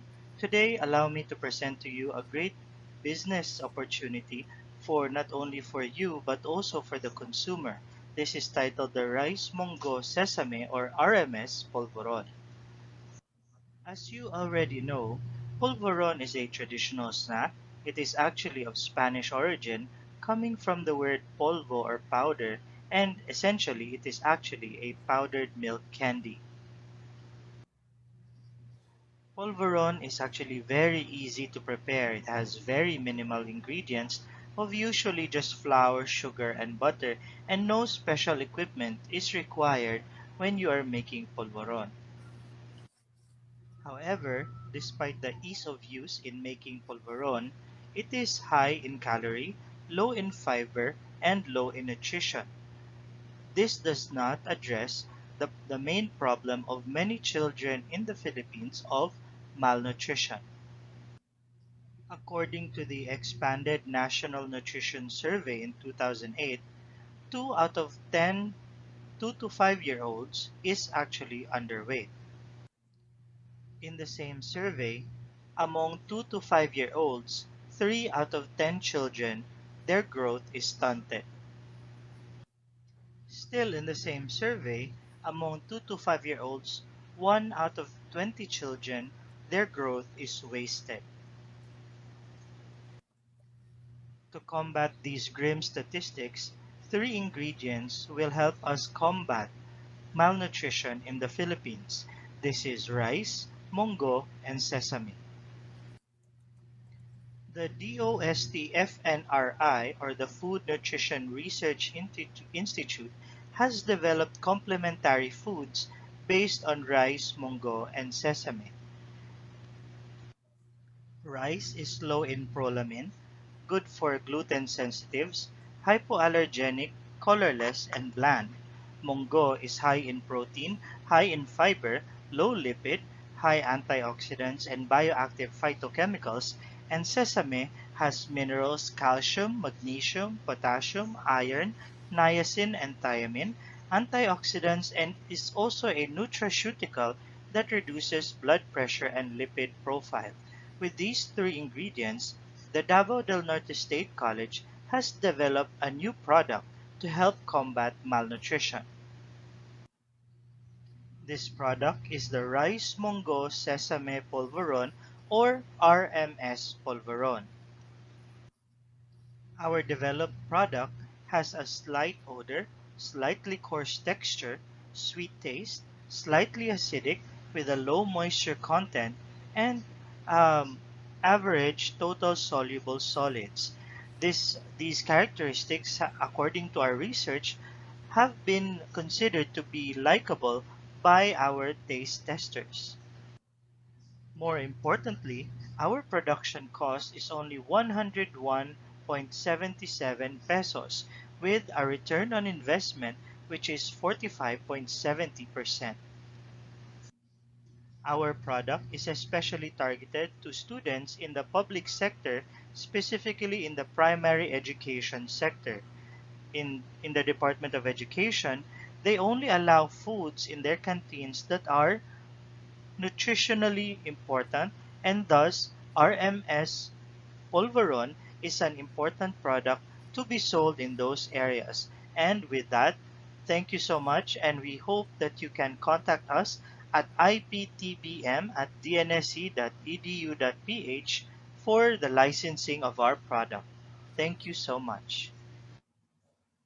Okay, maraming pong salamat, Sir Mark.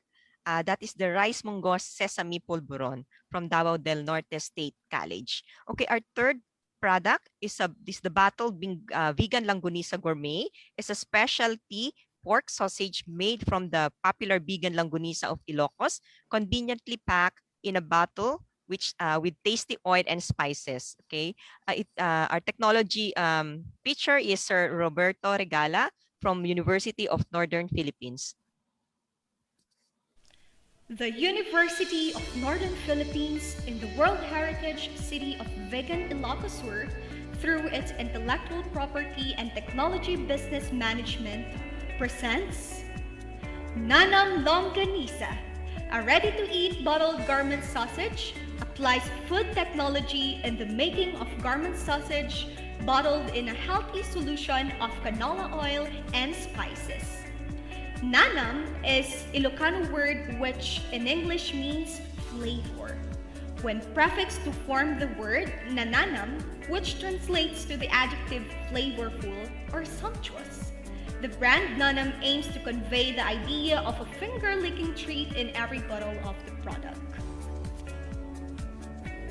Longanisa is a pork sausage fermented with spices.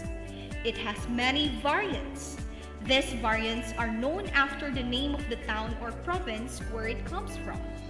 The garlicky sausage made in Ilocos Sur is popularly known as vegan longanisa. Vegan longanisa is a pork sausage that are garlicky, spicy, tangy, and salty with the distinct pungent aroma stir-fried on its own rendered fat.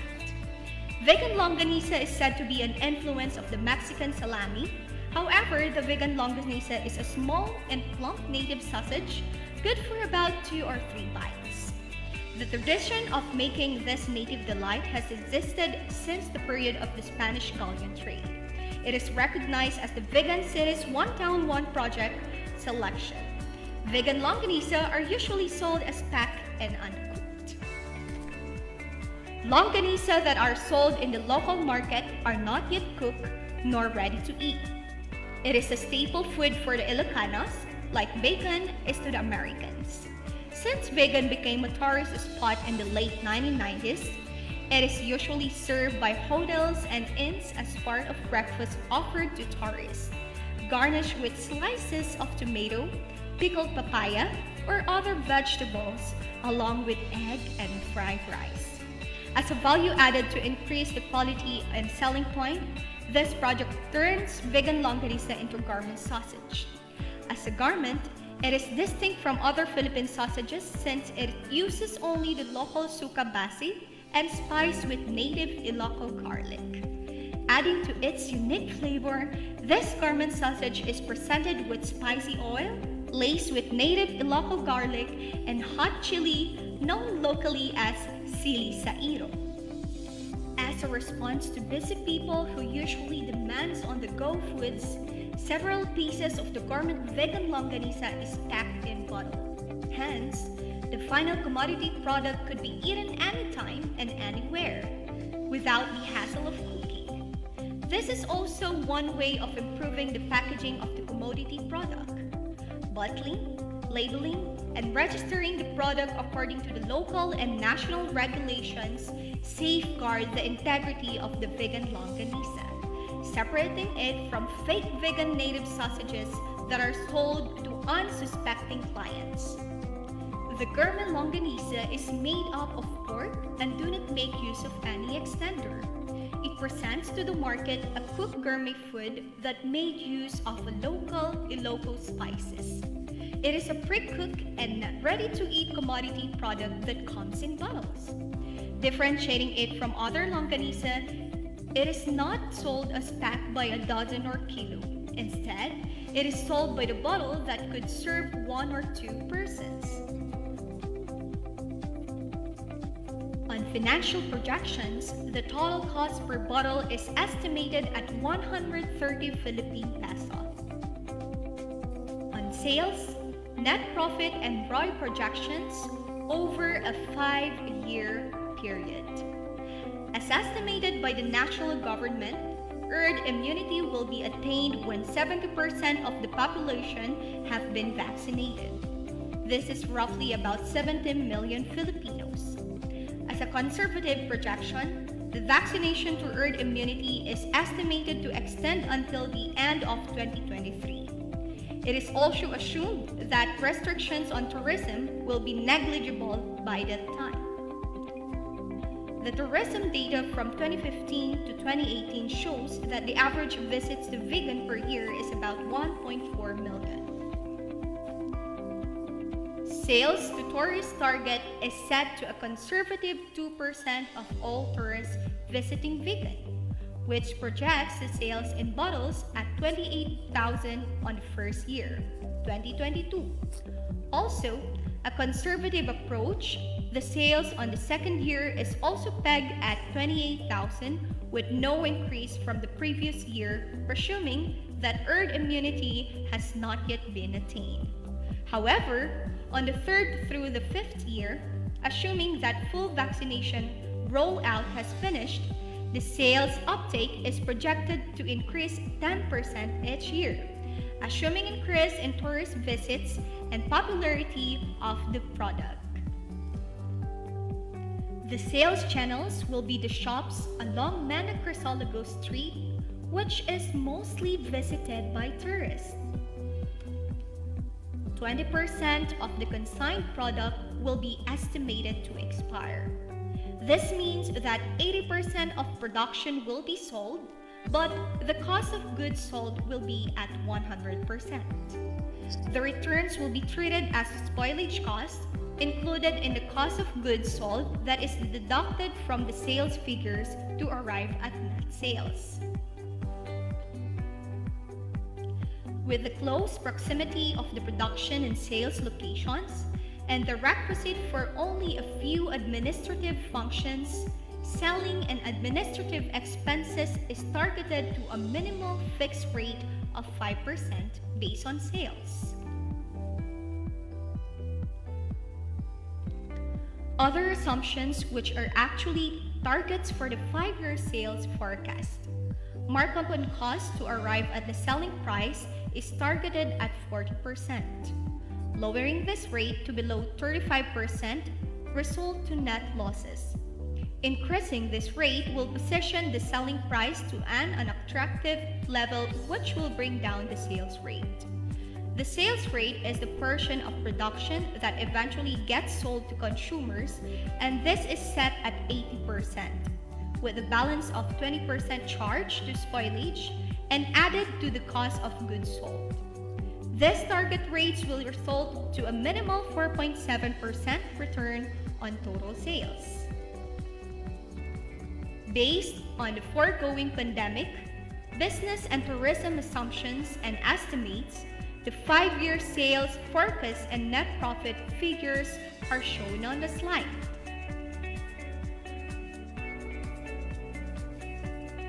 There it is, all about our non-home garment vegan longanisa. Thank you for your time. Please contact us at the details shown on the slide or through the UMP personnel you are familiar with. Stay safe always.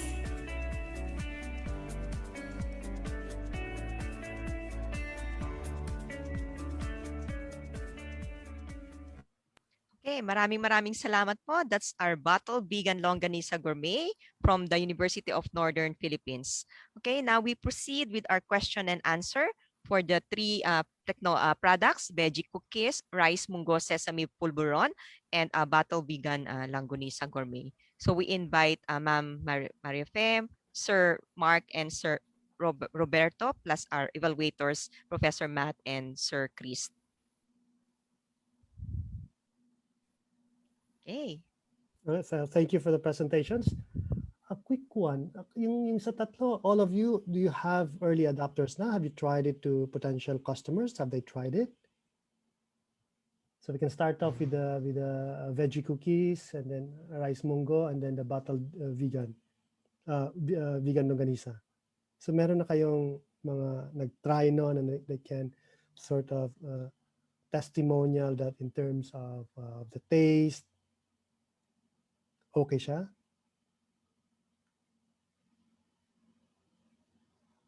So let's start off with the veggie cookies.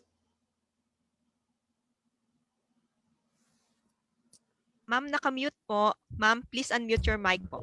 Okay, again, good afternoon, everyone. Good afternoon. So, for veggie cookies, actually, I ordered 5 packs of veggie cookies or pulpo cookies, and I bought it in our home. And my children taste it better than the supermarket that I bought it.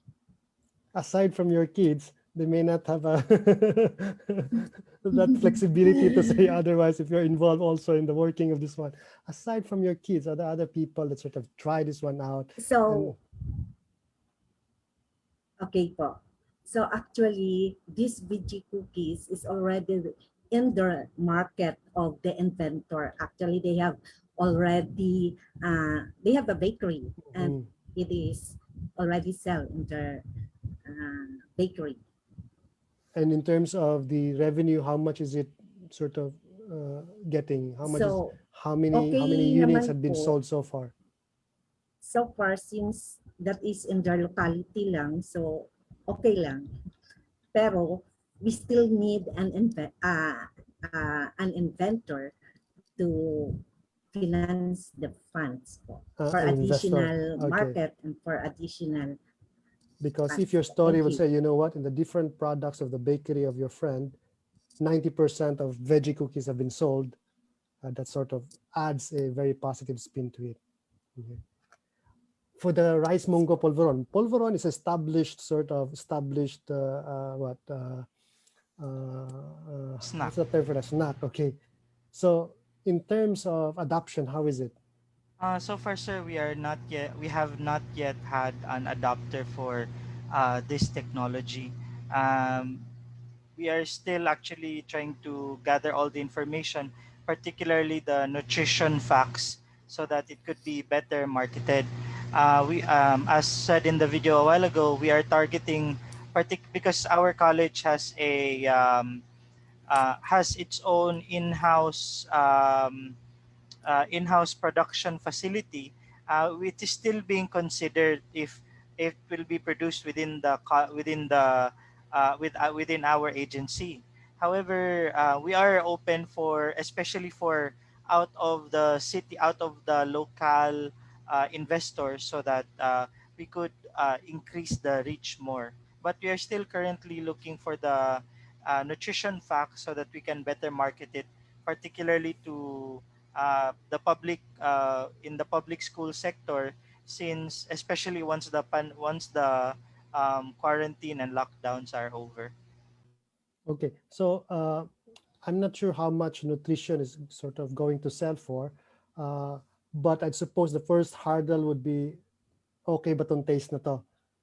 Yes, So sir. if you take a look at, I mean, we can have a blind test. I mean, may mga Goldilocks polvoron, may mga yung House of Polvoron, gano'n. I mean, and take a look at, they can have a blind test and see, okay, meron ka mga different polvorons in there, and then they get to try it, and then, okay, if you're able to capture yung polvoron nyo pala yung pinakagusto nila, and they don't know it, and then eto pala yung mga established brands, yours sort of taste equally good, if not better, and then, by the way, in terms of nutrition, eto din yung ano, because ours is made of this, unlike the others. So, but at least you're able to establish kaagad very early on in terms of the initial hurdle, the taste, kuha na kaagad. And then now Yes, you sir. have this. We have done the taste testing Yan. already. Just the nutrition facts is what's missing. Okay, okay. I suppose for the earlier presenters as well, if you're able to capture that in camera, especially if you have established brands already and you're trying to compete with them, okay, and in terms of the initial hurdle, I think would still be the taste, okay, from kids to adults, from the cookies to the bagoong, okay, kung powdered form na yan, and it still tastes as if the same as the moist one or the may sabaw-sabaw na konti, okay. So anyway, thank you for that. For the bottled vegan longanisa, so that concept, Yes, sir. I think, has been around. Well, may not be the vegan longanisa, but I think others have been selling something like that in a bottle form, the longanisa. Yes, Okay, sir. so with those sort of products out there, what's your competitive advantage? Are you confined just in vegan, or do you have ambitions of, because vegan is known as known for its longanisa, so it's sad if you just sort of confine yourself in vegan. So, but with competition out there, how do you differentiate yourself? Well, the differentiating factor will be the taste of the longanisa, which was added with the spice that was laced with the locally known ingredients, sir. And as to the market, sir, we will be trying out in the locations around vegan, along Mena Crisologo streets. We will be selling them along that popular street, and tourists that comes to vegan, they always visit the street, so that our outlets, these tourists will always see the product. And our projections is just a conservative 2.5% of all the tourists that visit vegan. Right now, the average tourist that visit vegan is 1.6 million. If you get just around 2% of that, it will give us around 40,000 So, prospective market. so there are a couple of assumptions going into that statement. One is that wala nang pandemic. I would suppose now with the pandemic, nobody's visiting. Yes. We still have visitors, sir, but the capacity is around 30%. Reduced. And Okay. yes, we still have visitors, and we can also sell with those to those visitors the online limited scale. But we are expecting that around 2023, in the mid of 2023, we will be when the Mhm. vaccination has completed, we will be able to have 100% capacity in our hotels and inns, and we Mhm. will have that 1.68 million visitors in vegan. 2% of that will give us a huge market. Mhm. And if I may share with you, sir, a projection, an updated projection, because the video that you have viewed is not the updated one. Okay. Can I show Okay. the updated projection, sir? Okay. You can. I suppose for Okay, the I for the can. organizers, go Okay, ahead. sir. Okay, I'll show you the Excel file. This is an Excel file which has a sensitivity analysis. You can change here the values here. Like, let's say you can change. Excuse me. Okay. you can change the markup cost. You can make that as 40%, and then all the projections here to the net income will be changed. And if Okay. we, and So, then if, yeah, I know the sensitivity analysis. yeah. Quick one though, that's the other assumption that you have is that you're the only player in vegan. Yes, sir. Yeah. No other manufacturer is selling bottle longanisa as of this time, sir. Because They might not have thought of it yet, sir. oh, okay. Well, but others have thought of it. But do you have something though that can say, okay, we have this utility models or something that's sort of going to protect you, that for this particular taste that captures the vegan taste, you're able to have that one. Yes, sir. And the original taste of the vegan longanisa will be preserved in the bottle, and it will be enhanced with the spicy. If the customer will choose the spicy one or the original taste, he can have the option. And and longanisa in the bottle are the same taste that uh, are of the same taste of the one that are cooked in the hotels and inns. So try to capture that one, because I suppose if this one is going to be successful, 1,001 copycats are going to be selling Yes, sir. along Yeah. the street Yeah, of vegan. yes, I mean, sir.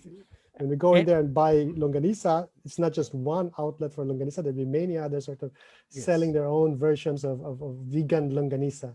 Yes, But if sir. you're able to capture the sort of the taste and then sort of capture the value as well in a particular form or what have you, at least it's going to put you in better footing compared to the others.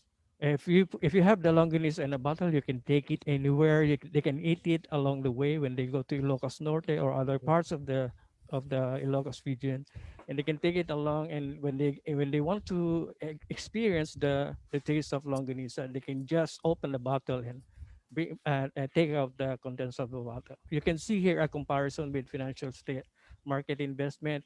If you invest 1.5 million in this business for a stake of 40% in the net income, it will yield you a 19.4% return in 5 years.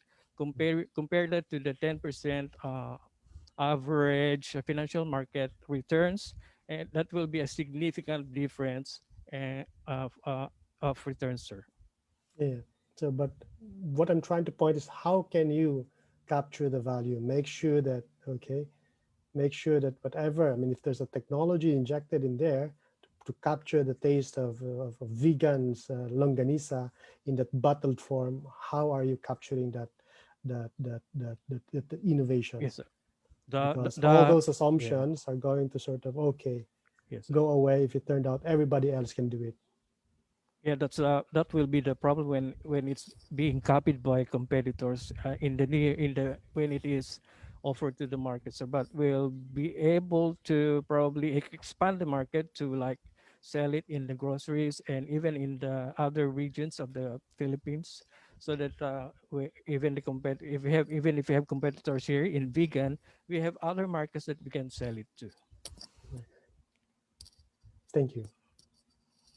Okay, yeah. Thank you. Sir Chris, do you have any questions po sa ating tatlong presenter? Yeah, I have a question with the vegan longanisa, right? Kasi just thinking lang, if you guys are going to target, let's say, some hotels or this big conglomerates, I believe they're not after with the bottles, No, right? sir. No. The target will not be the hotels and inns, but it will be the shops along the Mena Crisologo Street. That street that is always frequented by the tourists. It Mhm. will not be available in the hotels because the hotels they cook the longanisa. But Mhm. this one will be sold along the shops along the Mena Crisologo, where the tourists can buy for themselves to taste it. And if Mhm. they like the taste, they can buy another one, another one, so two bottles for each tourist, and let's say 1.5 conservative estimate. The other tourists will buy, the other tourists will not buy. So Yeah. yeah, I understand. Yeah, I'm just looking at the bigger picture for you to have a massive sales in terms of your product, right?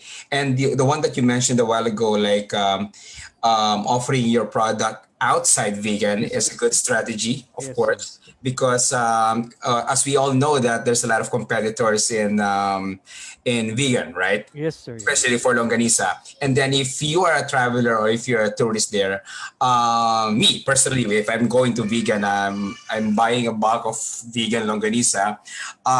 Just to give you the idea, I believe if you go to the market of vegan, right? I think one of the best vegan longanisa there is the one in stall number 45. Okay, so that will give you a strategy on how you're going to leverage your product, because I believe this has a big potential because as you mentioned, you have this is specific bottle, right? So medyo bago siya sa Yes, market. sir. Kasi Yes, sir. yeah, even in all supermarkets, CDO is providing vegan longanisa. You know, there's a lot of mga food parks that offering longanisa like vegan longanisa. So I think if you be more creative on how you're going to compete with the one yung mga dozens na nag-offer longanisa compared with the one na bottled, which I think is much lesser in terms of number. Tama ba ako? Yes, sir. The 3 longanisas in a bottle. Correct. And that cost 180 pesos per bottle. Tama ba? Yes, sir. Yeah, okay. Kasi that's you're going to leverage ko. If the consumer will buy the 3 pieces compared with a dozen with a small number of margin in terms of money. So you have to think of that. Yes, sir. Yeah, so but that's very exciting. I'm looking forward to check on your product. Yes, sir. Thank you, sir. All right. That's all from me. Thank you very much, Sir Chris. Okay, we have a question here for the veggie cookies. What is the shelf life of the veggie cookies, and what is the mode of technology transfer aside from direct selling by the inventor? Ma'am, paki-unmute po. Okay. Okay, good afternoon again. There is an expiration date in the packaging and at least 2 months po in a shelf. Okay, 2-month shelf life. Oh, so ma'am, aside from the direct selling, or do you have any other modes of technology transfer? Kasi na-mention nyo po it's being sold by, yeah. So maybe later on we will sell that in online and provincial trade fair. Okay. Thank you po, ma'am. Okay, that's it. I think may questions pa po ba? No questions from our FB Live and from our Zoom? Okay, so kung wala na po, maraming pong salamat sa ating 3 technologies, ang ating, again, veggie cookies, ang rice munggo sesame pulveron, at ang bottled vegan langgunisa. Maraming salamat po, Thank you rin po. Ma'am Mafe, Sir Mark, and Sir Robert, and of course, our evaluator, si Sir Christopher, and si Prof. Matt. Thank you po. Okay. So that ends the third batch of our technologies for this afternoon. Before we proceed po dun sa last batch natin, we'll pause for a 10-minute health break. Let's come back po at 3:23 po. Okay? So see you later at 3:23. Maraming salamat po.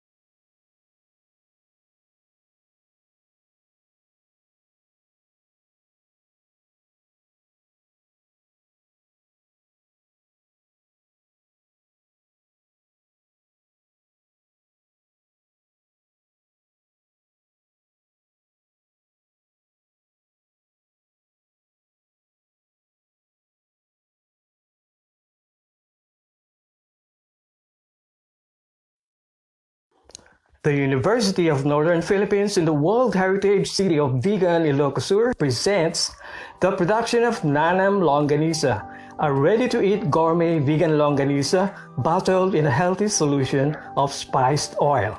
Vegan longanisa is a pork sausage that is garlicky, spicy, tangy, and salty, with a distinct pungent aroma stir-fried on its own rendered fat.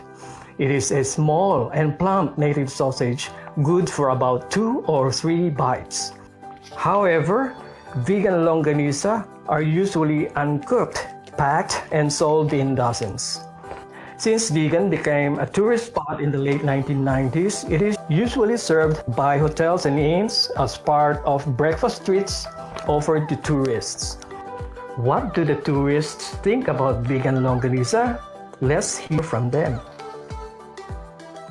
We're going to get the best longanisa. We had, oh my God, last night's longanisa was insane. We're going to hopefully take you today to get this absolutely incredible longanisa, the best I've ever tasted in the Philippines. This is the world famous vegan longanisa. The ones that absolutely changed our life last night. Literally, it changed my life. I had 5, and they were probably like the length of 2 of these together. And then I ended up getting another 5. Understandable. Oh, they were a joke. They tasted so good. The same as yesterday. So delicious. They are unreal. I just want to eat them forever. Imagine this couple and others like them finding a gourmet vegan longanisa in bottles that they can take with them anywhere and enjoy that same experience anytime.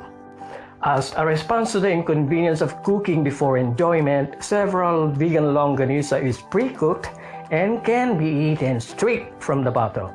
Hence, the enjoyment of eating vegan longanisa can now be experienced anytime and anywhere without the hassle of cooking. And differentiating it from other vegan longanisas that are sold packaged in dozens, it is sold by the bottle that could serve 1 or 2 persons. Financial projections. The cooking and packaging cost per bottle is estimated at 123 pesos. The tourism data from 2015 to 2019 shows that the average visits to vegan per year is about 1.68 million. Sales to tourists target is set to a conservative 2.5% of all tourists buying 1.5 bottles, that is, trying the product, and 1 of 2 tourists buying another as pasalubong. This conservative outlook projects the sale in bottles at 17,850 on the first and second year, assuming a 30% capacity restriction on hotels and inns. However, on the third through the 5th year, assuming that full vaccination rollout has finished and hotels and inns capacity is restored to 100%, the sales uptake is projected to increase 10% year on year. The sales channels will primarily be the shops along Mena Crisologo Street, which is almost always visited by tourists. With the close proximity of the production and sales locations and the requisite for only a few administrative functions, selling and administrative expenses is targeted to a minimal fixed rate of 5% based on sales. On the slide are other assumptions, which are actually targets for the 5-year sales forecast. To increase the ROI, these weights may be adjusted. We have designed a user-friendly Excel spreadsheet that allows such sensitivity analysis. Based on the foregoing assumptions and targets, the 5-year sales forecast and net profit figures are shown on the slide. We are open to joint business venture that requires you to invest 1.5 million pesos for a 40% share in the net income after tax.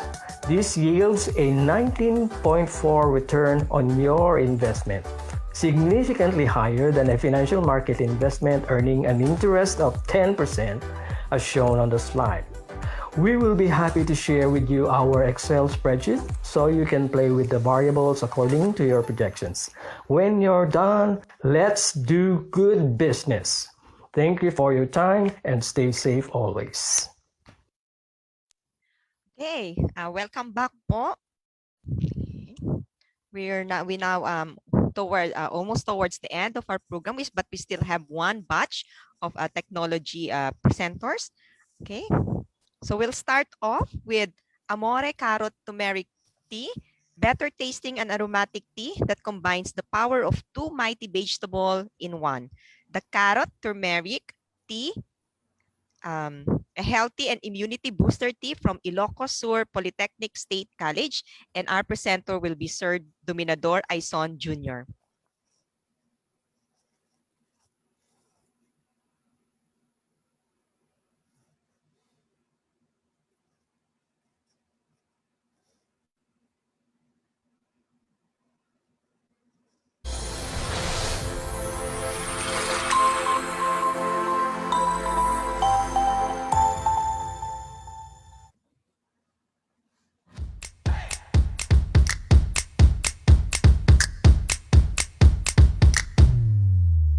Hi, I'm Domas Aison from Ilocos Sur Polytechnic State College Research and Extension Services Office. Diseases attacking the immune system, limited supply of local herbal tea, high-priced tea products, hazard to the environment caused by tea production's intensive monoculture. These are only few of the so many problems that give way to the birth of our product. An infusion of two mighty vegetables to bring out a healthier and more energetic you.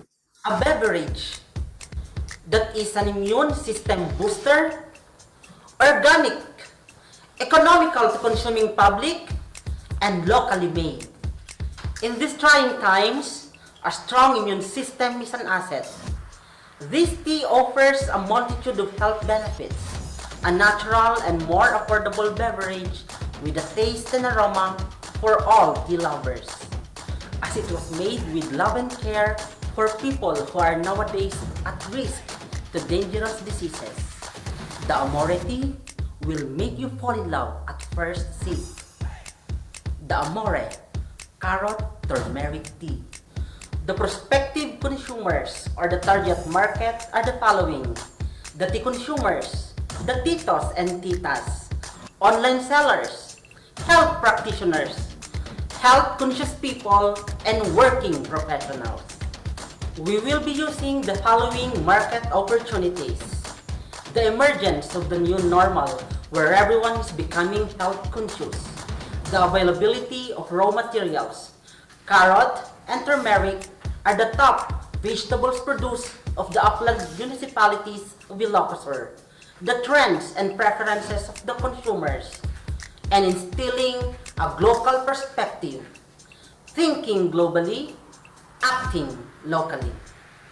The health benefits of Amore Carrot Turmeric Tea: anti-aging, rich in antioxidant, improves eyesight, prevents heart disease, boosts your immune system, improves digestive system, and helps reduce inflammation.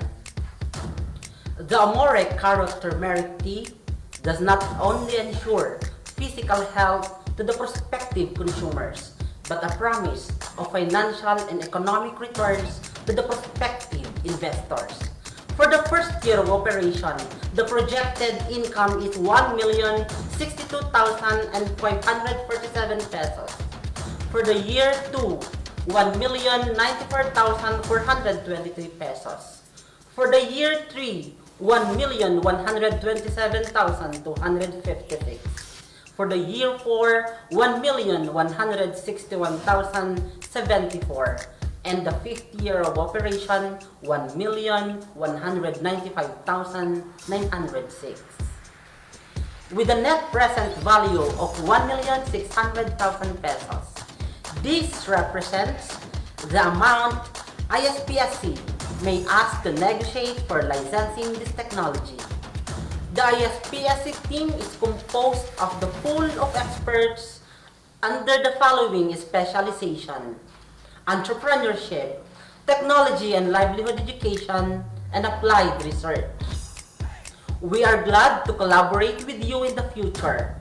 Our contact details are flashed on the screen. Try Amore Carrot Turmeric Tea.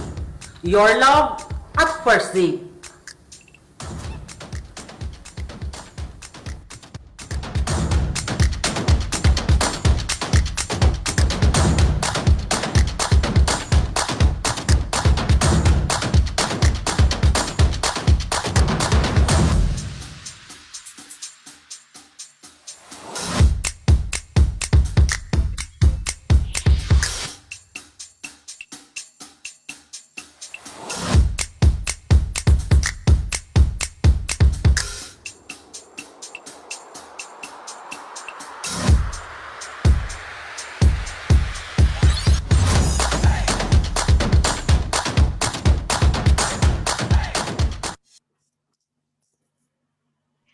Maraming pong salamat. That's Amore Carrot Turmeric Tea.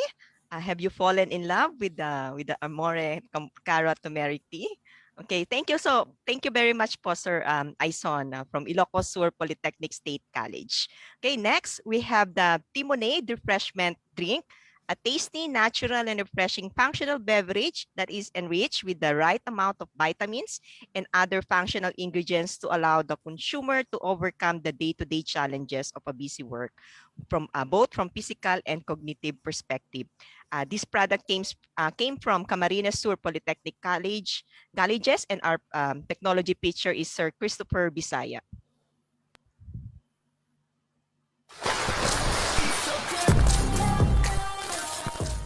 Nowadays, there are people becoming more health conscious, and this affects of their buying behavior. People are more inclining towards the fresh, natural made, and clean products. Because of this, the beverage market is also evolving, moving from products with artificial flavors and preservative towards more natural and healthy drinks. At the same time, consumers are not only asking for refreshing beverage, but also for those types with health benefits, either helping to restore the vitamins depletion over the long working days to give the energy boost to late working hours to cope with stress, get relaxed, and live with healthy life. By the way, this is Mr. Christopher Bisaya from Camarines Sur Polytechnic Colleges, Bicol Region, presenting the Timonade Refreshment Project. And welcome to DOST-PCAARRD Pitching Business Day. Because of new trends, a new class of drinks emerged in the last 10 years known as the functional beverages. This new category of drinks include the energy drinks and then the performance and sports drinks or ready-to drinks. The enhanced fruit drinks as well as the soybeans and enhanced vitamins water. The main benefits of functional beverages are very clear and appealing to the end consumer. It is include intense hydration, boost of energy, rejuvenation, as well as health support and wellness. However, there is still a lot of space for innovation in this market and many products started to emerge as a consumer got more and more educated about the features of the new beverage category. Timinoid refreshment will be an alternative to traditional existing beverages in the Philippines as an affordable, functional quality product. It is nutritious, natural, and clean products with no preservatives but with a well-balanced formula containing the vitamins and the active ingredients blended in a unique composition intended to help our consumers to stay focused and productive while Lemonade refreshment is a tasty, natural, and refreshing functional beverage that is enriched with the right amount of vitamins and other functional ingredients to allow the consumer to overcome the day-to-day challenges of busy work, both from the physical and cognitive perspective.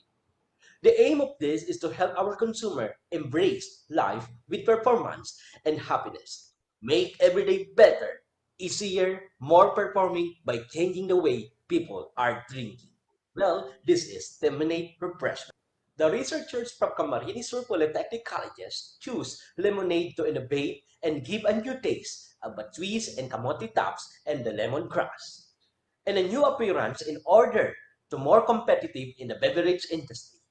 This innovation, the Timonade's refreshment, will give a new taste to all possible consumers of the product. The name Timonade was derived from the product itself. The letter T represents the two main ingredients, which is the talbos ng kamote and tanglad, or the lemongrass. Monade is derived from the root word lemonade. Like all of the beverages available in the market, Lemonade refreshment will bring the refreshing feeling that you will feel not only to your body but also to your mind. In terms of financial and economic aspect of the product, the way we see this is very promising for every investor in the line of food and beverage business. At only 20 pesos selling price, we have 14.8 or the 5 pesos unit profit. Due to the demand, the production assumption is 5% increase in every cycle. Imagine, for 5 years return on investment projected. On the first year, we have 9%, and the 5 years, we have 36%. What's more, come and invest your mind and money in Camarines or Polytechnic colleges. You want a refreshing business? Try Timonade Refreshment, only in the Bicol region. Thank you.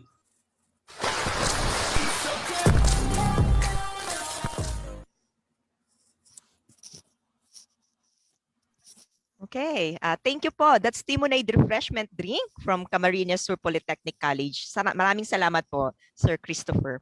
Okay, our next technology is pasteurized fruit vegetable blended coconut water. It's an all-natural healthy beverage preserving the nutrients of the coconut water fruit vegetable blend. This technology is from the Central Bicol State University of Agriculture, and our technology teacher is Ma'am Julieta Casaul. The story of our technology is every Juan and Juana's story. Each Filipino's childhood years is full of laughter, fun, and games. It will never be complete without that palamig across the street, buko shake at teens, and coconut water without ice during adulthood. Each of us has a unique sip of cocoa water at any point of our lives. Our niyog is indeed our tree of life. But there is a big question in the eyes of this child. Papa, tree of life pa ba talaga ang niyog? Parang hindi na tayo nabubuhay sa kinikita po ninyo. The farmer's child has a point. The price of copra had its lowest for the last 4 years, dictated by the low-priced coconut oil in the world market. Can it give life to the aching and in tears farmers? Will the question of the eyes in the eyes of the child be answered? Today, we want to help this farmer give an answer to this meaningful question. Yes, there is hope to the coconut industry. Not only the COVID-19 popularized VCO, but as early as 2016, this byproduct is already eyed as the savior of coconut industry. This is the coconut water. Coconut water gained so much popularity as an export commodity. But being an isotonic drink and hailed as nutraceutical, all Filipinos should be served with this drink. Coconut processing plants are in the city where transportation of nuts is a hurdle. The congestion of our cities will continue to be a problem. Large-scale industries utilize complicated machineries that produce lots of wastewater and chemical sanitizers after every processing. Being complicated in nature, only individuals can operate the system. To eliminate these problems, our technology was born. The village-level pasteurized cocoa water technology. We bottled the beverage on the same day they were harvested, or even up to 3 days, thus packing that unique taste of a plain yet soothing, slightly bland yet what every tongue desires, and preserves the distinct flavor that only a true cocoa water lover can tell. We can be at the heart of the community where nuts and farmers live harmoniously together. The machine can be housed in small space with panel board that both Juan and Juana can operate as long as potable water and electricity are available. This machine can be installed. Hot water is recycled from this pasteurizer as sanitizer of all the equipment and even all utensils used during processing. Juice extraction or infusion of flavoring is done and mixing it with cocoa water processed using high temperature short time method, the final product passed the standards of FDA for aerobic plate count and coliform count. It has a market potential of nearly 15 million pesos per year for Bicol region alone, as per the study of Ms. Hanilyn Hidalgo. We are inviting corporations, federations, cooperatives, and MSMEs to be our investors to improve the technology. Let us promote this community-based industry, green technology, and nutraceuticals in the country. We are at work with this technology for 7 years already. It started with a laboratory experiment where the properties of the plain cocoa water and the pasteurizer were established. Then in 2015, this was installed in the Bicol region for the actual test run and now on its commercialization stage as adopted by the two cooperatives in Bicol as well as in Samar. The competitors are the non-alcoholic drinks in any form, but juices or sports drink are also included. The 25 coconut processing plants are mostly in the heart of the city. Trust our team who are working with us since 2014. We have a food engineer who developed it for 7 years now. Dr. Ofero Caparino and Cedric Cornejo, while the food science group is into deep research for product development. With the enactment of Coconut Farmers and Industry Trust Fund, RA 11524, the windows of opportunities are coming their way.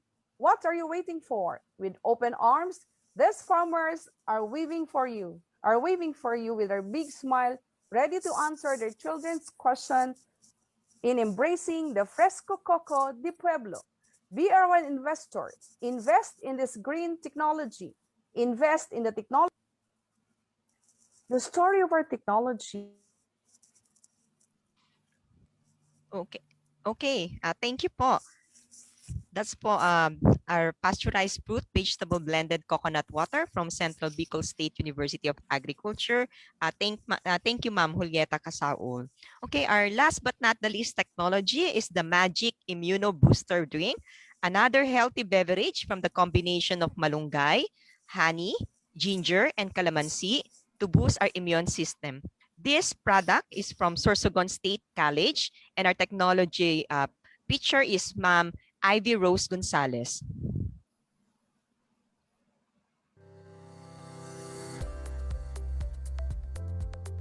Good day, everyone. This is Ivy Gonzalez from Sorsogon State University IT Office, presenting our product, the Magic Juice.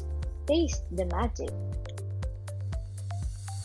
Having a healthier lifestyle at this time has never been more crucial, and one of the most important ways to achieve this is to eat and drink healthy.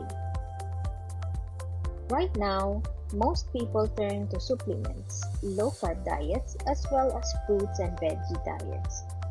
There's an obvious growing need for nutritional supplements, improving health awareness among people, and shifting focus towards organic medication. But you know what? These are costly, more often risky for those taking other medications, and most times inaccessible to most people, especially in rural areas. Now, what we need is an affordable, natural, accessible, and equally nutrient-rich product. Enter our Magic Juice. Magic Juice is made of malunggay extract, honey, ginger extract, and calamansi juice. Malunggay or Moringa oleifera has been used for centuries due to its medicinal properties and health benefits. It's super rich in vitamins and minerals and also has antifungal, antiviral, antidepressant, and anti-inflammatory properties. Honey, aside from a natural sweetener, also has benefits that go beyond its delectable flavor. Ginger, which contains gingerol, has an amazing antibacterial benefits, and calamansi juice has good amount of minerals and vitamins, especially vitamin C, which is essential to building immunity. Malunggay juice is one of the very few malunggay-based ready-to-drink juices. With one serving, there's more than 200% of the daily allowance of vitamin A, rich in nutrients such as potassium, fiber, vitamin C, calcium, iron, and magnesium. Our product's business model is as follows. One of our key and important partners will be farmers as they will be supplying our raw materials for the juice.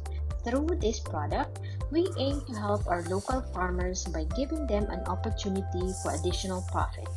For marketing and promotion, on the other hand, online platforms such as Facebook, Instagram, Twitter, and other social media will play a key role. Online shopping apps will also be key partners in going for a wider distribution of the products.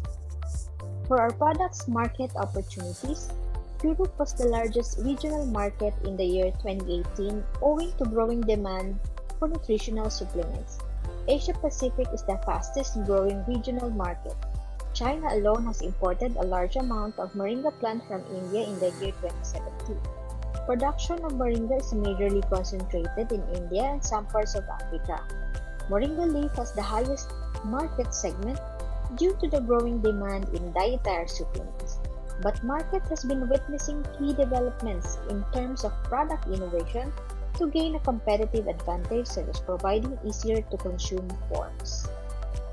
As of 2010, more than 20 private companies were engaged in the moringa industry in the Philippines.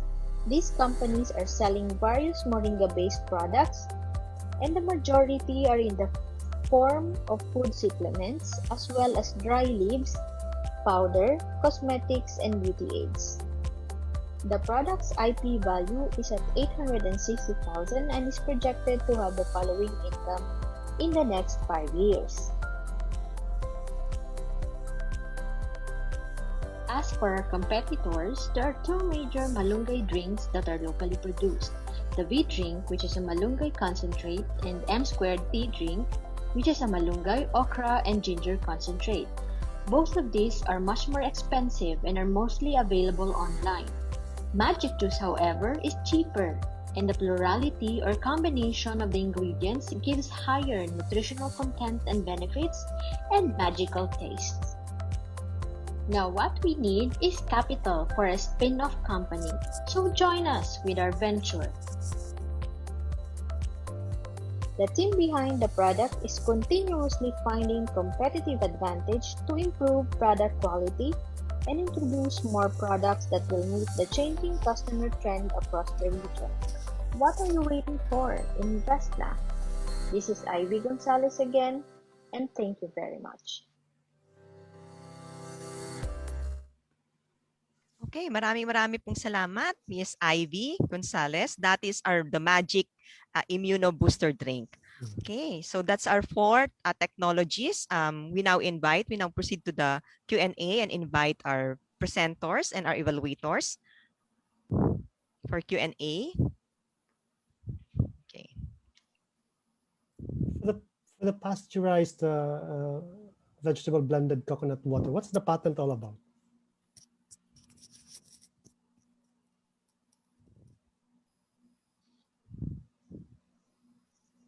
Okay.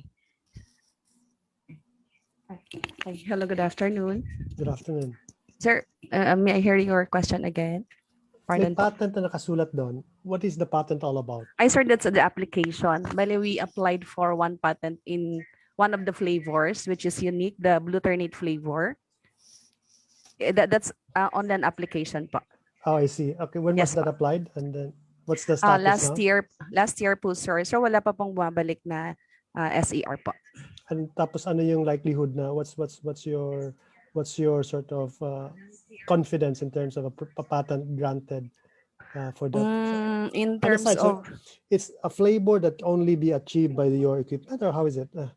Not really, sir. I mean, we just observe one unique characteristic, that is it somehow improved the shelf life of the product among the flavors that were used. And the improvement of the shelf life, what was driving that one? The product becomes more stable and kung makalusot po sa innovativeness. So, yun lang po ang application namin. But then all other flavors were also applied for utility model. The machine also was granted the utility model in 2014. Okay, okay. Yes, okay. And then thank you. And then for the Caro Turmeric, Timonade, and then Magic Booster Drink, I mean, all of you are sort of competing in the same space. I'd want to drink all, but I cannot drink. I mean, many would have to choose which one among the three, for instance. Like, why should I choose Caro Turmeric over Timonade over Magic Booster? Let's start off with Caro Turmeric. Well, the carrot turmeric tea, sir, is a fusion of two mighty vegetables. So, it is an immune booster, and we need that at the present time. Okay, thank you. And then for the Timonade. By the way, so this tea, there's so many. I mean, Infinity, Serenity. I even encountered one, T-Rex. Okay, so now it's sort of more natural, Timonade. So why would we have Timonade over Carrot Turmeric or the Magic Booster Drink? Okay, so as mentioned by the researchers from the carrot tea, ganun din ang masasabi ko, sir. But you know, sir, the Timonade might be our number one alternative drinks, lalong-lalo na dito sa atin sa institution, sa school. Pinagbabawal kasi rito, sir, ang ano natin, ang mga tenant natin sa canteen mag-offer ng mga soft drinks.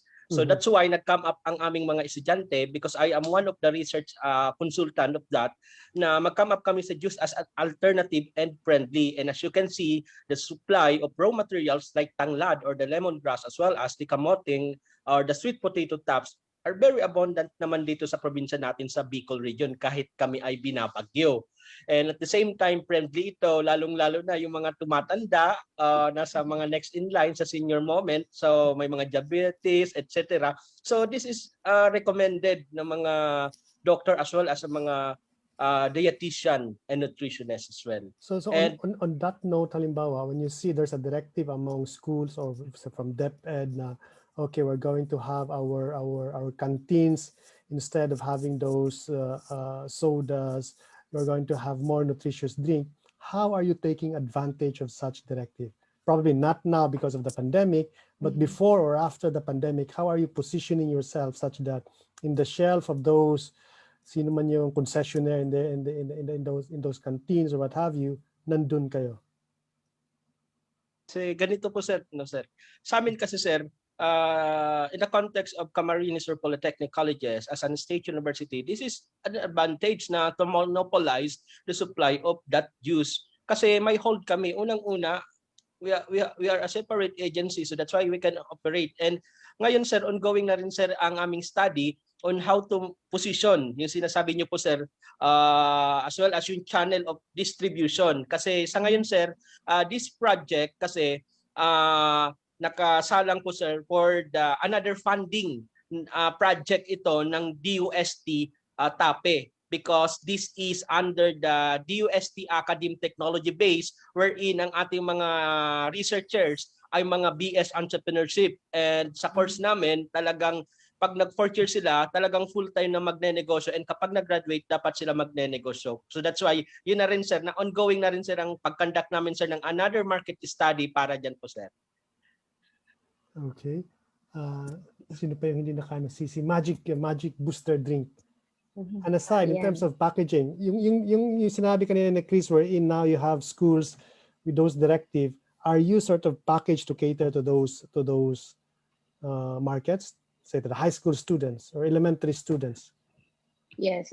Actually, tama yung Sister Chris. I agree with him. But our juice, the idea is actually born out of our situation right now, yung pandemic na, and the researchers were thinking na yung ingredients na ginamit nila is actually it will parang boost our body's fight against yung mga symptoms na iniiwasan nating ma-feel at this time nga.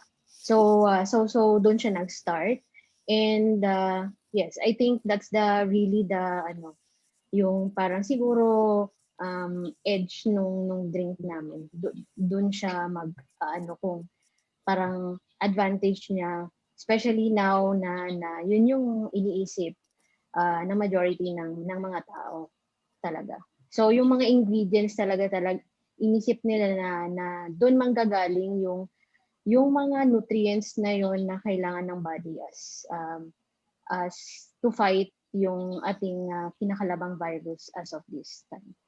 So might be, but the reason that sort of brought you all together is that, you know what, there's so many options. There's so many options. You're just be one among the many. Now, how do you sort of bring yourself up among those so many other options? So that's the challenge that you're going to have, not just on the same players as the space that you are in, but also on those that are not so healthy, okay? That's sort of the more popular now, but you see a trend wherein now you have this directive, but even so, you're still going to compete with others. Paano nila ma-differentiate, eto carrots, eto malunggay, eto ganito, eto ganito. So how can you stand out in that crowded field? Thank you. Okay. Yeah, thank you po, Prof. Matt. Thank you, Sir sir. Chris, any questions po sa ating mga technology features?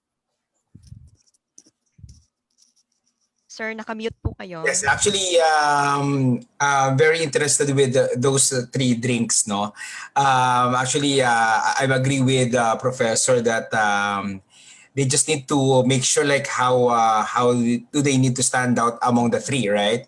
And then, kasi imagine if you guys are like in one store, right? And then these consumers will pass by to your booths or stores.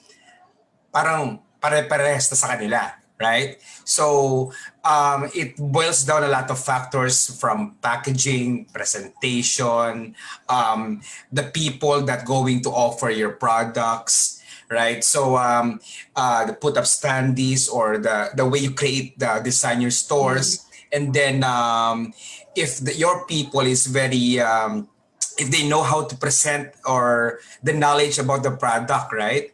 So on how they're going to explain it to the market and to the target consumers, I think there's no reason for you guys to become successful on this part. Yeah, so I'm very excited to all of you guys. I think just don't forget lang to focus on small things, right? Because you're already there. The product is there. So just always put yourself on the customer's shoes, right? And then just put study on both the competitors and around the areas, especially the location that you're going to put the stores or the location that you're going to offer your products. That's it. Okay, maraming pong salamat, Sir Chris. Thank you, sir. Yeah. Thank you Okay, po. so we'll entertain. May time pa naman po ng konti, but meron pong pumasok sa atin dito sa ating chat. This is directed to the cocoa water with veggies. From the product from cocoa with veggies is the process peeling of carrots, cucumber, etc. It's not paring because you are going to use knife. That's from Ma'am Annabelle Valdez. Actually, ma'am, sometimes we don't peel it. We just extract right away during the juicer. So after sanitation of the flavoring, then go straight to the juicer po. Thank you. Okay. Marami pong salamat, Ma'am Julieta, for that. Thank you po. Okay. Okay. So I think that's it, no? Wala na po, ma'am, na from the FB Live. So maraming pong salamat. So this is our last batch of technology features for today. Hindi pa po tayo tapos. Meron pa tayo tomorrow. Mga ngiting tapos na po yan, yung nakikita ninyo. So maraming pong salamat kay Sir Dominador, kay Sir Christopher, kay Ma'am Julieta, at kay Ma'am Ivy. And of course, sa ating evaluator, Sir Chris. Maraming pong salamat. And Professor Matt. Okay. Thank you. Okay, thank you. Good luck, guys. Okay, marami pong salamat again. Before we end po, we'd like to say thank you everyone. Thank you po sa ating mga technology features. So ito pong nakita ninyo is produkto po ng kanilang 5 buwan na training po. And to our potential technology takers, sa ating mga investors, we would have a special mention po si Sir Toto Barcelona ng Harvest who is still with us until now. So thank you, sir, for staying with us, pati po ang Diamed na nagstay po sa atin the whole day. Maraming pong salamat. And of course, thanks po sa ating mga evaluators since this morning po. Thank you po. And of course, special mention din po ang ating technology pitch head coach, si Dr. Lilian Lando. Maraming salamat po. Okay, so this is our afternoon session of the second day of the technology pitching. But before we let you go po, we'll just show what are the next steps if you are interested in these technologies. Please watch the video. Okay, sorry po.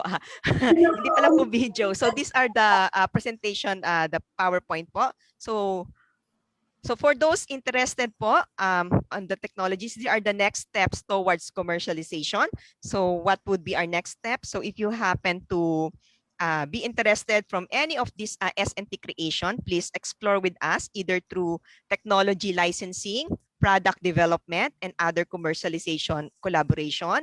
Again, just fill out po yung downloadable term sheet and email us at ttpd@picard.dost.gov.ph. Again, that's ttpd@picard.dost.gov.ph, or you can call us for inquiries at 049-536-1574. Again, I'll just repeat, 049-536-15474. Okay? So maraming pong salamat. This wraps up the first day of our technology pitch. Thank you for joining us. We hope you will still join us tomorrow for more technology pitching, and this time we'll be focusing on equipment and machine category. Thank you po. See you all again tomorrow and have a nice evening. 8:30 po, di ba? 8:30? 9. Okay.